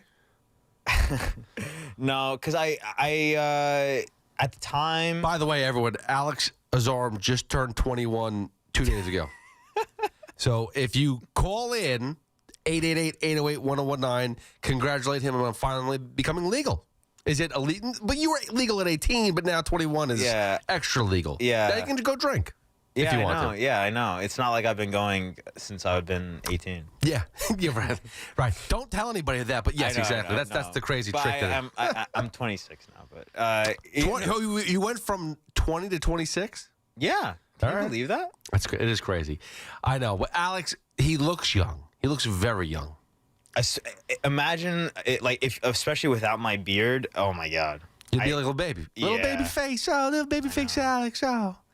So but, nice. The UBS, the resale tickets were insanely high. Why? What were they going for? I think legit 1,000. What? Yeah. For Billie Eilish I think at UBS? I think the cheapest in terms of like complete nosebleed was 600 something, and the thing was, we had a group. It was like me and. It was a package. So you have to get two tickets to be $600. Yeah, it was. No, it was 600 each. But it was. What? It was me and three others. And what is she doing on stage? No offense. Her performances are. I've seen some of them, and. What does she do? Well, there like for this one song, there Does she play for 7 hours? She plays for a long time. Oh my God, why am I forgetting? He's getting the jitters. He's thinking of Billie Eilish, and he's starting to get all verklempt, as they say in the trade. Look at Alex right now. He's getting all nervous. I've never seen you get nervous like this. This is like when Gio talks of Dua Lipa. This is you and Billie Eilish. Dua Lipa's up there too. Yeah, okay, got it. Oh, When the Party's Over. So there's a song called When the Party's Over from her album in 2019. Yes. And she makes everyone just go completely silent. Like no one is talking at all. You can hear a pin drop, and it looks so cool. And then once she just like hums the beginning of because the like first 30 seconds of this song is just humming, but once she starts singing, everyone just goes nuts. Is it like pick up or just a very like quiet song? It is a pretty quiet song. All right, you're gonna come out with that next. I will. So this is just a Billie Eilish show, by the way. You're gonna be playing Billie Eilish songs coming out of her break. All right. I would. You put yourself out there with this, and now you're. She's definitely gonna be on my Wrapped. At the end of the year. What is it called? Wrapped? Like Spotify Wrapped, where like by the end of the year, Spotify goes through all the songs that you play. Oh yeah, I don't really have that. I don't do Spotify, and I think I do iTunes. But yeah, Apple Music. Yeah, right, whatever. Yeah, that's okay. But they have something like that too. But it's not it's not called Wrapped. It's something else. It's just Apple Music Wrapped. Everyone just calls it Wrapped. Oh, that's the phase now. It's Wrapped. Got it. Wrapped. Okay. Yeah. And she's definitely going to be my probably top 3. Okay. Yeah. All right, well, now we're listening to Billie Eilish the rest of to celebrate Alex Azarm's 21st birthday, we are listening to Billie Eilish all morning long. So I'm excited about that. Thanks, Alex. I appreciate that. 888-808-1019. We'll get back to these. We'll get to the phone calls because we have not opened them up yet. And before we do that, Sports Talk on the Fan is presented by Paramount Plus, streaming November 16th on Paramount Plus. It's the return of Landman. They got awesome shows, but Landman's coming back November 16th from Taylor Sheridan, co-creator of Yellowstone, Academy Award winner Billy Bob Thornton is back, featuring Academy Award nominees Demi Moore, Andy Garcia, and Sam Elliott. By the way, I haven't watched it yet, but I'm looking forward to watching Severance. It's not Severance. Oh, geez. What the heck is it called? It's the one with Demi Moore and... Not The Surrogate. That's definitely not it. It just hit HBO. It just hit the movie? Yeah. Oh, The Substance? The Substance. Thank you. It's something with an S. I knew it. Yeah. I said Severance. Not even close. Either way, I'm excited to see that. Severance is good too. Nah, I'm not there yet. I have to get into a mood to watch another TV show. But anyway, Landman new season streaming November 16th only on Paramount Plus. And we're going to talk some sports with Ray in Waterbury. What's up, Ray? What's up, man? Ray, I can't hear you at all. I don't know what's going on. Are you a ghost? Can you hear me now? I got bad reception. Oh, there you go. That was good. Okay. If this Pete thing, yeah, we got to have him signed or not by December 1st. He can't tie us down this year. But Ray, you're saying he can't tie us down. You know it's David Stearns that's screwing the whole thing up. Pete is coming to them. Yeah. He's got a high number, don't get me wrong, but they're saying to him, all right, go shop it. Not, well, let's try to work something out. No, they're saying, just go shop it. We're not going to match that. We're not going to overpay for no reason. Go find somebody who's going to give you what you want, and then we'll try to match it. Or maybe we'll give you a little bit more. Why not? If you're just going to match it anyway, why don't you just pay the guy? Just call it a day. Right. It's not you're and I'm not sure if you mean to make it sound like this, but Ray, you're saying Pete Alonso is handcuffing the Mets. The Mets are handcuffing themselves by making this show of we're going to try to bring Pete Alonso back. But it's very tough negotiation. Yeah, you're right, Pete. They really, you know what? They really don't care. Stearns doesn't really care if he comes back or not. No, he doesn't. He does not care at all. If that's the case, just go hard. You know what to do? Attack Philadelphia. Go get Schwarber. Then blow them out of the water. Because I'd rather have. You know what? I'd rather have Schwarber. Because he's going to DH, and that's what Pete should be doing. And then, but Ray, you're going to give the same. You're going to give the same money to Schwarber than you. Why not just pay Pete? It's the same money. You know what? Yeah, I know. And he's younger. Right, but one of them's got to sign quick. And then the thing is, get Rangers Suarez. That is a must sign. And then trade for a starting pitcher. One of the. Ray, whether it's Ryan. you sound like a 1980s movie where you're like a robot. That's what you sound like. Does that make sense? You have have like this weird vibration to you, this reverb. It's like a weird like mechanical sound. So you don't sound like a human being. It's a bad. I got bad reception. Yeah, no, that's what I'm saying. You sound like. You're like CP, was it C-3PO? Is that his name? Yeah. One of Star Trek characters. Not Star Wars. I do know that. Yes. Yeah. I'm not sure why. I'm not really sure why you sound like that. Right. I'm gonna have to let you go. The last two times when I called you guys in the morning, same thing happened. I run out the call from the car from now on. You know, Pete. All of a sudden I got bad reception in the apartment. Well, listen, Ray. Pete. I appreciate the phone call as always. You're the man. And it's okay. I don't hold it against you. I find it kind of fun to hear you sound like a robot. John is in the Bronx. What's up, John? Welcome to the Fan. Hey, look, I'm tired of talking about Pete Alonso. He's fat, he's slow, he's bad. The Mets don't need him. He's gone. Let's talk about the Yankees. The qualifying over to Trent Grisham, it's a dumb move. I don't care about the draft pick. Oh, I forgot this is John. Right. Got it. Okay. Yeah. They keep pouring money into these guys. That it's an Aaron Hicks. It's another contract that they're never gonna fucking make out to make. Well, it's awful. You can't. Johnny. Like I have no problem with you with the first part of the conversation, even where you started to criticize everything about Pete Alonso, which is all good. Like you're allowed to criticize him. I'm okay with that. But then you turn it. And you just start dropping F-bombs while you're trying to make your point. Like, that can't happen, unfortunately. I'm not even sure if it was a good point you were trying to make. But I couldn't even listen to it because you're dropping the F-bombs. No F-bombs allowed, guys. This is still terrestrial radio. We're not satellite, so you can't do that. Now, you can listen to us on demand whenever you want, though. You go to the Odyssey app, all that stuff. We are there for the taking. Whatever you want. You want to listen to anything on demand, go for it. Podcast, go for it. All in the Odyssey app. But you can't curse. That's the one thing you can't do. And listen, if you want to sit there and criticize Pete and say that he's fat and slow and this and that, you could say whatever you want, but that's just you being a hater. Like, clearly, you're not watching him play enough for you to be that blind to how good he is on a regular basis. I'm not telling you that he's a gold glove at first base, but to say that he's awful you're basically someone that's not watching him play. You're not watching him play every single play and all the positives he adds to it. Like, let's put it this way. If Pete Alonso was playing first base for the Yankees, which, by the way, Yankee fans would be ecstatic if he was.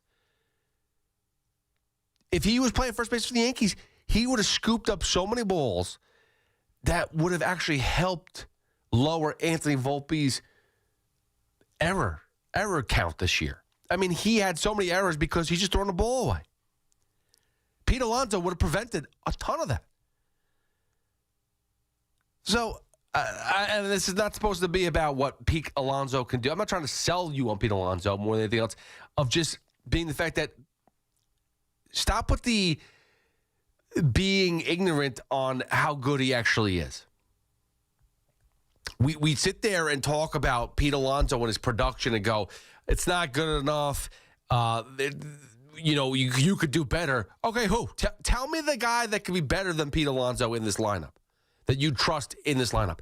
All I see is, Kyle Tucker is the top name at the list for free agents. Kyle Tucker.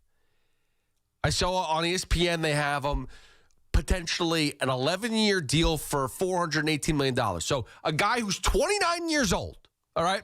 So a guy who's 29 years old, he's going to start the season at 29, 2 years younger than Pete Alonso. 2. I'm not talking about 7. I'm not talking about 5. I'm not talking about 4. I'm talking about 2. So it's not a huge age gap. It's 2 years.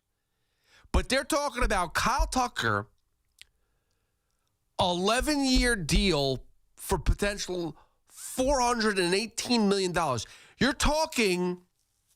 talking more of a bigger Aaron Judge-esque contract. That's what you're talking about. More than what Aaron Judge made. Last year, the second half of the season, I think at one point in time, he had 1 home run in 2 months. His batting average was extremely low. He couldn't get by a hit. Whether that was injuries, whatever the case is. But Kyle Tucker struggled a ton last year. And we're talking about this guy, Kyle Tucker. Let's look at Kyle Tucker's stats. Now I got to sign in. And my password is extremely long because the company made me do it. They go, this is the last password you have to do, but it's got to be 16 characters. There's got to be a lot of different symbols. You need a bunch of different capital letters. I mean, I tried everything in the world. It's just a very long password, and it's very annoying. But that being said, last year, remember Pete Alonso when everyone criticized Pete Alonso? I just looked up myself. That makes no sense. Pete Alonso, 2024 stats. Let's do this. Let's just compare what Pete Alonso did in 2024 compared to Kyle Tucker's 2025. So Pete Alonso batted .240, which wasn't great. His OPS was .788, wasn't fantastic. 34 home runs, 88 RBIs. We could all agree, not fantastic. 31 doubles. Okay, so what? 65 extra base hits. Okay. Let's look at Kyle Tucker. What did Kyle Tucker do last year? Kyle Tucker, he batted a little bit better, .266. His OPS was a little bit higher, .841, okay. 22 home runs, 73 RBIs, 25 doubles. So he had, and 4 triples. So he had 40... Am I doing my math properly? 51 extra base hits is what Kyle Tucker had last year. 73 RBIs. That's less than what Pete Alonso had in 2024. So I'm just saying, those are just 2 numbers. Again, his batting average was better, Kyle Tucker, but he's supposed to be a better hitter. His OPS was higher. Okay. Supposed to be a better hitter. He's supposed to be the best at everything. This guy's going to be getting 11. He's going to be offered 11-year contract, $400+ million. 11 years. This is what we're talking about for a guy who had an awful season last year, who's actually only had 2 seasons of 30 home runs. He's never had more than 30 home runs. So what are we talking about here? I know he plays better defense. I'm not going to sit there and ignore that. But we're talking about, and he's only won a Gold Glove once, but we're talking about a guy who doesn't hit for power the way Pete Alonso does, doesn't drive in as many runs. He himself only has gotten 90-plus runs twice in his career. He's actually been hurt a couple times now. In 2024, he played half the season. Last year, he played more than half the season, but he only played 136 games. So now you're talking about a guy who's had injury issues, doesn't hit for power. His RBI total, he doesn't not driving in as many runs as you want him to. But all of a sudden, this guy is going to be, because he's 2 years younger, give him an 11-year deal. But Pete Alonso, you can only do 4. Make it make sense. Make it make sense. I'm sorry. I think people are clueless. I think people are trying to overanalyze situations, and it's just as basic as Pete Alonso drives and runs. Maybe Pete Alonso is not the best first baseman in the world, but he drives and runs. You need someone like that on your team.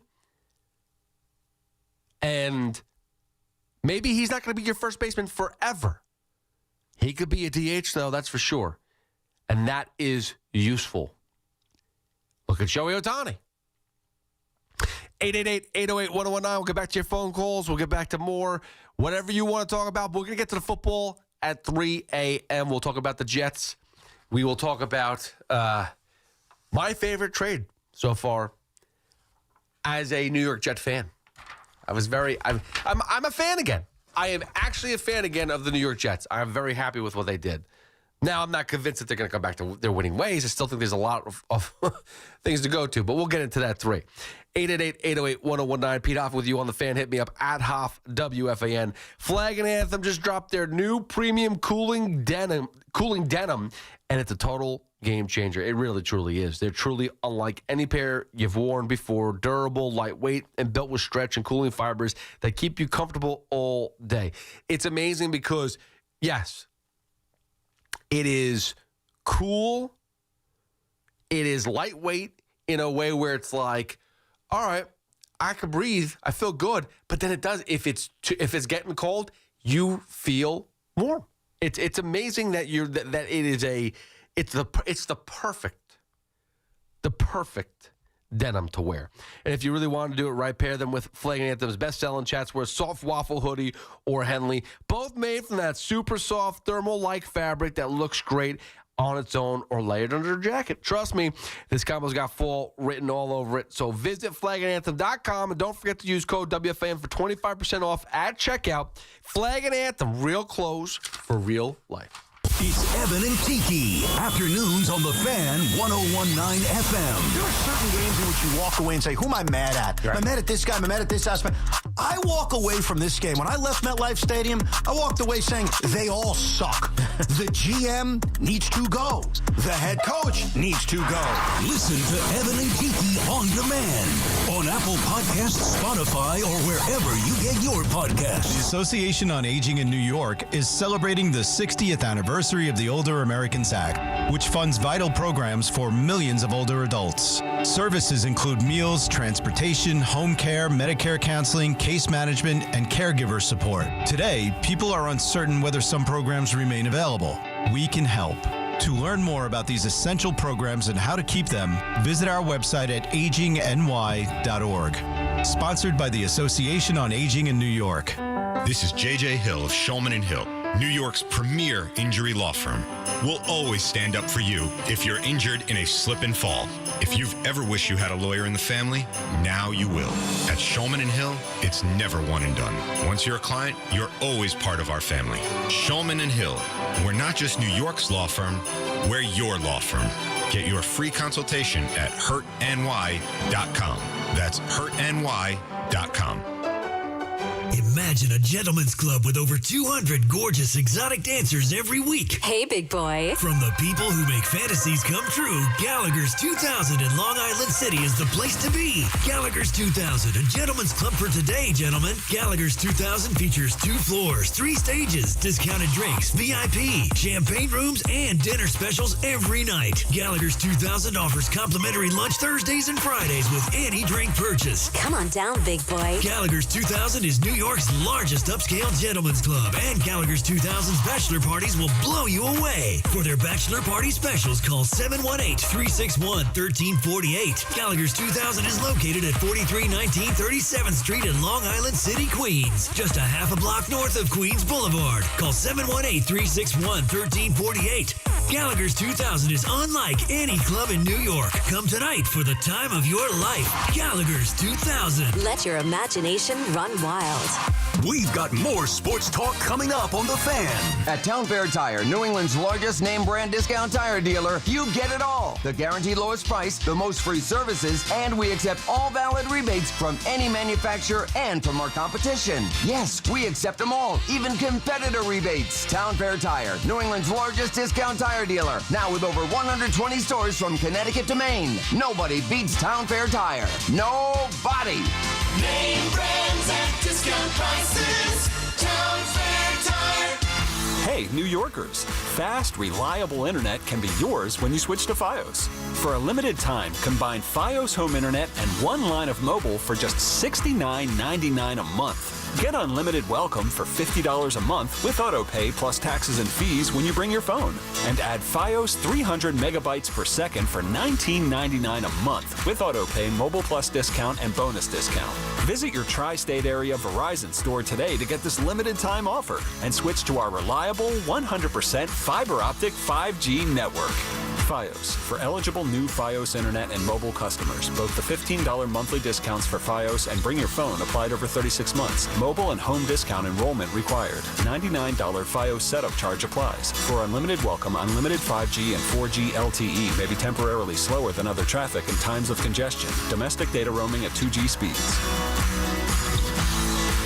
Diabetes, high blood pressure, anxiety meds, everyone's on them. If you're a 50-year-old male, maybe a bit porky, and you may even have type 2 diabetes, $1 million of term insurance may only cost you about $200 a month. Call Term Provider. Speak with Big Lou at 800-555-2085. Big Lou will find a term life policy for you even if you have type 2 diabetes, are overweight, or have high blood pressure. Term Provider has helped thousands of people like you who think they can't afford term life insurance. To buy $1 million of affordable term life for you, all you need to do is call Big Lou at 800-555-2085. Lou will make sure the scales are tipped in your favor. Call 800-555-2085. Big Lou will answer your call and work to fit you into a term life policy that you can afford. Remember, Big Lou's like you. He's on meds too. Call 800-555-2085 or biglou.com.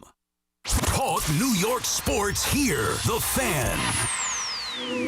Alex, for his next birthday, but tickets have now jacked up to $2,000 a ticket for at the UBS Arena. Which is when is she coming back? By the way, Alex, do you know? I have zero. Are you done now? You're like, all right, I missed the boat. I'll never have my chance again. I mean, she's still going on tour. She's going to Texas, Arizona. All right, California. Well, listen. What I found out that people like to do, by the way, it's Pete Hoffman with you on the Fan till 5 a.m. when Joe B takes over. What I found out people like to do now, they like to find tickets in different areas. Because over here so overpriced. It's cheaper to go to Texas or wherever. Go stay overnight, be there for a quick weekend or whatever it is, and go to a concert wherever,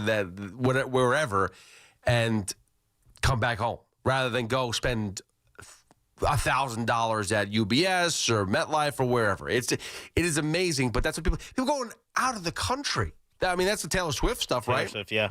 Wow, that is just something that I'm not willing to do just yet. Yeah, I just checked that she's performing.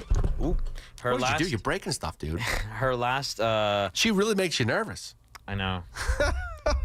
Her last performance in the tour is 2 weeks from now at Chase Center in San Francisco. Literally, the first thing that just popped up is tickets are sold out.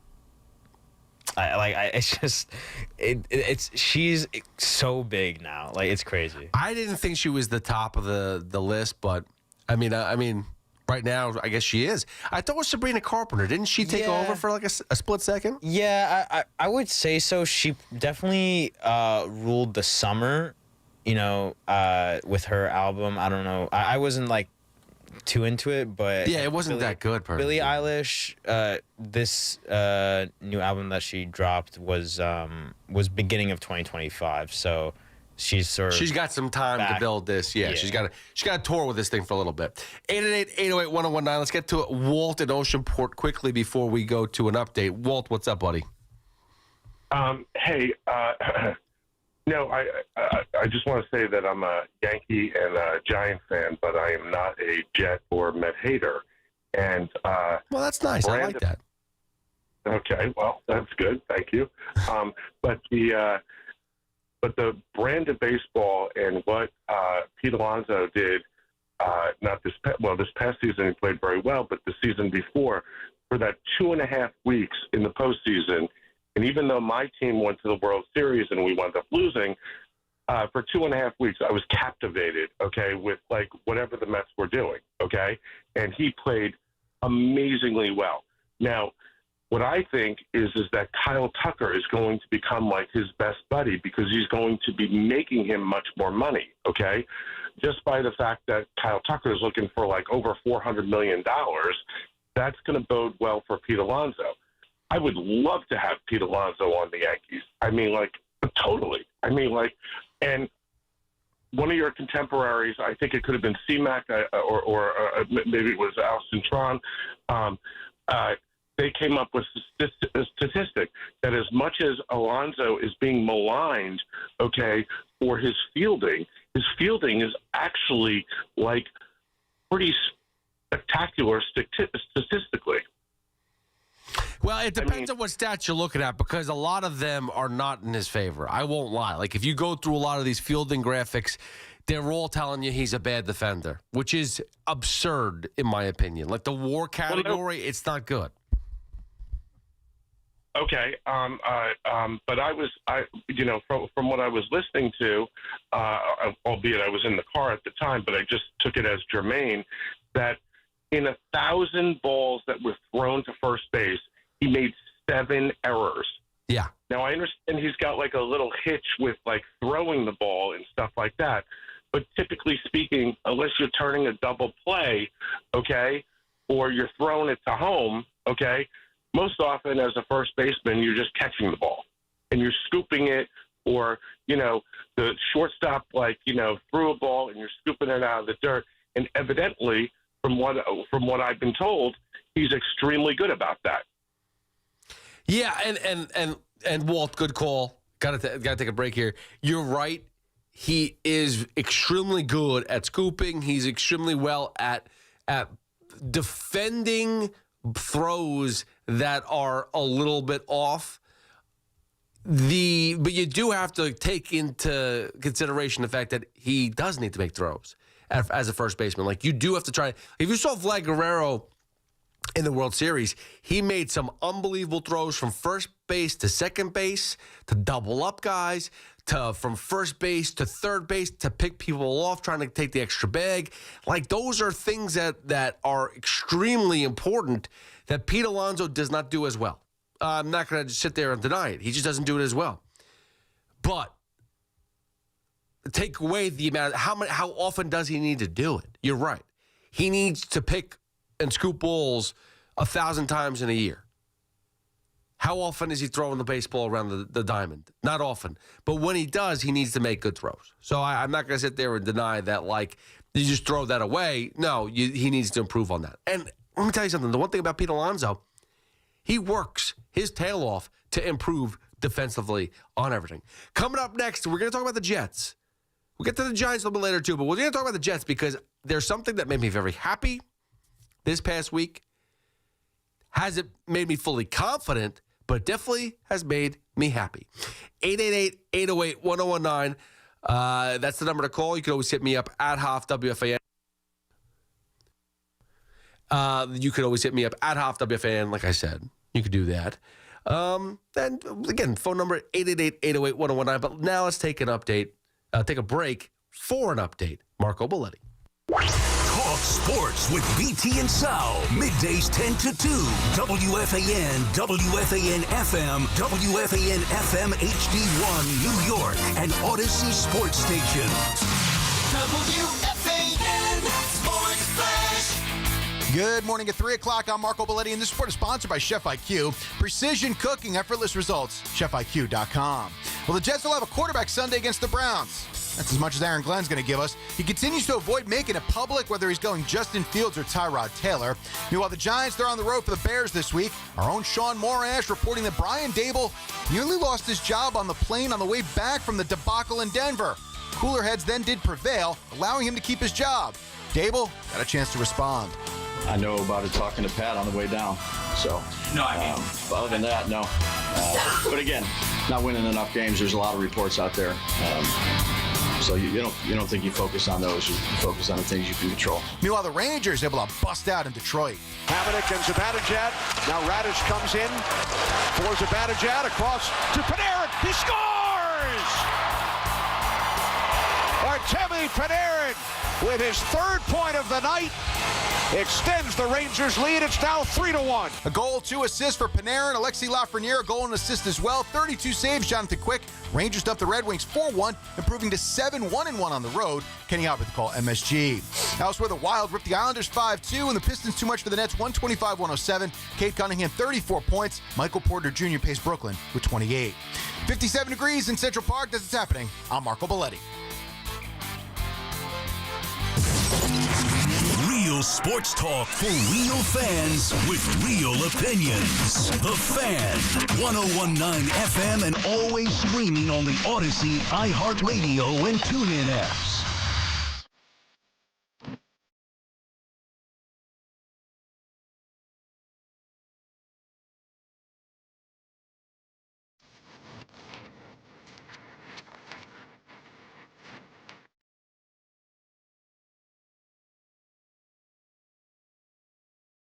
Eight 808-1019.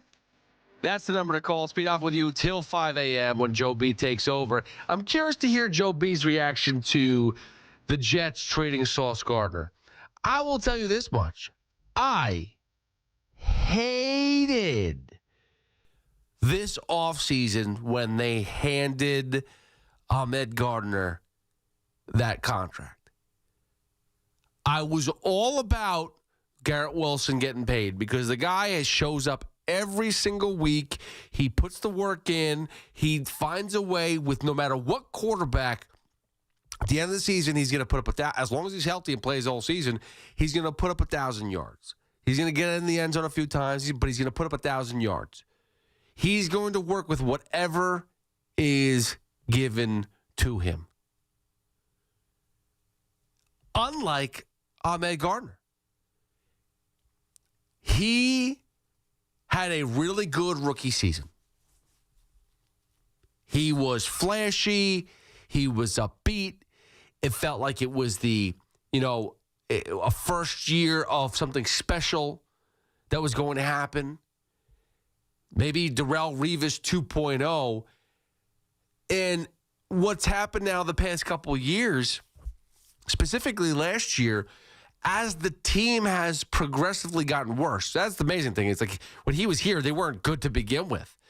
But as the team has, as the air has been seeping out of this team and out of this franchise and just getting lower and lower and lower and lower, Gardner has just gotten worse and worse and worse. He's a no-show. He doesn't add up on the stat sheet. He just doesn't do anything. You can sit there and say, he covers really well. He's not disrupting plays enough. He's not making a big pick. He's not worthy of getting that big contract that he received. It's just the reality. It was a bad play by the New York Jets. I liked the fact that they decided to go Garrett Wilson and say, hey, you know what? You've shown up every single game, and we're going to keep on paying you like that because we think you're going to keep on hustling. We think that you're going to do this no matter what. I don't know why they chose to give it to Gardner. Is it because they thought that the money would motivate him? I would think it's the other way. You want him to be motivated, have him go out there and say, hey, listen, man, you put up numbers, we give you money. We'll give you that top level. We'll make you a top level quarterback in this league. Instead, they paid him. And it took less than 10 weeks for them to trade him. Now, I've heard some people sit there and say, hey, they thought about this the whole time. There was that thing in the contract that it was an easy contract to get rid of. So Muji was playing this long game the whole time. I doubt it. I don't know. I don't think I'm going to sit there and try to give Darren Muji the benefit of the doubt just yet. I'm not. Now, he had an opportunity in front of him. They realized they messed up. This is kind of like a David Stearns-esque type of move where in year one, when you realize it's not working out with certain people, you got to move forward. You got to move on, right? And I'm not talking about I'm talking about lower level people with David Stearns, but the fact is that he signed, I'm not blanking on the guy he signed now, but he's Joey Wendell. He signed Joey Wendell and then he got rid of him. He's like, this is not working out. See you later. And that eventually got to Jose Iglesias. And here, Gardner was signed, and he realized it's not working out. Now, did he ever think he was going to be getting 2 1s and A.D. Mitchell on top of that for Gardner? I mean, if that was his plan from the jump of hey, listen, we'll pay this guy right now. If it works out, it works out. If not, I'm just going to go get a haul back. You never know. Maybe there were trade talks, during the offseason or before they made those moves or before they signed that contract. And they said, hey, listen, we're willing to trade for Gardner. We definitely are. We're not going to give you a lot, but we'll trade him. And then you sign that contract, and maybe it pumped him up a little bit more. Definitely there's more of a commitment. He's already paid. He's not going anywhere next year unless the Colts decide to trade him from next year. But regardless, it was a really good step in the right direction for the New York Jets. A Jet franchise that I looked at and said, I think they are completely and utterly lost. Even though I'm not an Aaron Rodgers guy, I thought they did him wrong by how they handled getting rid of him. I think they did wrong by hiring Aaron Glenn and Darren Muji. I think there was a lot of things that went wrong. But at least they righted this. They righted Sauce Gardner. And listen, they got rid of Quentin Williams too. And you may not want that. I know a lot of people were very upset. Quentin Williams is somebody that you like, a fan favorite type of guy, but he legitimately wanted to get out of here. Asked multiple times to leave. And now he's in Dallas. Now he's going to make the Giants' life a living hell. So, a good day, a good trade deadline for the Jets. But what does it really mean? And that's the thing, right? We're going to sit here and say, what a great job by Darren Muji to get all these draft picks, to offload 2 contracts that are, now it's going to give them some flexibility for next year and all this other stuff. But really, it means nothing. And I know it's a cliche. It means nothing until you draft. But that's the reality. Because we had Baldinger on. Brian Baldinger, and he basically said, because I think Sal was excited about the pick, the move for Sauce, and it's like, well, yeah, we've seen the Jets in the past have 4 draft picks in the first round. It all depends on what they do with them. And listen, when that last time happened, it was, I think, Chad Pennington and I think Kyle Brady was one of them, if I'm correct. No, Anthony Becht was one of the picks. It was Pennington. It was Becht, and I'm trying to remember who else the other 2 picks were. I don't think one was Ferguson. But regardless, what are you doing with the picks? What are you going to make out of it? Are you going to make a significant pick in the draft that sets this team and jumpstarts their, the franchise again? Because it's been a down franchise for a long time. You could sit there and point fingers at what's the cause of it. Is it the players? Is it the personnel? Is it the coaching staff? Is it the owner? It's everything. It is everything. Everyone keeps on making the same moves over and over and over. It's like a sick cycle that they continue to go down. But at least they recognized this was not the way. And fresh start. I am still at the point where Aaron Glenn has not done enough, in my opinion, to warrant him to come back. I don't think Aaron Glenn has done enough to show that he has what it takes to be an NFL coach. Not right now. And with that being said, he continues to screw up over and over with the media. With this whole quarterback situation. It's getting old. It's getting played out. Again, asking Aaron Glenn about the coaching, about the quarterback position, do you know who the quarterback is? And his responses are getting lame. They're getting tiring. And at some point in time, you have to handle it better. And I said we said this about Brian Daboll. Brian Daboll, his first year with the Giants, got in Daniel Jones' face. Remember that? Daniel Jones, in an early drive versus Tennessee, throws the pick in the end zone, and Daboll is in his face and over that type of play. Even though it was early on, it wasn't like something that's happened every week. It's week one. It was week one. But he got in his face. And the rest of the season was, I'm not saying magical, but good enough where they ended up going to the playoffs. Then the following year, as Daboll continued to be feisty and, had his blow-ups and whatnot, it wasn't good enough. That's unacceptable. He I think he showed up Tyrod Taylor one game, and people were like, whoa, what are you doing here?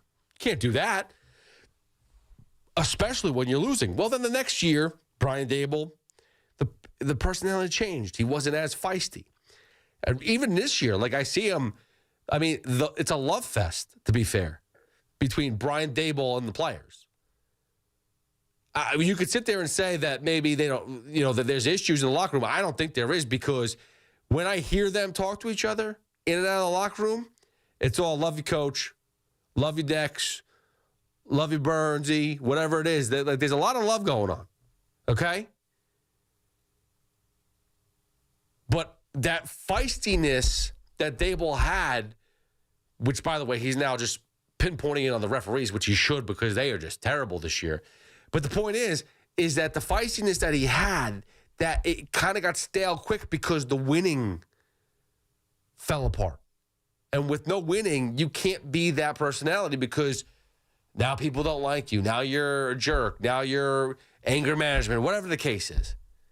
Well, Aaron Glenn is putting himself in a spot right now where he is very cutting off the media, cutting off the information he's giving out to the media. And that's all good when you're winning. He's won one game. Who is Aaron Glenn to tell the media, I'm not giving you any information? It's not for you. It's for me. I need to know. And I know. It's making him look like a joke. It truly is. And I would like nothing more than Aaron Glenn to figure it out, for him to be the coach for the next 15, 20 years, bring the Jets back to the playoffs, get them to a Super Bowl maybe even win a freaking Super Bowl. But let's take it slow steps. Let's get to the playoffs first. But when you handle these situations like that, you're making the media not like you. And there's a conversation going on right now, which is, I saw from Ryan Dunleavy, and I didn't read the whole article about We'll get into it more after the break. Just about people on social media and the way they attack players and all this stuff. It's not good. But that being said, though, the media is made out to be really bad at times because they're the ones that are putting out articles. They're the ones that are putting out stories and saying certain things. But a lot of it is just them holding the coaches and players accountable, right? Like someone's got to do it. Why'd you do this, coach? Why are you not telling us who the quarterback's going to be? Why is that a big deal? So far, I haven't heard a good answer. So far, I haven't heard a coach that is giving you something that's solid. Right now, I hear a coach that's trying to play a game with the media and almost like distract and be like, I'm going to hold this information from you because it's going to help me out. But really, it's just people laughing at Aaron Glenn. It's laughing at the Jets again, being like, dude, you have Justin Fields and Tyrod Taylor on as your quarterbacks. Like, who are you kidding? Who are you kidding? Who are you trying to hide from the defense, from the Cleveland Browns defense? Who are you trying to hide right now? It's a joke. And right now, the Jets look like a joke. And if you think that the Jets have been bad all season long, well, now they don't have Gardner and Williams. And I know Gardner wasn't there last week when they actually won a game, or 2 weeks ago when they won a game. But now you're missing Gardner. He's not coming back, and Williams is gone too. Quentin Williams is gone. So now you're probably going to be worse. I mean, you talk about a team that is so upside down. I don't think the Jets know how to get out of their way. But I do want to we'll take a break here. I do want to get into that article for Ryan Dunleavy because it was interesting. And it's something that everybody feels and hits. But it is interesting to get into some of these athletes and what they feel about the access of social media as well. All right, 888-808-1019. Take your phone calls, Jets, about how you feel about the trade. If you feel that this means that the organization is going in the right direction, I still don't think it's the case. And I still think that Aaron Glenn is one and done. And I think that you could get somebody better in the offseason to make this team better, build this franchise better. Look at the Patriots. Look at Vrabel. And I don't want to sit there and say that's the motto. Bring in a coach for a year, and then fire him, and then go get a coach like Vrabel. But that's honestly, when someone like that is available, you need to bring him in. And I think that the Jets can do better. 888-808-1019. But coming up, I do want to get into that article from Ryan Dunleavy about social media and the impact on players. 888-808-1019. You can always hit me up at Hoff, WFAN. Every Saturday at 8 a.m., it's Kickoff with Boomer and Mike Valenti, where the guys break down the biggest headlines and storylines from across the NFL. Drake May is playing out of his mind. This is a very good balanced team, and I love what Mike Vrabel has done with it. Kickoff with Boomer and Valenti is brought to you by Nationwide. For your insurance and financial needs, Nationwide is on your side. The Fan, 101.9 FM, and always streaming on Odyssey, TuneIn, and the iHeartRadio app. Injured? Don't be a whiner. Call me, attorney Mark Miner. I'm Mark Miner, and I have over 30 years of experience handling personal injury cases. If you or a loved one has been injured in an accident, don't whine. Call 1-800-LAW-LINE. You can trust that the personal injury law firm of Zalman, Schnurman, and Miner will treat you with respect and fight for your rights. Don't whine. Call 1-800-LAW-LINE for a free consultation. Our goal is to transform your pain into payment. If there is no recovery, there is no fee. We handle all type of accident cases and value the opportunity to help you.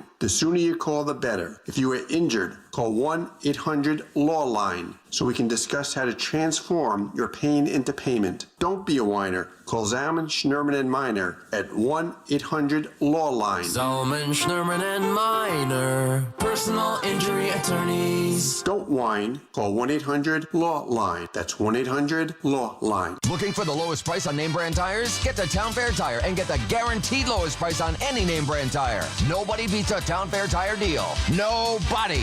Name brands at discount prices. Town Fair Tire. Diabetes, high blood pressure, anxiety meds, everyone's on them. If you're a 50-year-old male, maybe a bit porky, and you may even have type 2 diabetes, $1 million of term insurance may only cost you about $200 a month. Call Term Provider. Speak with Big Lou at 800-555-2085. Big Lou will find a term life policy for you even if you have type 2 diabetes, are overweight, or have high blood pressure. Term Provider has helped thousands of people like you who think they can't afford term life insurance. To buy $1 million of affordable term life for you, all you need to do is call Big Lou at 800-555-2085. Lou will make sure the scales are tipped in your favor. Call 800-555-2085. Big Lou will answer your call and work to fit you into a term life policy that you can afford. Remember, Big Lou's like you. He's on meds too. Call 800-555-2085 or biglou.com. We're always talking New York sports on The Fan. We all hear the radio ads about the IRS. They tell you to be afraid, to be scared, and they try to frighten you into calling. I'm not here to do that. Tax Relief Advocates is different. TRA is here to tell you that if you owe money to the IRS, whether it's $5,000, $50,000, or $500,000, we have a solution. It doesn't matter if you're sitting in your car, at work, or with your kids. No matter where you are, call now. 800-575-6986. Don't lose hope. TRA can eliminate or reduce what you owe to the IRS. Generous programs are now available that can give you a fresh start. Our passion is taxes and helping individuals fix their IRS problems. We have over 1,000 5-star reviews on Google and an A+ with the Better Business Bureau. You don't need to be afraid of the IRS any longer. End your tax nightmare today by visiting us online at TRA.com or call 800-575-6986. That's 800-575-6986. Tax Relief Advocates. Real solutions for real people. This is J.J. Hill of Shulman & Hill, New York's premier injury law firm. We'll always fight for you if you're injured at a construction site. If you've ever wished you had a lawyer in the family, now you will. At Shulman & Hill, it's never one and done. Once you're a client, you're always part of our family. Shulman & Hill. We're not just New York's law firm, we're your law firm. Get your free consultation at hurtny.com. That's hurtny.com. We are moving now. Electric bikes are everywhere. They are quiet and very fast. Teens ride them on the roads, in bike lanes, but also in places they should not be, like sidewalks and parks. Look out! When you ride, wear a helmet. Don't speed. Watch out for pedestrians and cars. New York State and your community have specific rules for electric bikes. Follow them. Go to trafficsafety.ny.gov for more info. A message brought to you by the Governor's Traffic Safety Committee. Get connected with WFAN to talk about your favorite teams. The Fan on the Odyssey, iHeart, and TuneIn apps.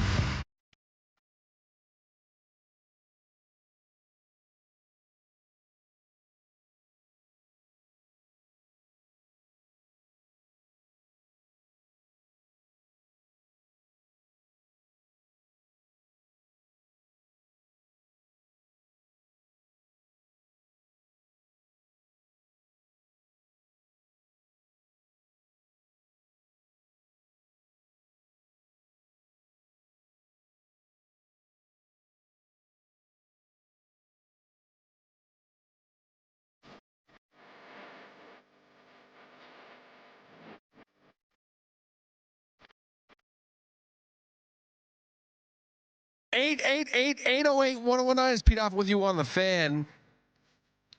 Up until 5 when Joe B takes over. And I was talking about this a little while ago, too. Again, if you want to give it a call, 888-808-1019. We're talking Pete Alonso we started off with. We did a little Jets just now, but you could talk about whatever you want. If you want to talk about Yankees offseason, if you want to talk about Giants. But right now, there's one thing in particular that's going on in sports. And Ryan Dunleavy had a great article in New York Post. And it is basically, it's labeled, if I can find out how to unlock this thing again, New York stars reveal the vile Wild West of social media and the ugly messages they've faced. And there's a bunch of New York athletes who basically kind of go through, because it's the latest one was Graham Gallo. Missed the field goal, and he said he got messages from people saying that, I hope you die of cancer. What are we doing? What are we actually doing? Now, listen, don't get me wrong. Sometimes I get heated. Sometimes we all get heated. I call David Stearns a moron for making a stupid move in signing Frankie Montas and sometimes trying to be smarter than other people. Yeah, is that right? Is that nice? No, it's not nice to call him a moron. That's how I feel in the moment. Okay, fine, whatever. But the move is moronic. I'm not taking that back.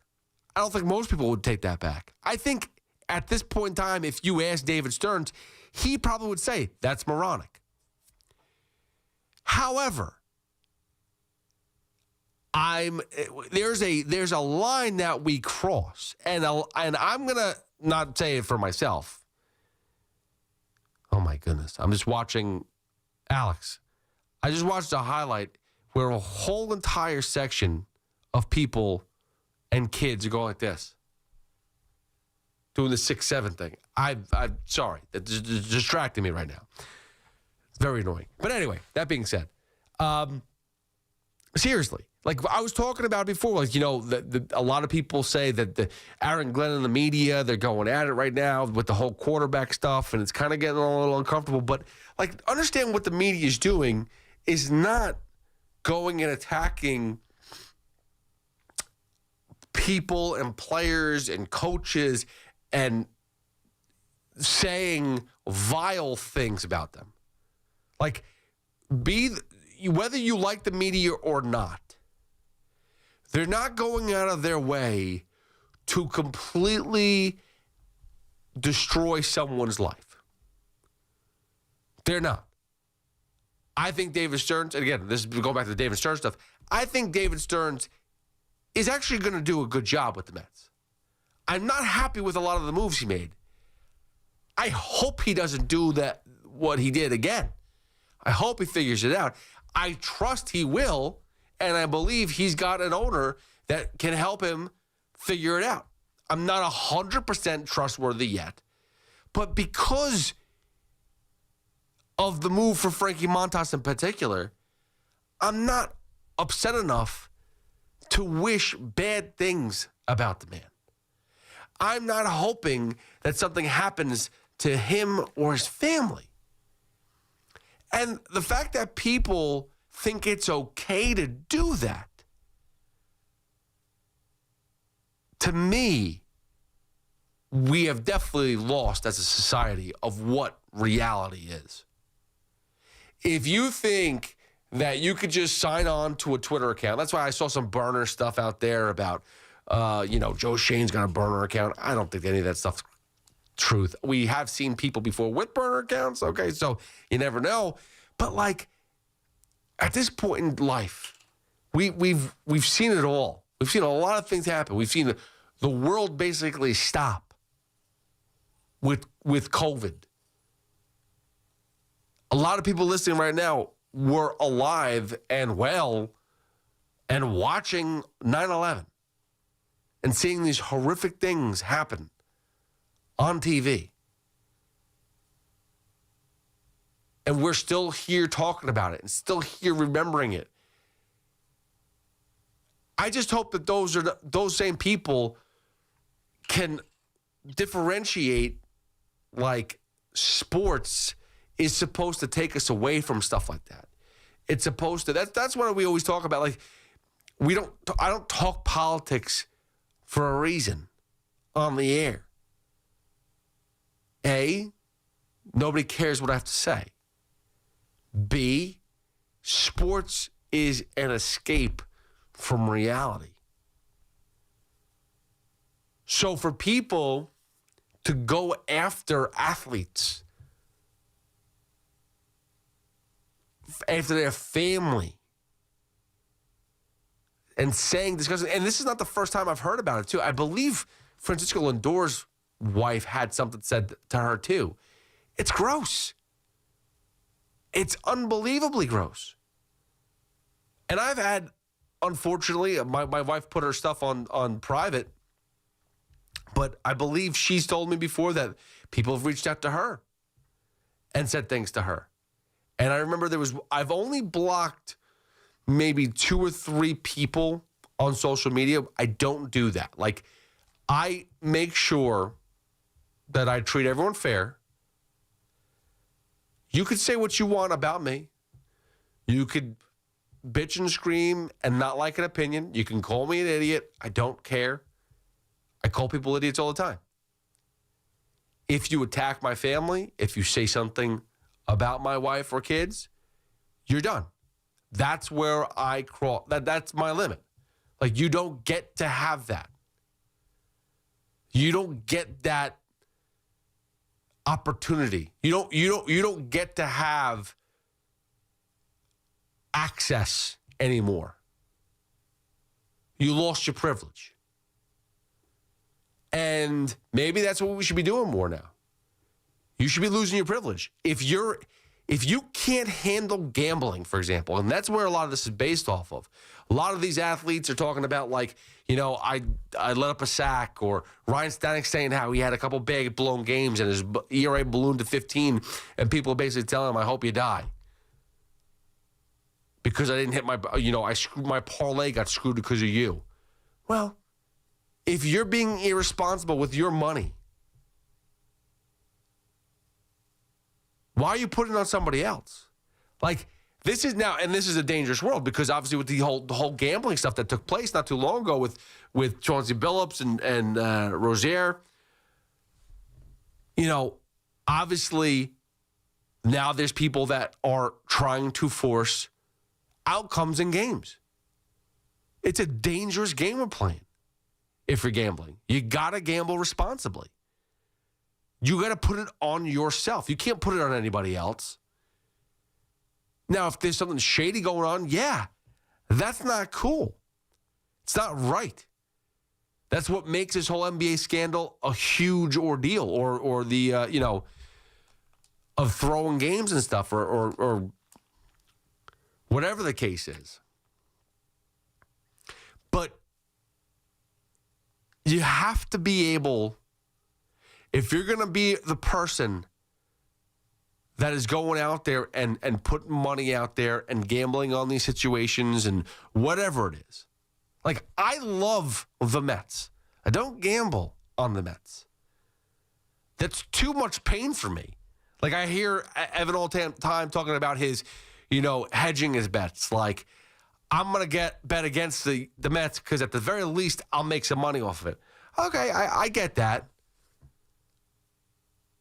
But I can't, I personally speaking, wouldn't want to do that because I don't feel good about that. Like, I want my team to win. I'm going to root as hard for my team to win. So the fact that a team, I'm sitting there watching a game and knowing that I get satisfaction of, hey, get some money off of it at the end of the day, it's not gonna make me feel any better. I'm still gonna be pissed that the team lost. But I'm also not gonna go out of my way to reach out to these players, find them, and say the worst thing in the world. And that's something that goes on a daily basis. And it's just, I always tell this to all my hosts that I work with, or for anybody that I work with, don't read the comments. Like, whatever you do, the comments are the worst thing to read. That's the one thing you don't do, is read comments. It's a waste of time. All it's going to do is make you angry, and you're going to try to fight back. I've had some conversations with people where, like, they say something to me and it's a little bit off, and I'm like, you went out of your way to say something. Well, let's seek this through. Like, for example, I dropped the F-bomb the other day when the Islanders backed Matthew Schaefer after he got crushed in the game against, I think it was the Bruins. And you saw he got cross-checked, and it was nasty, and an entire team basically went and just pounced on the guy that did it. And I was like, you don't F with Matthew Schaefer. Like, the organization will not allow that to happen.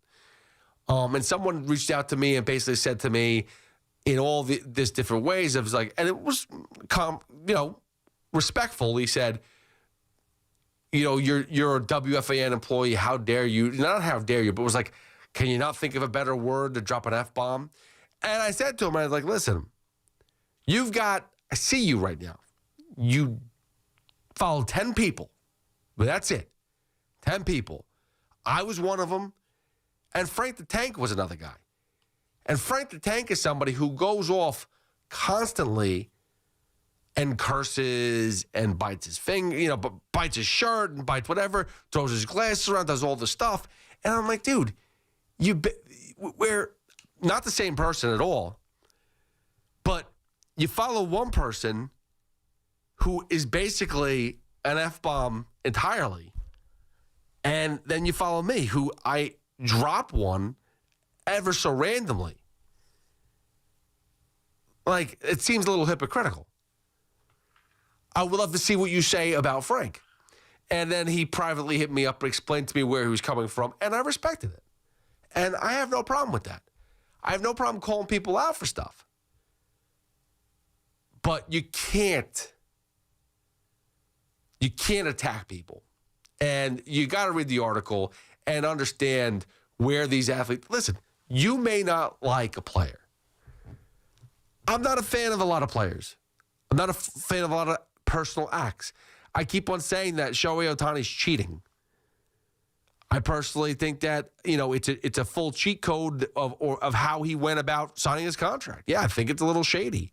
I think the Dodgers are shady. Personally speaking, I'm not a fan of the Phillies. Alec Baum bothers me. Rhys Hoskins bothers me because of what he's done to the Mets. Chase Utley bothers me because of what he did to the Mets. I'll tell you this much, though. I've seen and listened to Chase Utley talk before about the Mets, and I have a different level of respect when I hear him talk about things. That's for sure. And if he was on my team, I'd probably love the guy. But because he did it against us, I can't stand him. But that doesn't give anybody the right to be like, you're a piece of crap. You should die. Your family should die. You really got to think, and if you're one of those people, you really got to look in the mirror and go, would I want anybody doing that to me? Would I want anybody, if I did something wrong, would I want people attacking me? No, you wouldn't. You wouldn't. So I think everyone's got to read the article from Ryan Dunleavy in the Post and really just take a good look. If you're on social media and you're doing stuff like that, really take a hard look at yourself. Can you handle social media? Maybe you can't handle it. Maybe you're just not old enough. Maybe you're not mature enough. But it's New York Post Sports, the back page, Feel the Hate is the title. So, good article. Unfortunate article because guys like Brunson even has to go through that, which is outrageous. 888-808-1019. We'll get back to your phone calls coming up next on The Fan. 888-808-1019. Again, you can always hit me up at Hoff WFAN. Flag and Anthem just dropped their new premium coolant denim, and it's a total game changer. They're truly unlike any pair you've worn before. Durable, lightweight, and built with stretch and cooling fibers that keep you comfortable all day. And if you really want to do it right, pair them with Flag and Anthem's best-selling Chatsworth Soft Waffle Hoodie or Henley. Both made from that super soft thermal-like fabric that looks great on its own or layered under a jacket. Trust me, this combo's got fall written all over it. And I'm going to just remind you, it's not just for the men. The women love it too. My wife loves Flag and Anthem. So visit flagandanthem.com and don't forget to use code WFAN for 25% off at checkout. Flag and Anthem, real clothes for real life. It's BT and Sal, middays 10 to 2 on the Fan, 101.9 FM. Educate me. I'm just a loudmouth, know-nothing fan. Tell me how you could have great drafts, great signings, a great quarterback, and still suck week after week with the losses. Tell me how that's possible. Listen to BT and Sal on demand on Apple Podcasts, Spotify, or wherever you get your podcasts. With over 90 years of combined legal experience representing the law enforcement community, Decolator Cohen and DePrisco LLP continues to strive to educate police officers of their civil rights to sue in line-of-duty accident cases. The 2025 Police Officers' Right to Sue newsletter can be viewed on policeofficersrighttosue.com and provides successful results in varying line-of-duty accident cases. These results include damages recovered from RMP accidents involving the City of New York and civilian motorists, station house defects, ricochet injuries from the range, private premises slip and falls, sidewalk slip and falls, construction defects, snow and ice cases, and injuries emanating from defective RMPs. In any LOD accident, it is important for the officer to take photographs of any defects, injuries, or damage. It is also essential to draft the line-of-duty report and detail the cause of the accident in the paperwork. Remember, there's a 90-day time limitation to file a claim against a municipality. If any law enforcement member has a question regarding a potential lawsuit, contact Decolator Cohen and DePrisco LLP at policeofficersrighttosue.com or call 1-800-901-1529. Imagine a gentleman's club with over 200 gorgeous exotic dancers every week. Hey, big boy. From the people who make fantasies come true, Gallagher's 2000 in Long Island City is the place to be. Gallagher's 2000, a gentleman's club for today, gentlemen. Gallagher's 2000 features 2 floors, 3 stages, discounted drinks, VIP, champagne rooms, and dinner specials every night. Gallagher's 2000 offers complimentary lunch Thursdays and Fridays with any drink purchase. Come on down, big boy. Gallagher's 2000 is New York's largest upscale gentleman's club, and Gallagher's 2000's bachelor parties will blow you away. For their bachelor party specials, call 718-361-1348. Gallagher's 2000 is located at 4319 37th Street in Long Island City, Queens, just a half a block north of Queens Boulevard. Call 718-361-1348. Gallagher's 2000 is unlike any club in New York. Come tonight for the time of your life. Gallagher's 2000. Let your imagination run wild. Talk New York sports on the Fan. Everybody knows Town Fair Tire is New England's largest name brand discount tire dealer, beating all the local competitors with our guaranteed lowest prices. And now, with over 120 stores throughout New England, we beat all the competition, including the warehouse clubs, the online sites, and the local dealers. Yes, we beat them all with the absolute guaranteed lowest price on name brand tires. Nobody beats Town Fair Tire. Nobody. Name brands at discount prices. Town Fair Tire.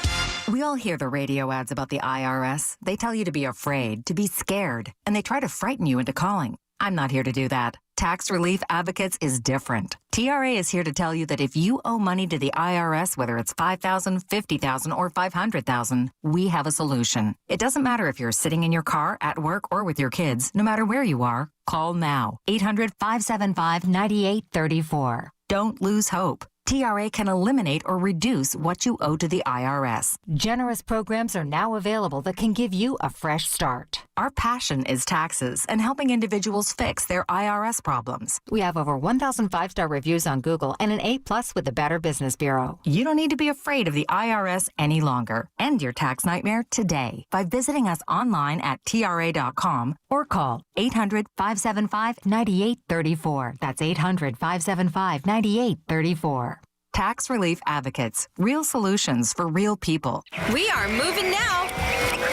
Electric bikes are everywhere. They are quiet and very fast. Teens ride them on the roads, in bike lanes, but also in places they should not be, like sidewalks and parks. Look out! When you ride, wear a helmet. Don't speed. Watch out for pedestrians and cars. New York State and your community have specific rules for electric bikes. Follow them. Go to trafficsafety.ny.gov for more info. A message brought to you by the Governor's Traffic Safety Committee. Talk New York sports on WFAN, 888-808-1019. Powered by Paramount Plus. Count on Sundays all season long with the NFL on CBS and Paramount Plus.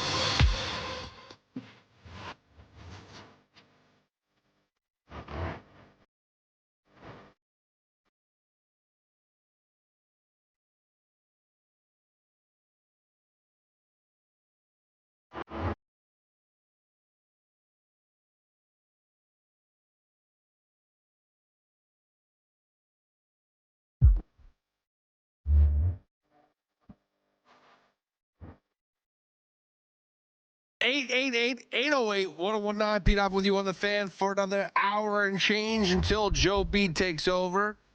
Got Alex's arm playing his favorite Billie Eilish songs.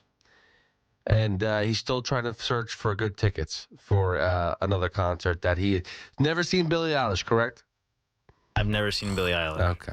But we are searching. We will hopefully find a show that you can go to. Now, again, you said her last show is in Texas?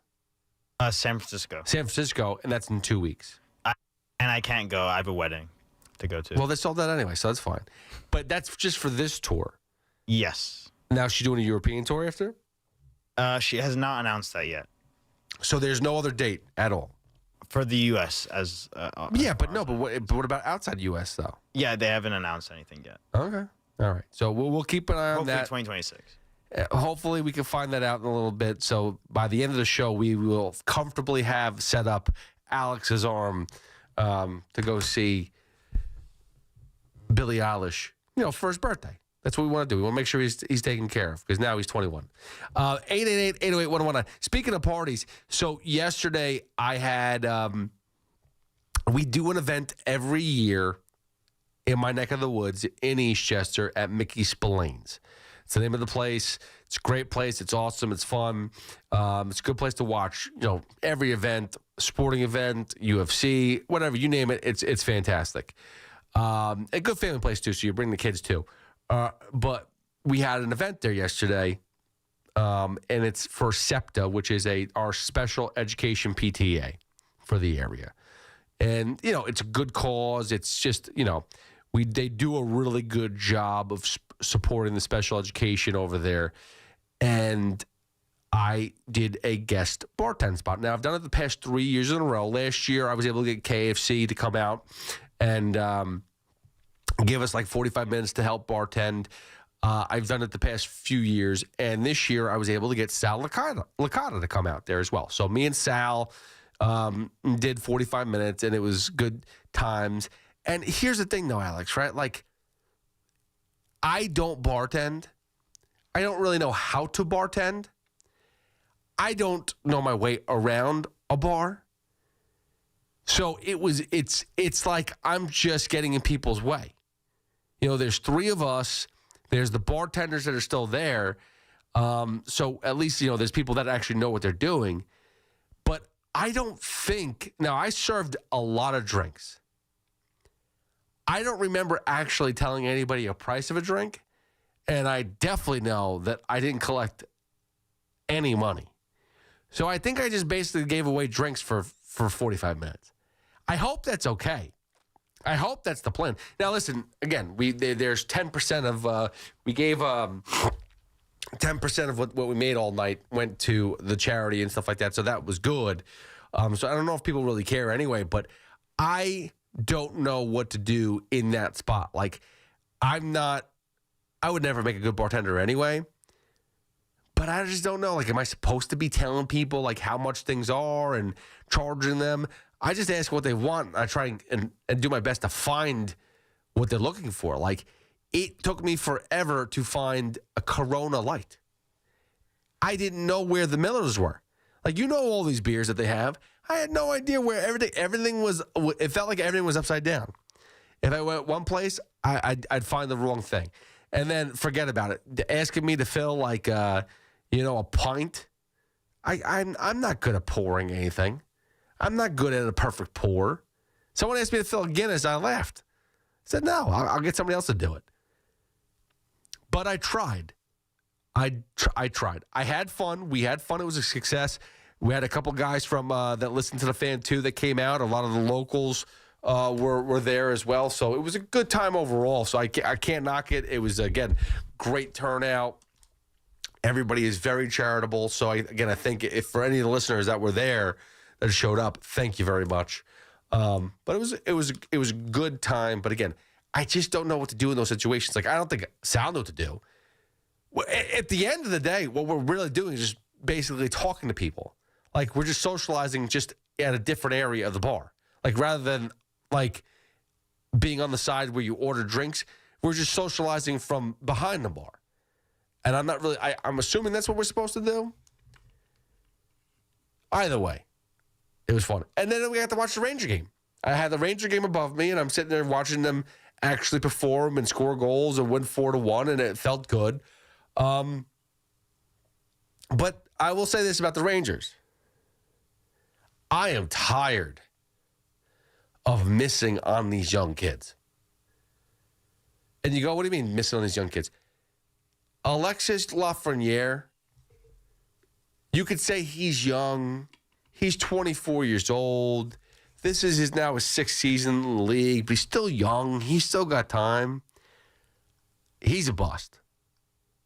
Let's call it what it is. He's a bust. He's got 8 points in 15 games. You want to know who's not a bust? You go to San Jose. You go to the first pick from 2024. His name is Macklin Celebrini. Macklin Celebrini is not a bust. Macklin Celebrini in 15 games has 23 points on the season. He's got 9 goals. 9 goals. So Lafreniere has 8 points on the season in 15 games. Macklin Celebrini has 9 goals on the season in 15 games. 23 points overall. That's a guy that hit. I don't understand what the Rangers have in their organization when it comes down to scouting, but it clearly is missing the mark. And we could go back to Capo Caco. You know, again, he wasn't the first overall pick, but he was a high pick, and he failed. Now, I think maybe partly he failed because, again, Rangers didn't really give an opportunity here. That was part of it. However, he failed. And he's hurt right now, too, so you can't even say, like, oh, well, he's blowing it up over there in Anaheim. No, he just failed. Lafreniere is failing. And it's getting very annoying. And I know Panarin had a good day. And even Lafreniere had 2 points. 2 points. In 15 games. Like Celebrini does that every game. It feels like Celebrini's putting up, and if he does go for an offer, then the next game you get 3 or 4 points.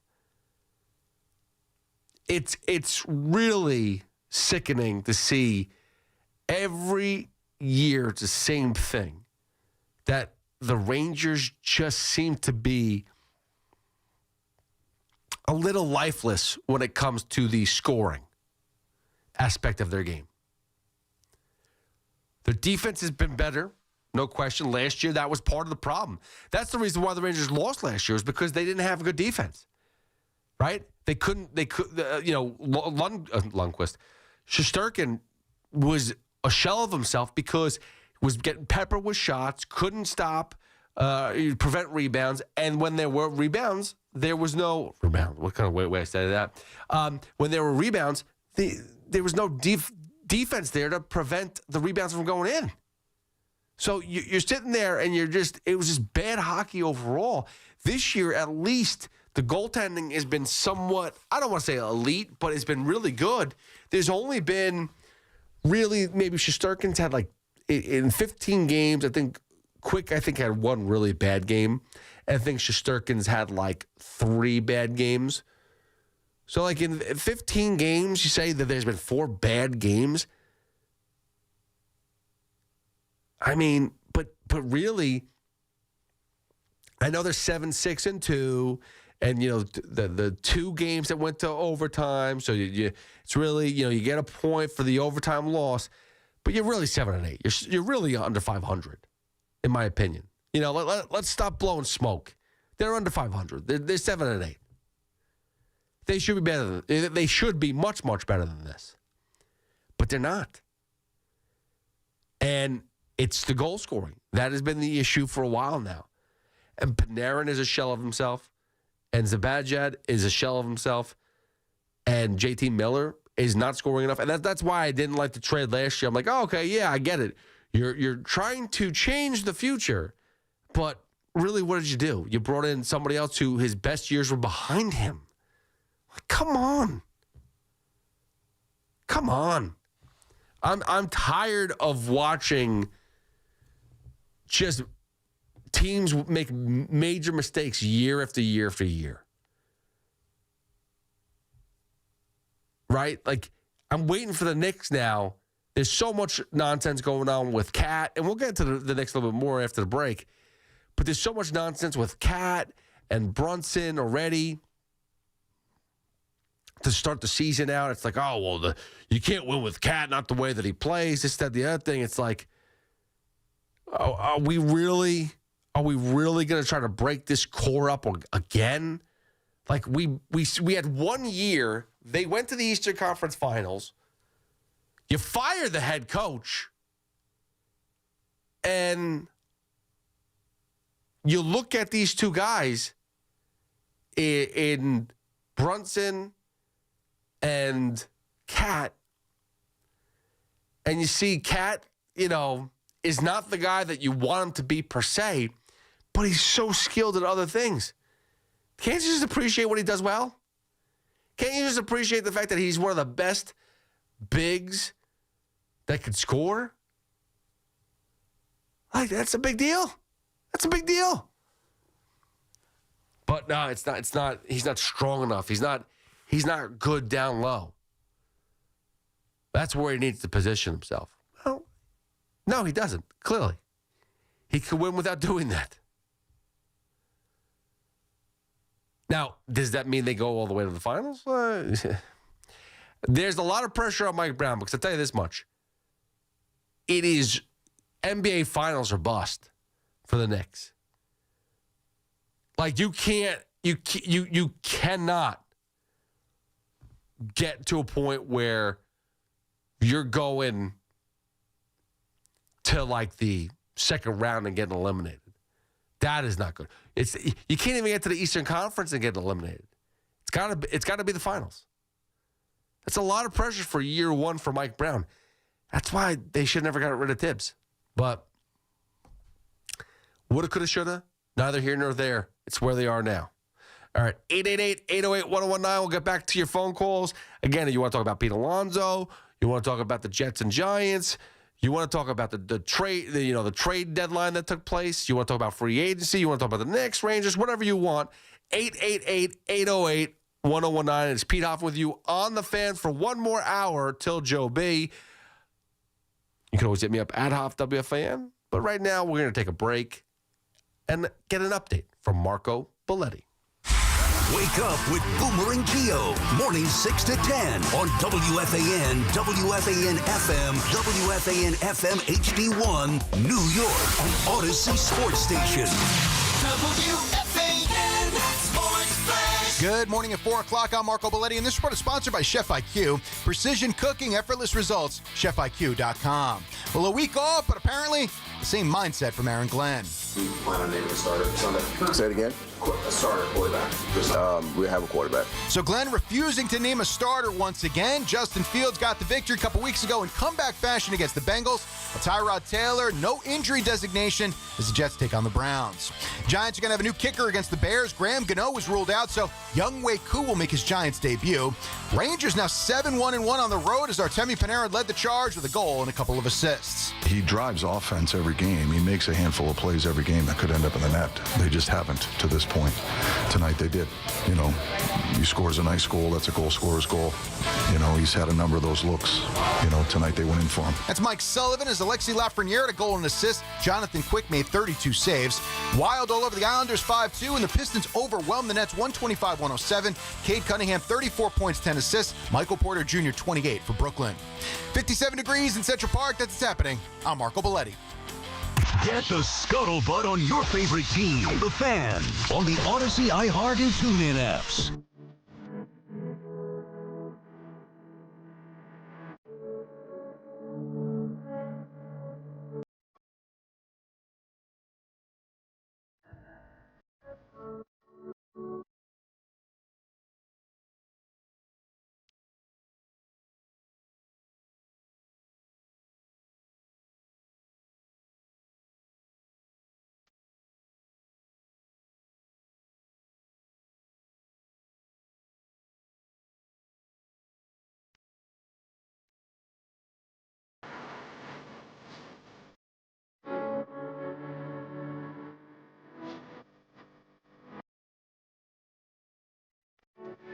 888-808-1019. It's Pete Hoffman with you on the Fan for one more hour until Joe Beningo takes over, bro. And we started the show off with my love fest for Pete Alonso, which is true. I will not deny it. I am someone who is a Pete Alonso apologist. That's what I do. But it's not because I think that he is God's gift to baseball. It is because I don't see a better option than what Pete Alonso can offer with his bat. There's not one free agent that I feel that is that much better than Pete Alonso, especially at this point in their career. Like Alex Bregman, good player, right? Love Alex Bregman. You're going to give Alex Bregman a huge contract for a guy who batted .273, 18 home runs, 62 RBIs last year. That's what he did last year. I know it's not all based off of last year. I know he missed some time. But even the year before that, 26 home runs, 75 RBIs. Guys only had 2 seasons where he hit more than 30 home runs. So you're not even like talking about a guy who's going to replace Pete Alonso's stats. You're talking about a guy who's a better defensive third baseman. Okay, fine. But offensively, still not as good. And going to be 32. Is he wearing down? Is his body wearing down? He's played 10 years already. I'm tired of people looking at Pete Alonso and basically treating him like a bag of dirt because you don't like the shape of his body, you don't like his goofiness, you don't like his personality, you don't like a lot of things about him. But at the end of the day, the guy puts up a ton of numbers. He is one of the best offensive players in baseball. I mean, you take away 2020, which was 57 games. He's hit 34 home runs as his lowest. 53, 37, 40, 46, 34, 38.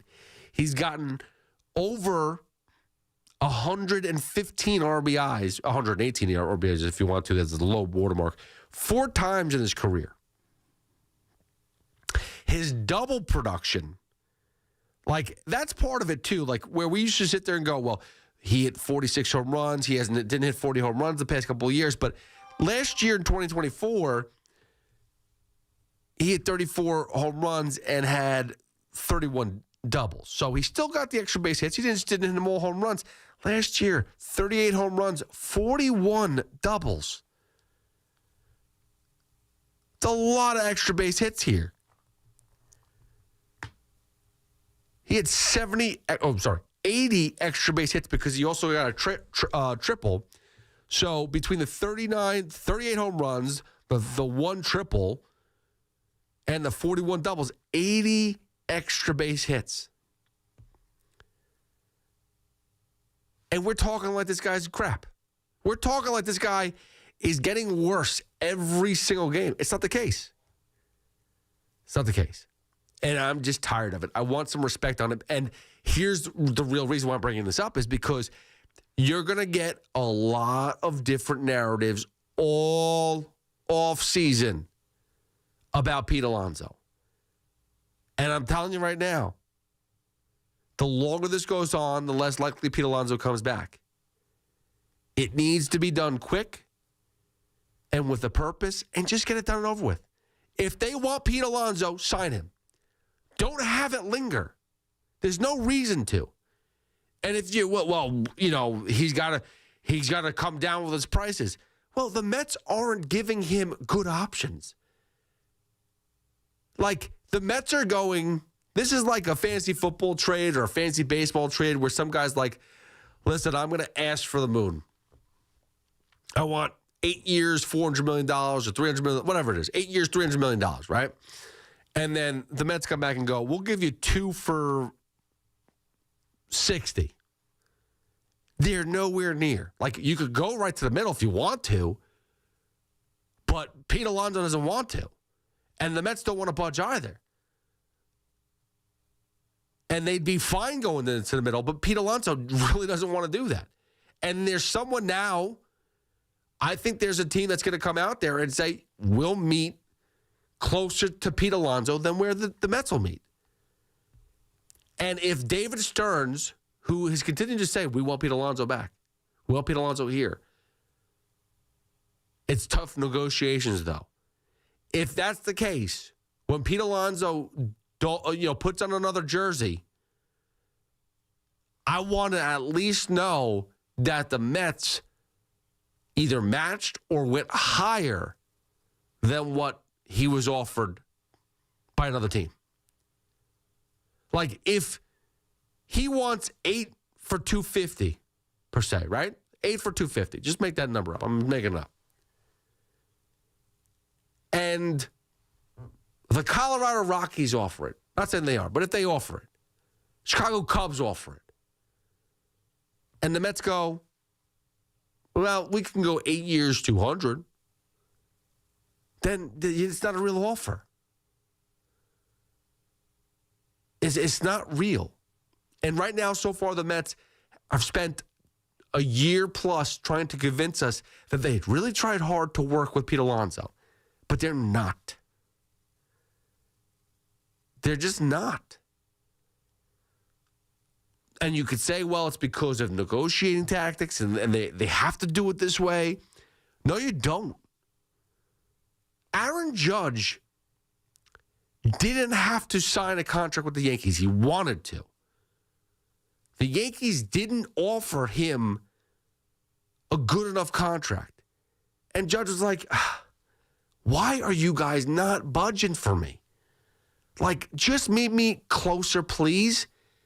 So he had to call, Hal to get it done. And they got it done. And don't get me wrong, like, Cohen last year sat down. Like, we know that. Steve Cohen sat down with Pete Alonso. They made it happen. But that was for a 2-year deal we're talking about.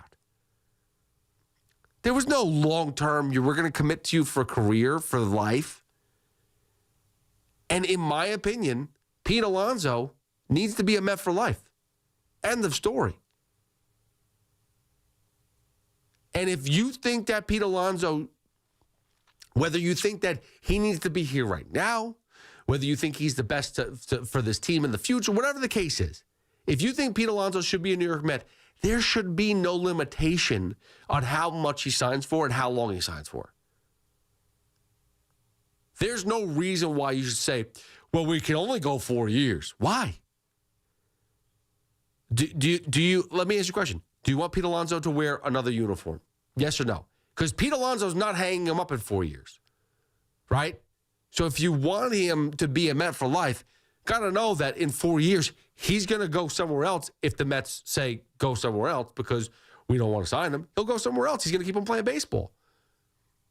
But why? Why let Pete Alonso go? There's no need to. He can transition to that DH. He can be David Ortiz from the right-hand side. Like, it doesn't make any sense. Doesn't make any sense, Michael. Speaking of Michael, 888-808-1019. Mike is in Brooklyn. Mike, what's up, buddy? What's up, brother man? Just want to thank you very much for showing up earlier yesterday to that event at Mickey Spillane's. You were the man, my friend. I appreciate you so much. I appreciate you, and that's why I came, because I support you, and you're my guy, and anything I could help out with, I'm there. So and I appreciate that, and you got to meet the wife, which I was very happy about. You got to see Tony again, and I'm looking forward. We're looking forward to going to. Listen, for some reason, he's really locked into the Nets, or wants to be locked into the Nets. So I thought there's games. Yeah, there's a lot of good games left. But it's just the other good team that you want to see. Yeah. The Nets playing any other team is really a game that you want to see. Not actually watching the Nets, just the team that's coming in to play against them. So that's funny. Yeah, anytime. Listen, first of all, the hockey, right? Celebrating, he's up to 10 goals, 15 assists. Oh, is 25 points. Is it? He got another point. He got another goal and assist last night. And then two other studs is that guy Kaprizov on the Wild. Oh, yeah, he's so good. Well, the Rangers were hoping that they could find a way to get him, but then he got locked up for a huge deal, so he's not going anywhere. And Wyatt Johnson on the Stars, another complete stud. And we get all we had almost like the misfit toys, like the Mets. It's amazing to me. Alexis Lafreniere is basically a waste of time. And we're sitting here trying to sit here like, oh, well, when is he going to turn around? He's 24 years old. And not saying that's extremely old, but for someone that's been in the league for 6 years, this is his 6th year now, who's been in the league this long, he's only had one season of, I think, 30 points or more? I know he's only like a 20. He's had a 20-goal season once in his career. We're talking about Macklin Celebrini, who's going to get 20 goals in 20 games. Amazing. So, I just don't know. The problem is, and it's even like when we went to the game, like when they played the Panthers, whatever, even then, they were like running circles around, skating circles around, around the Rangers. Yeah. They're faster. We're just slow. We're sitting there with Matt Rempe and hoping that Matt Rempe could find a way to put it in the back of the net. I'm like, that guy is 7'12".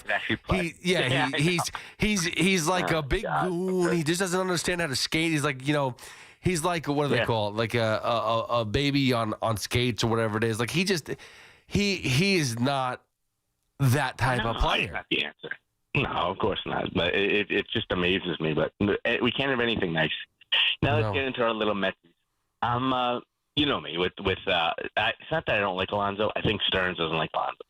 And I think if it was up to Stearns last year, Alonso wouldn't have been back. So I don't know. 8 years, $250 million to me. First of all, I think with next year, when there's definitely going to be a lockout, we all know that, right? So what they have to come up with is they have to do, their controllable amount of years. They have to narrow that down to like 2 years, because the problem is, okay, then you can have almost more like basketball. You could have a higher AAV, less years. Like say you give like $50 million for 4 or 5 years, right? As opposed to, $30 million for 10 years when the guy's 30 years old. You could pay a guy maybe when they're 26, 27 years old, as opposed to waiting. It just makes common sense, because you're paying all these guys now until they're going to be in their 40s. Even Soto, you think the back end of that contract is going to be a nightmare. Yeah, even if you paid a lot, Mike, it's going to be a nightmare. But Mike, there's a couple solutions here. First of all, you structure the deal however you want to structure it, and clearly, if you front load it, the contract's going to be high, and they're going to sit there and say, well, we can't sign other people now because we front loaded the contract that much. But here's the deal. Like, say if you did sign a $250 million deal for 8 years, and you front load the hell out of it, front load it where it's like $100 million for the first 2 years, and you got to spend for the next 6, it's got to be 150, and you end up like, the last 2 years are really only, $20 million each or whatever the case is. Like, you can go and be creative. You could defer money. You could do all this stuff. The point is you're right. David Stearns doesn't want to do it. That's the be-all, end-all, Mike. Yeah. You nailed it.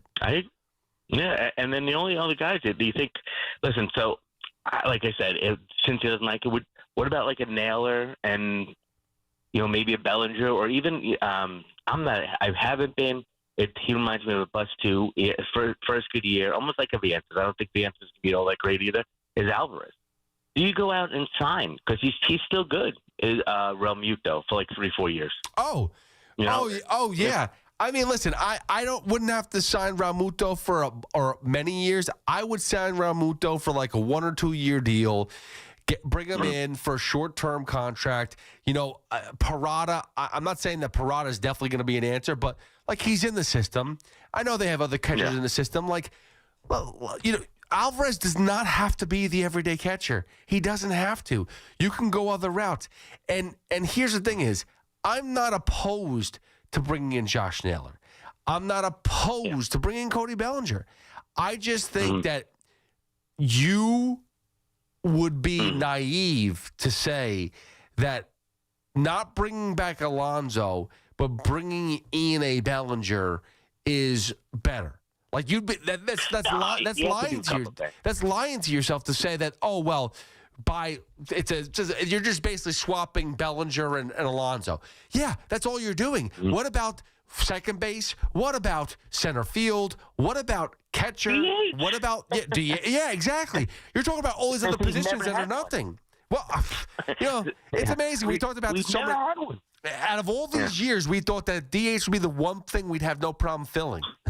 And we haven't. It's ridiculous. And just the last point, pitching, right? So I spoke to Al the other day, and the problem now is that this guy doesn't want to pay 30-year-olds. But again, it comes back to what I was saying with how they have to change the amount of years that they have these guys under control. Skubal by next year, this year, coming in a couple of weeks, he'll be 29. By next year, he's going to be 30, right? Valdez is already 32, or he'll be 32 in a couple of weeks. Ryan is 29 going on 30. They're all 30. Even Imanaga. I like Imanaga. He's 32 going on 33. Mm-hmm. So if this guy doesn't want to pay guys in his 30, who the hell are we going to get? Unless they come up with some creative deal for schemes. That's basically it. Who else can we can't? They're all 30 years old now. I mean, Mike, so, we're sitting in hell right now. This is why like I like David Stearns. I feel like you gotta let him navigate, but man, he makes it tough. He makes it really, really tough to sit there and try and buy into his plan when last year they failed so bad, and you could sit there. Well, they were only a win away. Why? Why? A win away from 84 wins. Right. You were a win away from making the playoffs at 84 wins, and we're sitting here going like, oh, they were so close. Why? But we're sitting there and saying that was the benchmark was 84 wins and just making the playoffs. Why did they not win the division? Why were they not better than that? Yeah. Of course. Do you have a top? You have a top 3 payroll, and you were not even a top 12 team in baseball. It's amazing to me, and I'll scream this until it's blue in the face. Pitching, and pitching. I'm a pitching guy, right? You need at least 2 1-1As. Okay, say McClain. Everybody, listen already. I'm not one of these guys either. With Vientos, I was the same way. I know Alex got a couple of ace. You know what? Give me a year or two, especially with pitching. Give me a little solid year. Position play is at least 2 years.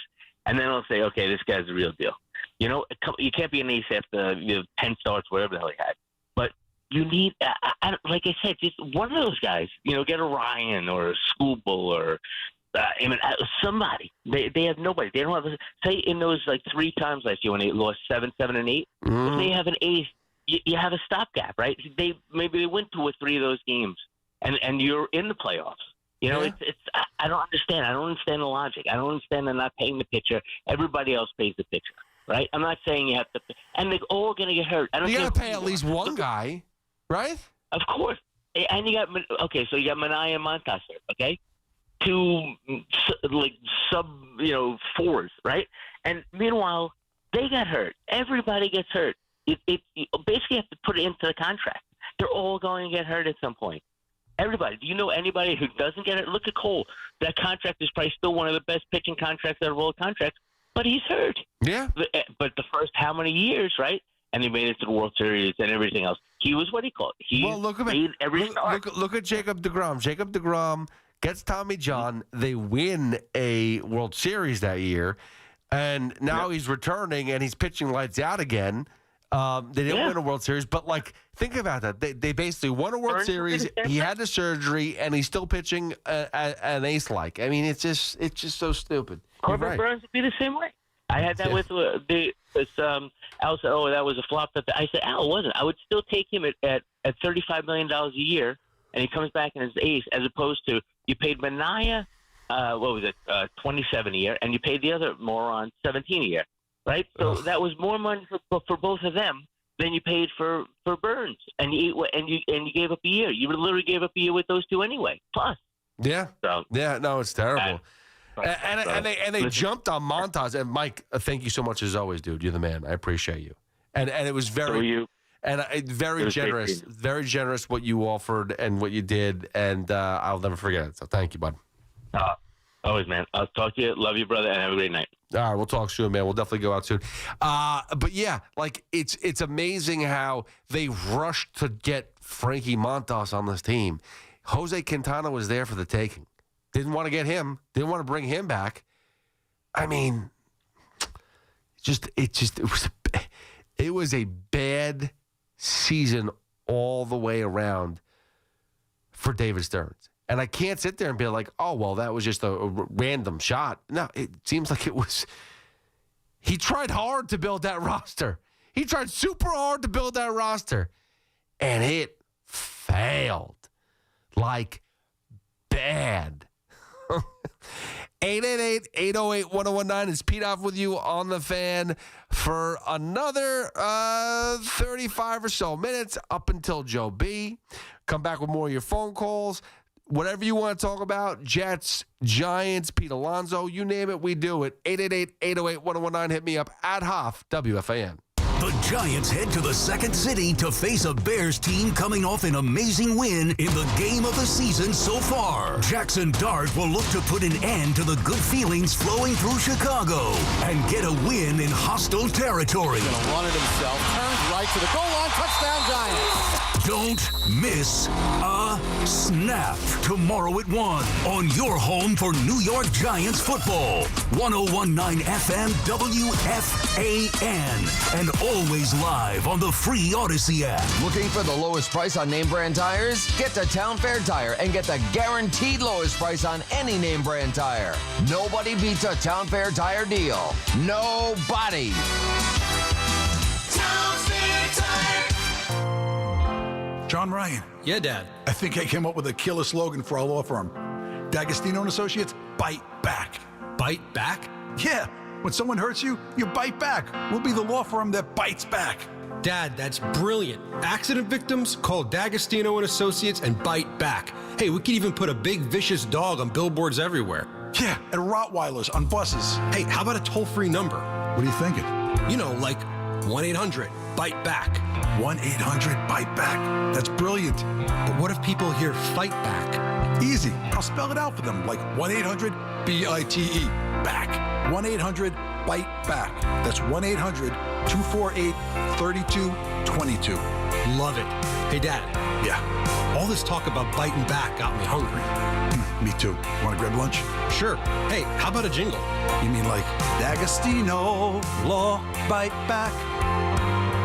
Just hearing the word IRS can make people break out in a cold sweat. No one wants to deal with the IRS, and now you don't have to. The good news is Legal Tax Defense has been successfully negotiating with the IRS for more than 15 years. It doesn't matter how much you owe, whether it's $5,000 or $5 million. You deserve the best in the business on your side, and that is Legal Tax Defense. Even if you're working with someone else and just want a second opinion, there is no cost or obligation to call. They can prevent levies, liens, wage garnishments, even file back tax returns. And the best news about Legal Tax Defense is they won't take your case unless they know they will reduce or eliminate your tax debt. Call Legal Tax Defense right now for a free no-risk consultation. 800-323-8922. 800-323-8922. You have nothing to lose but everything to gain. 800-323-8922. We've got more sports talk coming up on The Fan. Injured?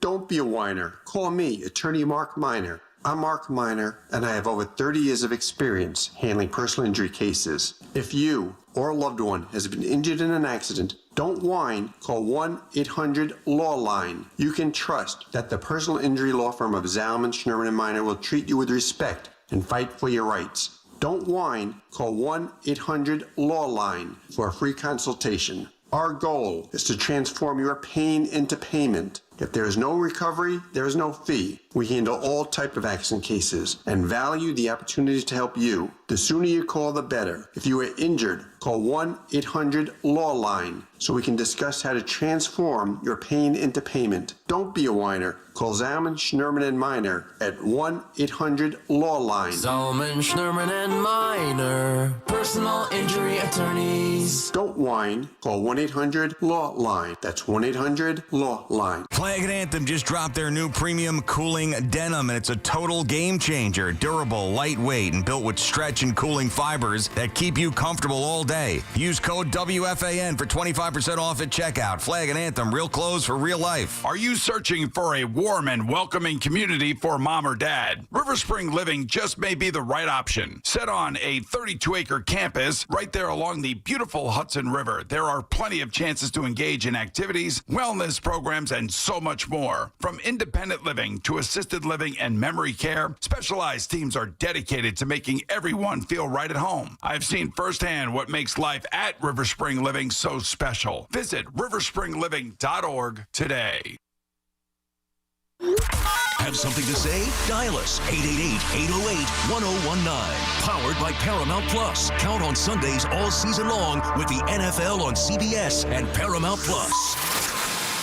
888-808-1019. That's the number to call. You can always hit me up at Hoff WFAN.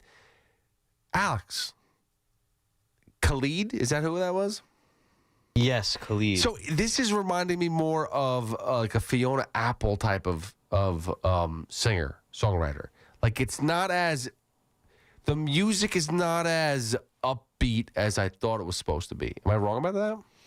Yeah, she's definitely more mellow. Her voice is insane. She's done the soundtrack or the songs for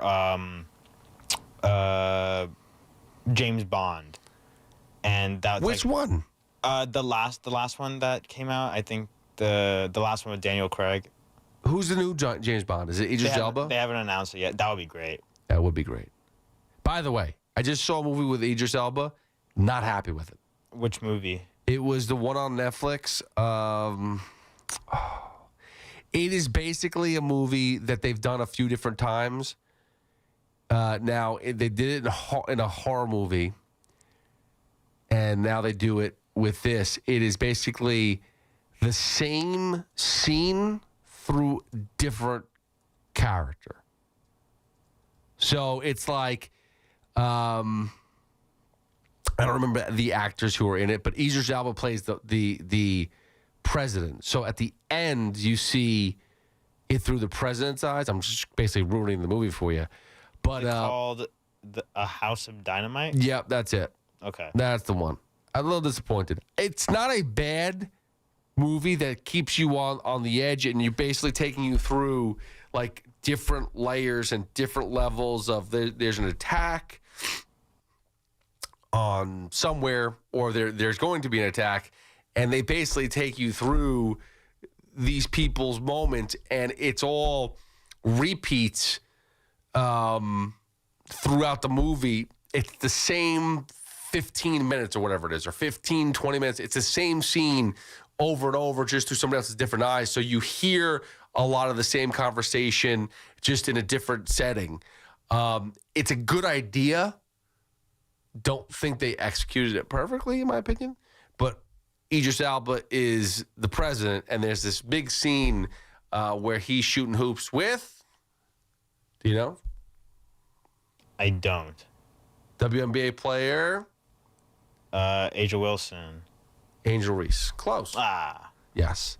So that they're at the, I think they're at the, no, they're not at the Garden. They're at, I guess, wherever the Chicago Sky? No, they're Washington, D.C. So wherever the Mystics? Is it the, I don't know the team. I don't know the WNBA team. But either way, the Capitals play there, the Bullets, the Wizards play there. And yes, it is the Mystics. Yes, the Mystics. But either way, I don't think Angel Reese is not on the Mystics. I don't even remember. She plays for Chicago Sky. There you go. That's why I said it. Yes. By the way, are you into the WNBA? I follow the Liberty every now and then, but my knowledge outside of the Liberty is not fantastic. I'm a big Paige Buchers fan. Yeah. Is that how you pronounce it, Buchers? Yes. I'm excited because, all right, so I'm not a huge basketball fan, as I am hockey fan. I like hockey more. Hello. I'm more of a hockey person. And the PWHL is coming back in the next couple weeks, Professional Women's Hockey League. So I'm excited about that. The Sirens are the local team, the New York team. They had 2 first picks in the first round. They had the first and third pick. So they should be, unless you have the same luck as the New York Rangers, they should have some good goal scorers on their team. They should have a better season this year. But that being said, I do appreciate the female sports. Like I am a supporter of everything. I love the UFC, and the UFC always are highlighted by female fighters. So, like, to me, it's no different. And I've watched them go out there and put on amazing shows. Or amazing fights. So it's almost the same thing as like watching WNBA now or watching the PWHL. They're talented. Yes, of course. It's not exactly on the same level as the men, but they are very talented. They're very good at what they do, and it's exciting, and physicality is there for sure in the WNBA. You've seen a lot more fights, I don't say a lot more fights, but a lot more physicality, which is good. That's what the game's supposed to be about. Like, to be honest with you, the NBA is a little, I don't want to use the P word, but wimpified. I'll put it that way. It's a little wimpified. I like that physicality. I like the Bill Laimbeer days. I like the Dennis Rodman days, the days where you get a rebound and then you just chuck your arms around. Get off me, dude. Get off me. I like that. I always did that move in 2K. Yeah? Yeah, you can do that. They can't do that anymore. Yeah. They had to eliminate the move from a video game because that would be a foul. Or was it NBA Street? Either way. Well, was it Street or was it NBA Jam? No, I played Street Volume 2. That was my favorite game growing up. What was who was on the cover of the Street? It was like a made-up character. Was it all made-up characters? No, it was real players. Most of them were players, but on the cover was a made-up character. Oh, this is something I wanted to ask you about. Did you know about this? Now, you're a gamer? Yes. Okay. What system do you use? PlayStation 5. Okay, good. All right, we're connected here. So I originally was an Xbox guy throughout my whole life. Yeah. I changed to PlayStation around COVID. I got it in COVID because that's when it released. Right. So my kids, I think I had a PS4, but my kid wanted a PS5. My older kid wanted a PS5. So we got him a PS5. And that was years ago. Then my youngest wanted a PS5. So he got a PS5. And then my middle guy was like, well, now I want a PS5. So now we got 3 PS5s in the house. That being said, I use the PS5 now constantly because they got MLB The Show and I'm obsessed. Have you, I don't know if this is a new thing, if this is an old thing, if I'm whatever. Do you know of the portable PS5? Yes. How new is that? They had it in like with PS3 or PS4, but it's gotten like upgraded like throughout the years, and I think it's becoming more. I think it's definitely being used more because back in the day, people just played it at home. Right. But now people are just like traveling a lot. So yeah. Like my buddy told me about it. That he just got it delivered. It was like $200 or whatever, and he showed it to me. It's basically like the handheld, and I guess you attach it to. You attach the controller to it? Like I don't even understand how it works. The only thing I have portable in terms of game console is the Nintendo Switch. Right. And the Nintendo Switch, and my kids have that. I get it. That's fun. But, like, I really want to dive into this PS5 because there's a lot of times where, like, I'm traveling. I'm on the road. I'm in a hotel room. Mm-hmm. I'm like, wow, if I only had my PS5, it'd be dope. Are you doing, like, a franchise on the show? I do more of the Dynasty. Sure, yeah. The Diamond Dynasty stuff. That's what I do. Yeah. So I legitimately, if you know all like the cards that they have offered, like all those programs, I have like maybe one cornerstone to go, which is what is his name? Matthews. I'm forgetting his name. I think it's Eddie Matthews. I have to get. I've done all the spotlights. And there's like 3 or 4 of those other like challenges I got to do to finish those cards. And then I'm trying to do the team affinities as well. I'm like halfway done. I've got all the American leagues. I don't have the NLs yet. I've been doing them in order. Oof. But like, it's fun, but I could actually be productive on the road doing that. Like, think about this. I'm not saying this is productive. I'm not saying this is productivity. It's Rico Bronya for me. When I get to a hotel, like I'm going to Chicago. When I get to Chicago, I'm going to go into my hotel room. And someone joked about this, but this is reality. I'm going to get into my hotel room. I'm going to get, comfortable, put some PJs on, go right to bed. That's what I'm going to do. And then I'm going to wake up around like 8, 9 o'clock, record a couple Rico Bronyas with Evan, and then I'm probably going to go right back to bed. But if I had the portable PS5, I would rock that. Now, how does that work as far as Wi-Fi and stuff like that? Do you need the Wi-Fi? Like, I'm assuming you need Wi-Fi? I don't know. This is above your pay grade. Yeah, because you probably do need Wi-Fi, and there are ways to connect it. You just need to go to like the settings. But the reason why I don't know about that is because you don't have one yet. No. It's not that. Well, yes. Yes. But whenever I use the Nintendo Switch, I always play offline anyways. Right. Yeah. Exactly. So I get that. So like you're not really connected to.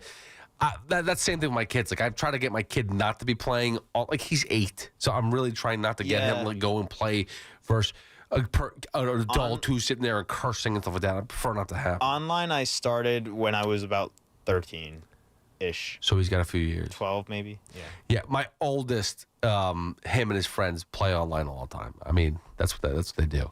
Socialization now. That's because of the pandemic. It was like Fortnite was the thing. Yeah. Hey, everyone play Fortnite. We're all playing together. We all have our 4 buddies or whatever it is, and that's socialization. And you kind of hated to like cut that out because we weren't going to each other's houses. We were all locked up, so that's how they kept in touch. Yeah, it was that in Call of Duty. See, I used to be a big Call of Duty fan, but my friends used to do those screen videos of how bad I was every time I died, and I was sick and tired of like looking like a fool. Yeah, I was sick and tired of looking like a fool. So I was more of a Halo guy growing up. I couldn't play that either. Like I'm just not a shooter game. Like I'm not a shooter. Like, the personal shooter games I'm not good at. I am good at the sport games. Yeah, me too. I played in tournaments. Did you really? FIFA. I won 2 FIFA tournaments when I was in my prime when I was 16. In your prime? Oh, what is that? The prime is 16 years old? That was mine. It was like I was 16, 17. Yeah. Oh, now how big were these tournaments? Like I got the payout was like $300, $500. How many people were in them? It was like a World Cup format, so 32. Wow. Yeah, it was fun, but now it's just gotten a little toxic. A little toxic. Yeah, I don't play FIFA anymore. Why is that? Too much trash talk? It's gotten to the point where, because it's not natural because there's Ultimate Team where you can just build your team. Yes. But now you have to sort of pay to get the best cards, and it's so easy to get the cards now. The way that they just release, it's really. You pay. You have to pay. You don't have to, but at the same time, there's 2 ways for you to get the best possible team. You either pay to get packs, or you have to grind it out by playing 5 hours a day, and I don't want to do either of that. There's no in between with the casual, like play 1 hour every other day, and then like you just have fun. It's very competitive now. Got it. Yeah. And I'm not into the paying. Like my kid was like, dude, my oldest was like, I can't believe your team. It's an all-time team. It's amazing, blah, blah, blah. And he's like, how much money did you spend on it? And I go, nothing. I'm not paying I'm not paying extra money to go buy a stupid fake pack. I will allow myself to play a little bit though, and give myself some time and play on it. When we come back, I believe there was on the Evan and Tiki show, there was a Cinco de Pain, as they call it. And I want to talk to Alex. We'll dive into it, and then we'll wrap up the show.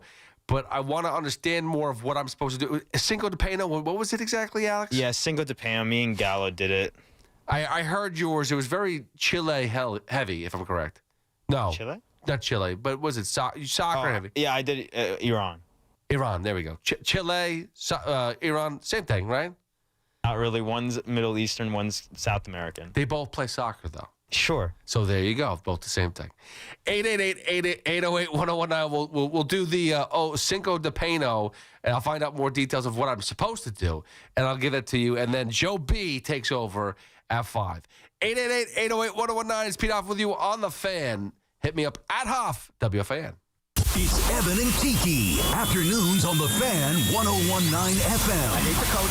I hate the GM. I hate 90% of the roster. But by God, do I have a quarterback. And that's a weird feeling to have. Listen to Evan and Tiki on demand on Apple Podcasts, Spotify, or wherever you get your podcasts. With over 90 years of combined legal experience representing the law enforcement community, Decolator Cohen and DePrisco, LLP, continues to strive to educate police officers of their civil rights to sue in line-of-duty accident cases. The 2025 Police Officers' Right to Sue newsletter can be viewed on policeofficersrighttosue.com and provides successful results in varying line-of-duty accident cases. These results include damages recovered from RMP accidents involving the City of New York and civilian motorists, station house defects, ricochet injuries from the range, private premises slip and falls, sidewalk slip and falls, construction defects, snow and ice cases, and injuries emanating from defective RMPs. In any LOD accident, it is important for the officer to take photographs of any defects, injuries, or damage. It is also essential to draft the line-of-duty report and detail the cause of the accident in the paperwork. Remember, there's a 90-day time limitation to file a claim against a municipality. If any law enforcement member has a question regarding a potential lawsuit, contact Decolator Cohen and DePrisco, LLP at policeofficersrighttosue.com or call 1-800-901-1529. Imagine a gentleman's club with over 200 gorgeous exotic dancers every week. Hey, big boy. From the people who make fantasies come true, Gallagher's 2000 in Long Island City is the place to be.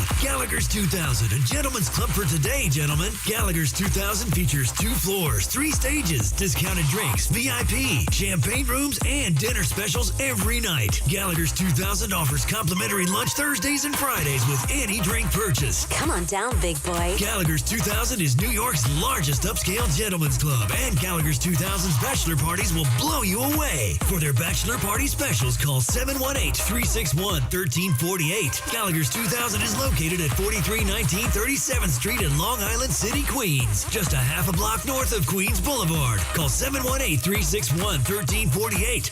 Gallagher's 2000 is unlike any club in New York. Come tonight for the time of your life. Gallagher's 2000. Let your imagination run wild.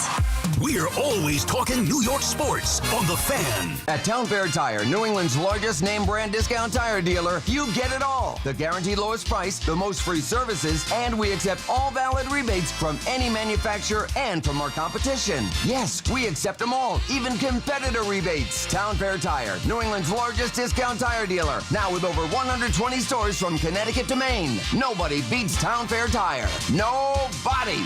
Name brands at discount prices. Town Fair Tire. Attention. Have you racked up $10,000 or more in credit card debt? Are you barely getting by making minimum payments? With credit card debt reaching all-time highs, National Debt Relief is notifying consumers about significant debt relief options currently being made available to help those with overwhelming credit card debt. These options may reduce a large portion of credit card debt for those who qualify. You don't need to declare bankruptcy or take out a consolidation loan, and you may only have to pay back a fraction of what you owe, even if you have bad credit. National Debt Relief has already reduced the credit card debt for more than 550,000 consumers. So don't wait. If you owe $10,000, $20,000, or even $100,000 in credit card debt, you can now take advantage of this financial debt relief as the cost of living continues to skyrocket. To check what debt reduction you may qualify for, call 800-999-3339. That's 800-999-3339. Again, that's 800-999-3339. Tune in after every Giants game for the Giants Drive of the Game, sponsored by New Jersey Division of Highway Traffic Safety, reminding you to make the right choice. Don't drive impaired. Are you searching for a warm and welcoming community for mom or dad? River Spring Living just may be the right option. Set on a 32-acre campus right there along the beautiful Hudson River, there are plenty of chances to engage in activities, wellness programs, and so much more. From independent living to assisted living and memory care, specialized teams are dedicated dedicated to making everyone feel right at home. I've seen firsthand what makes life at River Spring Living so special. Visit riverspringliving.org today. Your friends pretend they know sports. WFAN actually does. Get smarter, louder, and way more annoying at watch parties. The Fan, 1019 FM, and always streaming on the Odyssey, iHeartRadio, and TuneIn apps. Joe Beningo at 5 before we get to my Cinco de Pano. Let's get to Tony in Montreal wants to talk about Mr. Aaron Glenn. Tony, what's up, bro? Yeah, I'm going to just say non compos mentis. Basically, I don't think he's not mentally fit to be that coach. You know, I was for him. I read that Joe Namath had written in Sports Illustrated some good things about him. He said first thing he has to deal with is the current Rodgers quarterback controversy. And to be honest with you, Hoff, I don't understand anything that he's doing, especially the comments that he made today. And his former coach, Parcells, says he was a little bit very abrupt with people. Well, let me tell you something. He's not making any friends in Canada. He's not making any friends in New York. And when you're pissing off the New York media, you're not going to be given any quarter. You're going to be attacked. It's a problem. You're going to be attacked. You know, and why would I want to piss off the New York media when I'm a neophyte? I'm a neophyte. I've won one game out of 7, and he's walking around like he's Dick. You know, I don't know, Dick Butkus or whoever the hell he thinks he is. Look, I don't want. I'm hoping that they can turn it around, but I'm not a fan of trading great talent that's currently in the league, whether it's NHL talent or NFL talent. I'll just draw this analogy. Montreal has had 32 years of poor drafting, and until they got this new group of individuals that are in charge of the brain trust that were formerly New York Ranger brain trust people, they have been on an agenda of just drafting players that are a certain type of caliber in the draft. They're not always successful. They haven't been always successful in the last, but they're doing better than the last 32 years. So what I understand is now you give up Sauce Gardner, and you're going to get draft capital, and you're going to get 2 or 3 draft picks. Now you got 5, and then you additional 2, so you're going to have 7.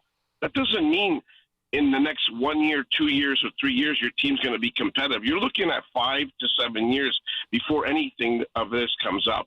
And I just want to say another thing about the kicking in with the Giants.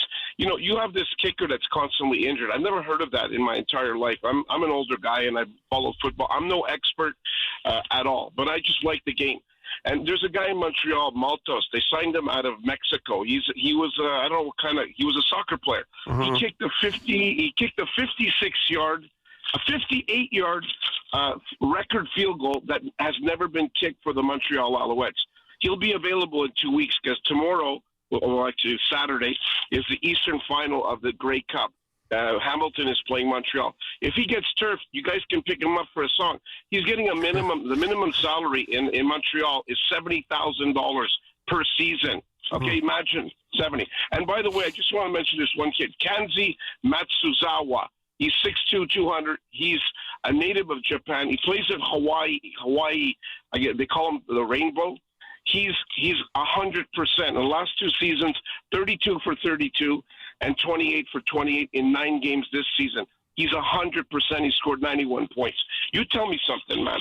You can't figure out who is a good kicker. You can't figure it out. And by the way, Alexis Lafreniere was with Rimouski and the national team, and he was considered a power forward to be one of the best in the NHL. And I know you like hockey, and I love hockey. That's my sport. I don't think he's living up to his stuff either. Tony. I don't think he is. Tony. Yeah. He is living up to being the biggest bust in New York sports. But Drury likes him. Drury loves him. Well, Drury loves him. But Tony, if you look at Drury's teams, even when he was playing in Buffalo, they never were high-scoring teams. They were based upon they had Dominic Hasek in the back of the net. I mean, that's what they had. That's what Chris Drury had when he was playing elite-level hockey. They were never Chris Drury was, what was he, like a 20-goal scorer? Like, he was not like this elite player. He wasn't. He's not an elite player. He's no elite. Listen, Celebrini, okay, is a superstar. Okay, now you know I talk about guys in Montreal. They think that Cole Caulfield is a generational player. No, he's not. Okay, generational hockey players are Mario Lemieux. They are maybe Matthews could be one at a certain point. Like 60 goals is not anything to snuff at. But you know, you got Gretzky, you got Beliveau. You know, you got Rod Gilbert, you got Gordie Howe. Those are generational players. Everyone below that is just a regular, better than average hockey player. Right. And, you know, if Lafreniere wanted to live up to his contract, he would listen to people and say, you know what, you're not even trying out there. You're a monster on the ice, and you can skate, but you don't have any gumption, man. You don't have a dire desire to go out and get goals. Imagine a guy like me, 5'8", that played NCAA hockey, and I was ready to go through walls for my coach, Mickey Goulet, in Colby College down in Waterville. And I had desire, man. I didn't have size. If this gentleman Lafreniere had a quarter desire of a Derek Sanderson or old school hockey players that you've probably seen, like a Rod Gilbert. Imagine how good you are at that size. And you were right. He's not living up to anything right now. And you know what? Living in New York and being an athlete, you got scrutiny all the time. But you know what? I would love to play in New York. If I was an athlete, I would live to play in New York. And you were 100% right about Alonso. He's a great player. And you know what? Stearns doesn't like him. But guess what? You know who likes him? The guys in Toronto love him. They think he's great. They think he's great. He's mine, Tony. Watch it. I'll tell you one thing. Imagine if you had him backing up Vladdy Jr. Think about that. What a disaster that would be for the rest of the league. And by the way, what a World Series. I was hoping so much that the Toronto Blue Jays would win that, and that was a great series, but a bitter ending, man. It really was. It was bitter, man, bitter. And you know what? I'm a Yankees fan, but you know, there's no way I love the Dodgers. I do not. We had this discussion about their deferred contracts and Yamamoto and all these other guys. Man, I was hoping that we would take them down big time. Not because I love the Jays. I love Vladdy because I love his father who played for the Expos. Okay, there's a difference. I was cheering for the kid who was cheering for his dad who wanted to give a ring to his dad. You got to love that. Even Keith McPherson said he loves that. Oh, yeah. And you're right, man. Who loves the Dodgers, man? Who loves that team? I don't know anybody that I've talked to. Even Yankee fans were cheering for the Blue Jays. Fake phonies from L.A. That's who loves the Dodgers, Tony. Fake phonies from L.A. I can't stand L.A., period. Like, when I go to New York or Jersey, man, I see the Italian boys. The food is great. I go to L.A., they're feeding me, I don't know what kind of food it is, Asian, this, fusion, that. No, I want pizza. I want Jersey pizza. I want New York, a great Alfredo. Some bagels? Let's go. I want some bagels. I want bagels, bro. I want bagels. Tony, I love you, man. Fantastic. I love you guys in New York. You guys, I'm getting up early to go to work, man. New York, you guys in New York, you have the best radio. You have the best guys. You have a great team. And let me tell you something. It's enjoyable listening to you. If only the rest of the world knew how good New York radio is, because it makes sports even great. You give us a chance to talk on the radio. Can you believe it, man? It's unbelievable. You're the best. Thanks, Tony. I appreciate it, man. You be safe. All right. Quickly, because we have to do this. Give me the rules, the parameters, Cinco de Pano. You just need to name what your 5 worst heartbreaks were as a fan of any team. Is it got to be a game, or it could be a series? A game. Okay. So I definitely have. I'll give you my number one. My number one is easy. I know I'm going in reverse order. My number one is Game 7 of the NLCS 2006. Like, that's an easy one. That was all the Mets fans. Yeah, that's. Now tell me about this one. I feel like it should be there, but I don't think anybody talks about it. January 15th, 2005, New York Jets for Steelers. No? Nobody talked about this? The overtime game? The kicker missing 2 field goals? The Jets kicker missing 2 field goals in the final minutes. 2 minutes to go and then 4 seconds to go in the game. What's his name? Doug Bryan missed 2 field goals. The game was tied. At the end of the game, he's got a chance for a game-winning field goal. I think it was a 43-yard kick, and he misses it, and they go to overtime, and the Steelers beat him. So that's definitely number 2. Actually, to be honest with you, at the height of I remember where I was for that game. That's how pissed I was. I was working for K-Rock. We were in Vermont at some resort, and we were playing poker, and I was watching that. I was miserable. So those are definitely 2. I have to do better homework. I apologize. We ran out of show. I'm going to think about it for next week. Or maybe for tomorrow. Maybe I'll just do it on the side. Alex Azarm, happy 21st birthday. You deserve it. We'll work on those Billie Eilish tickets. We'll send you to Costa Rica. I'm sure she's going to be out there. That's where you're going to go for your birthday for Billie Eilish, to go see Billie Eilish. Yeah. Thank you for everyone who called, hitting me up at HopWFAN on social media. I appreciate it. Going to have another Rico Bronya tomorrow. We already have one out this morning. If you haven't seen it, be out there. WFAN Daily. I'll be in Chicago for the Giants. All that good stuff. Coming up next, though, the one, the only, Joe Beningo. Have a good one. Sports Radio 101.9 FM.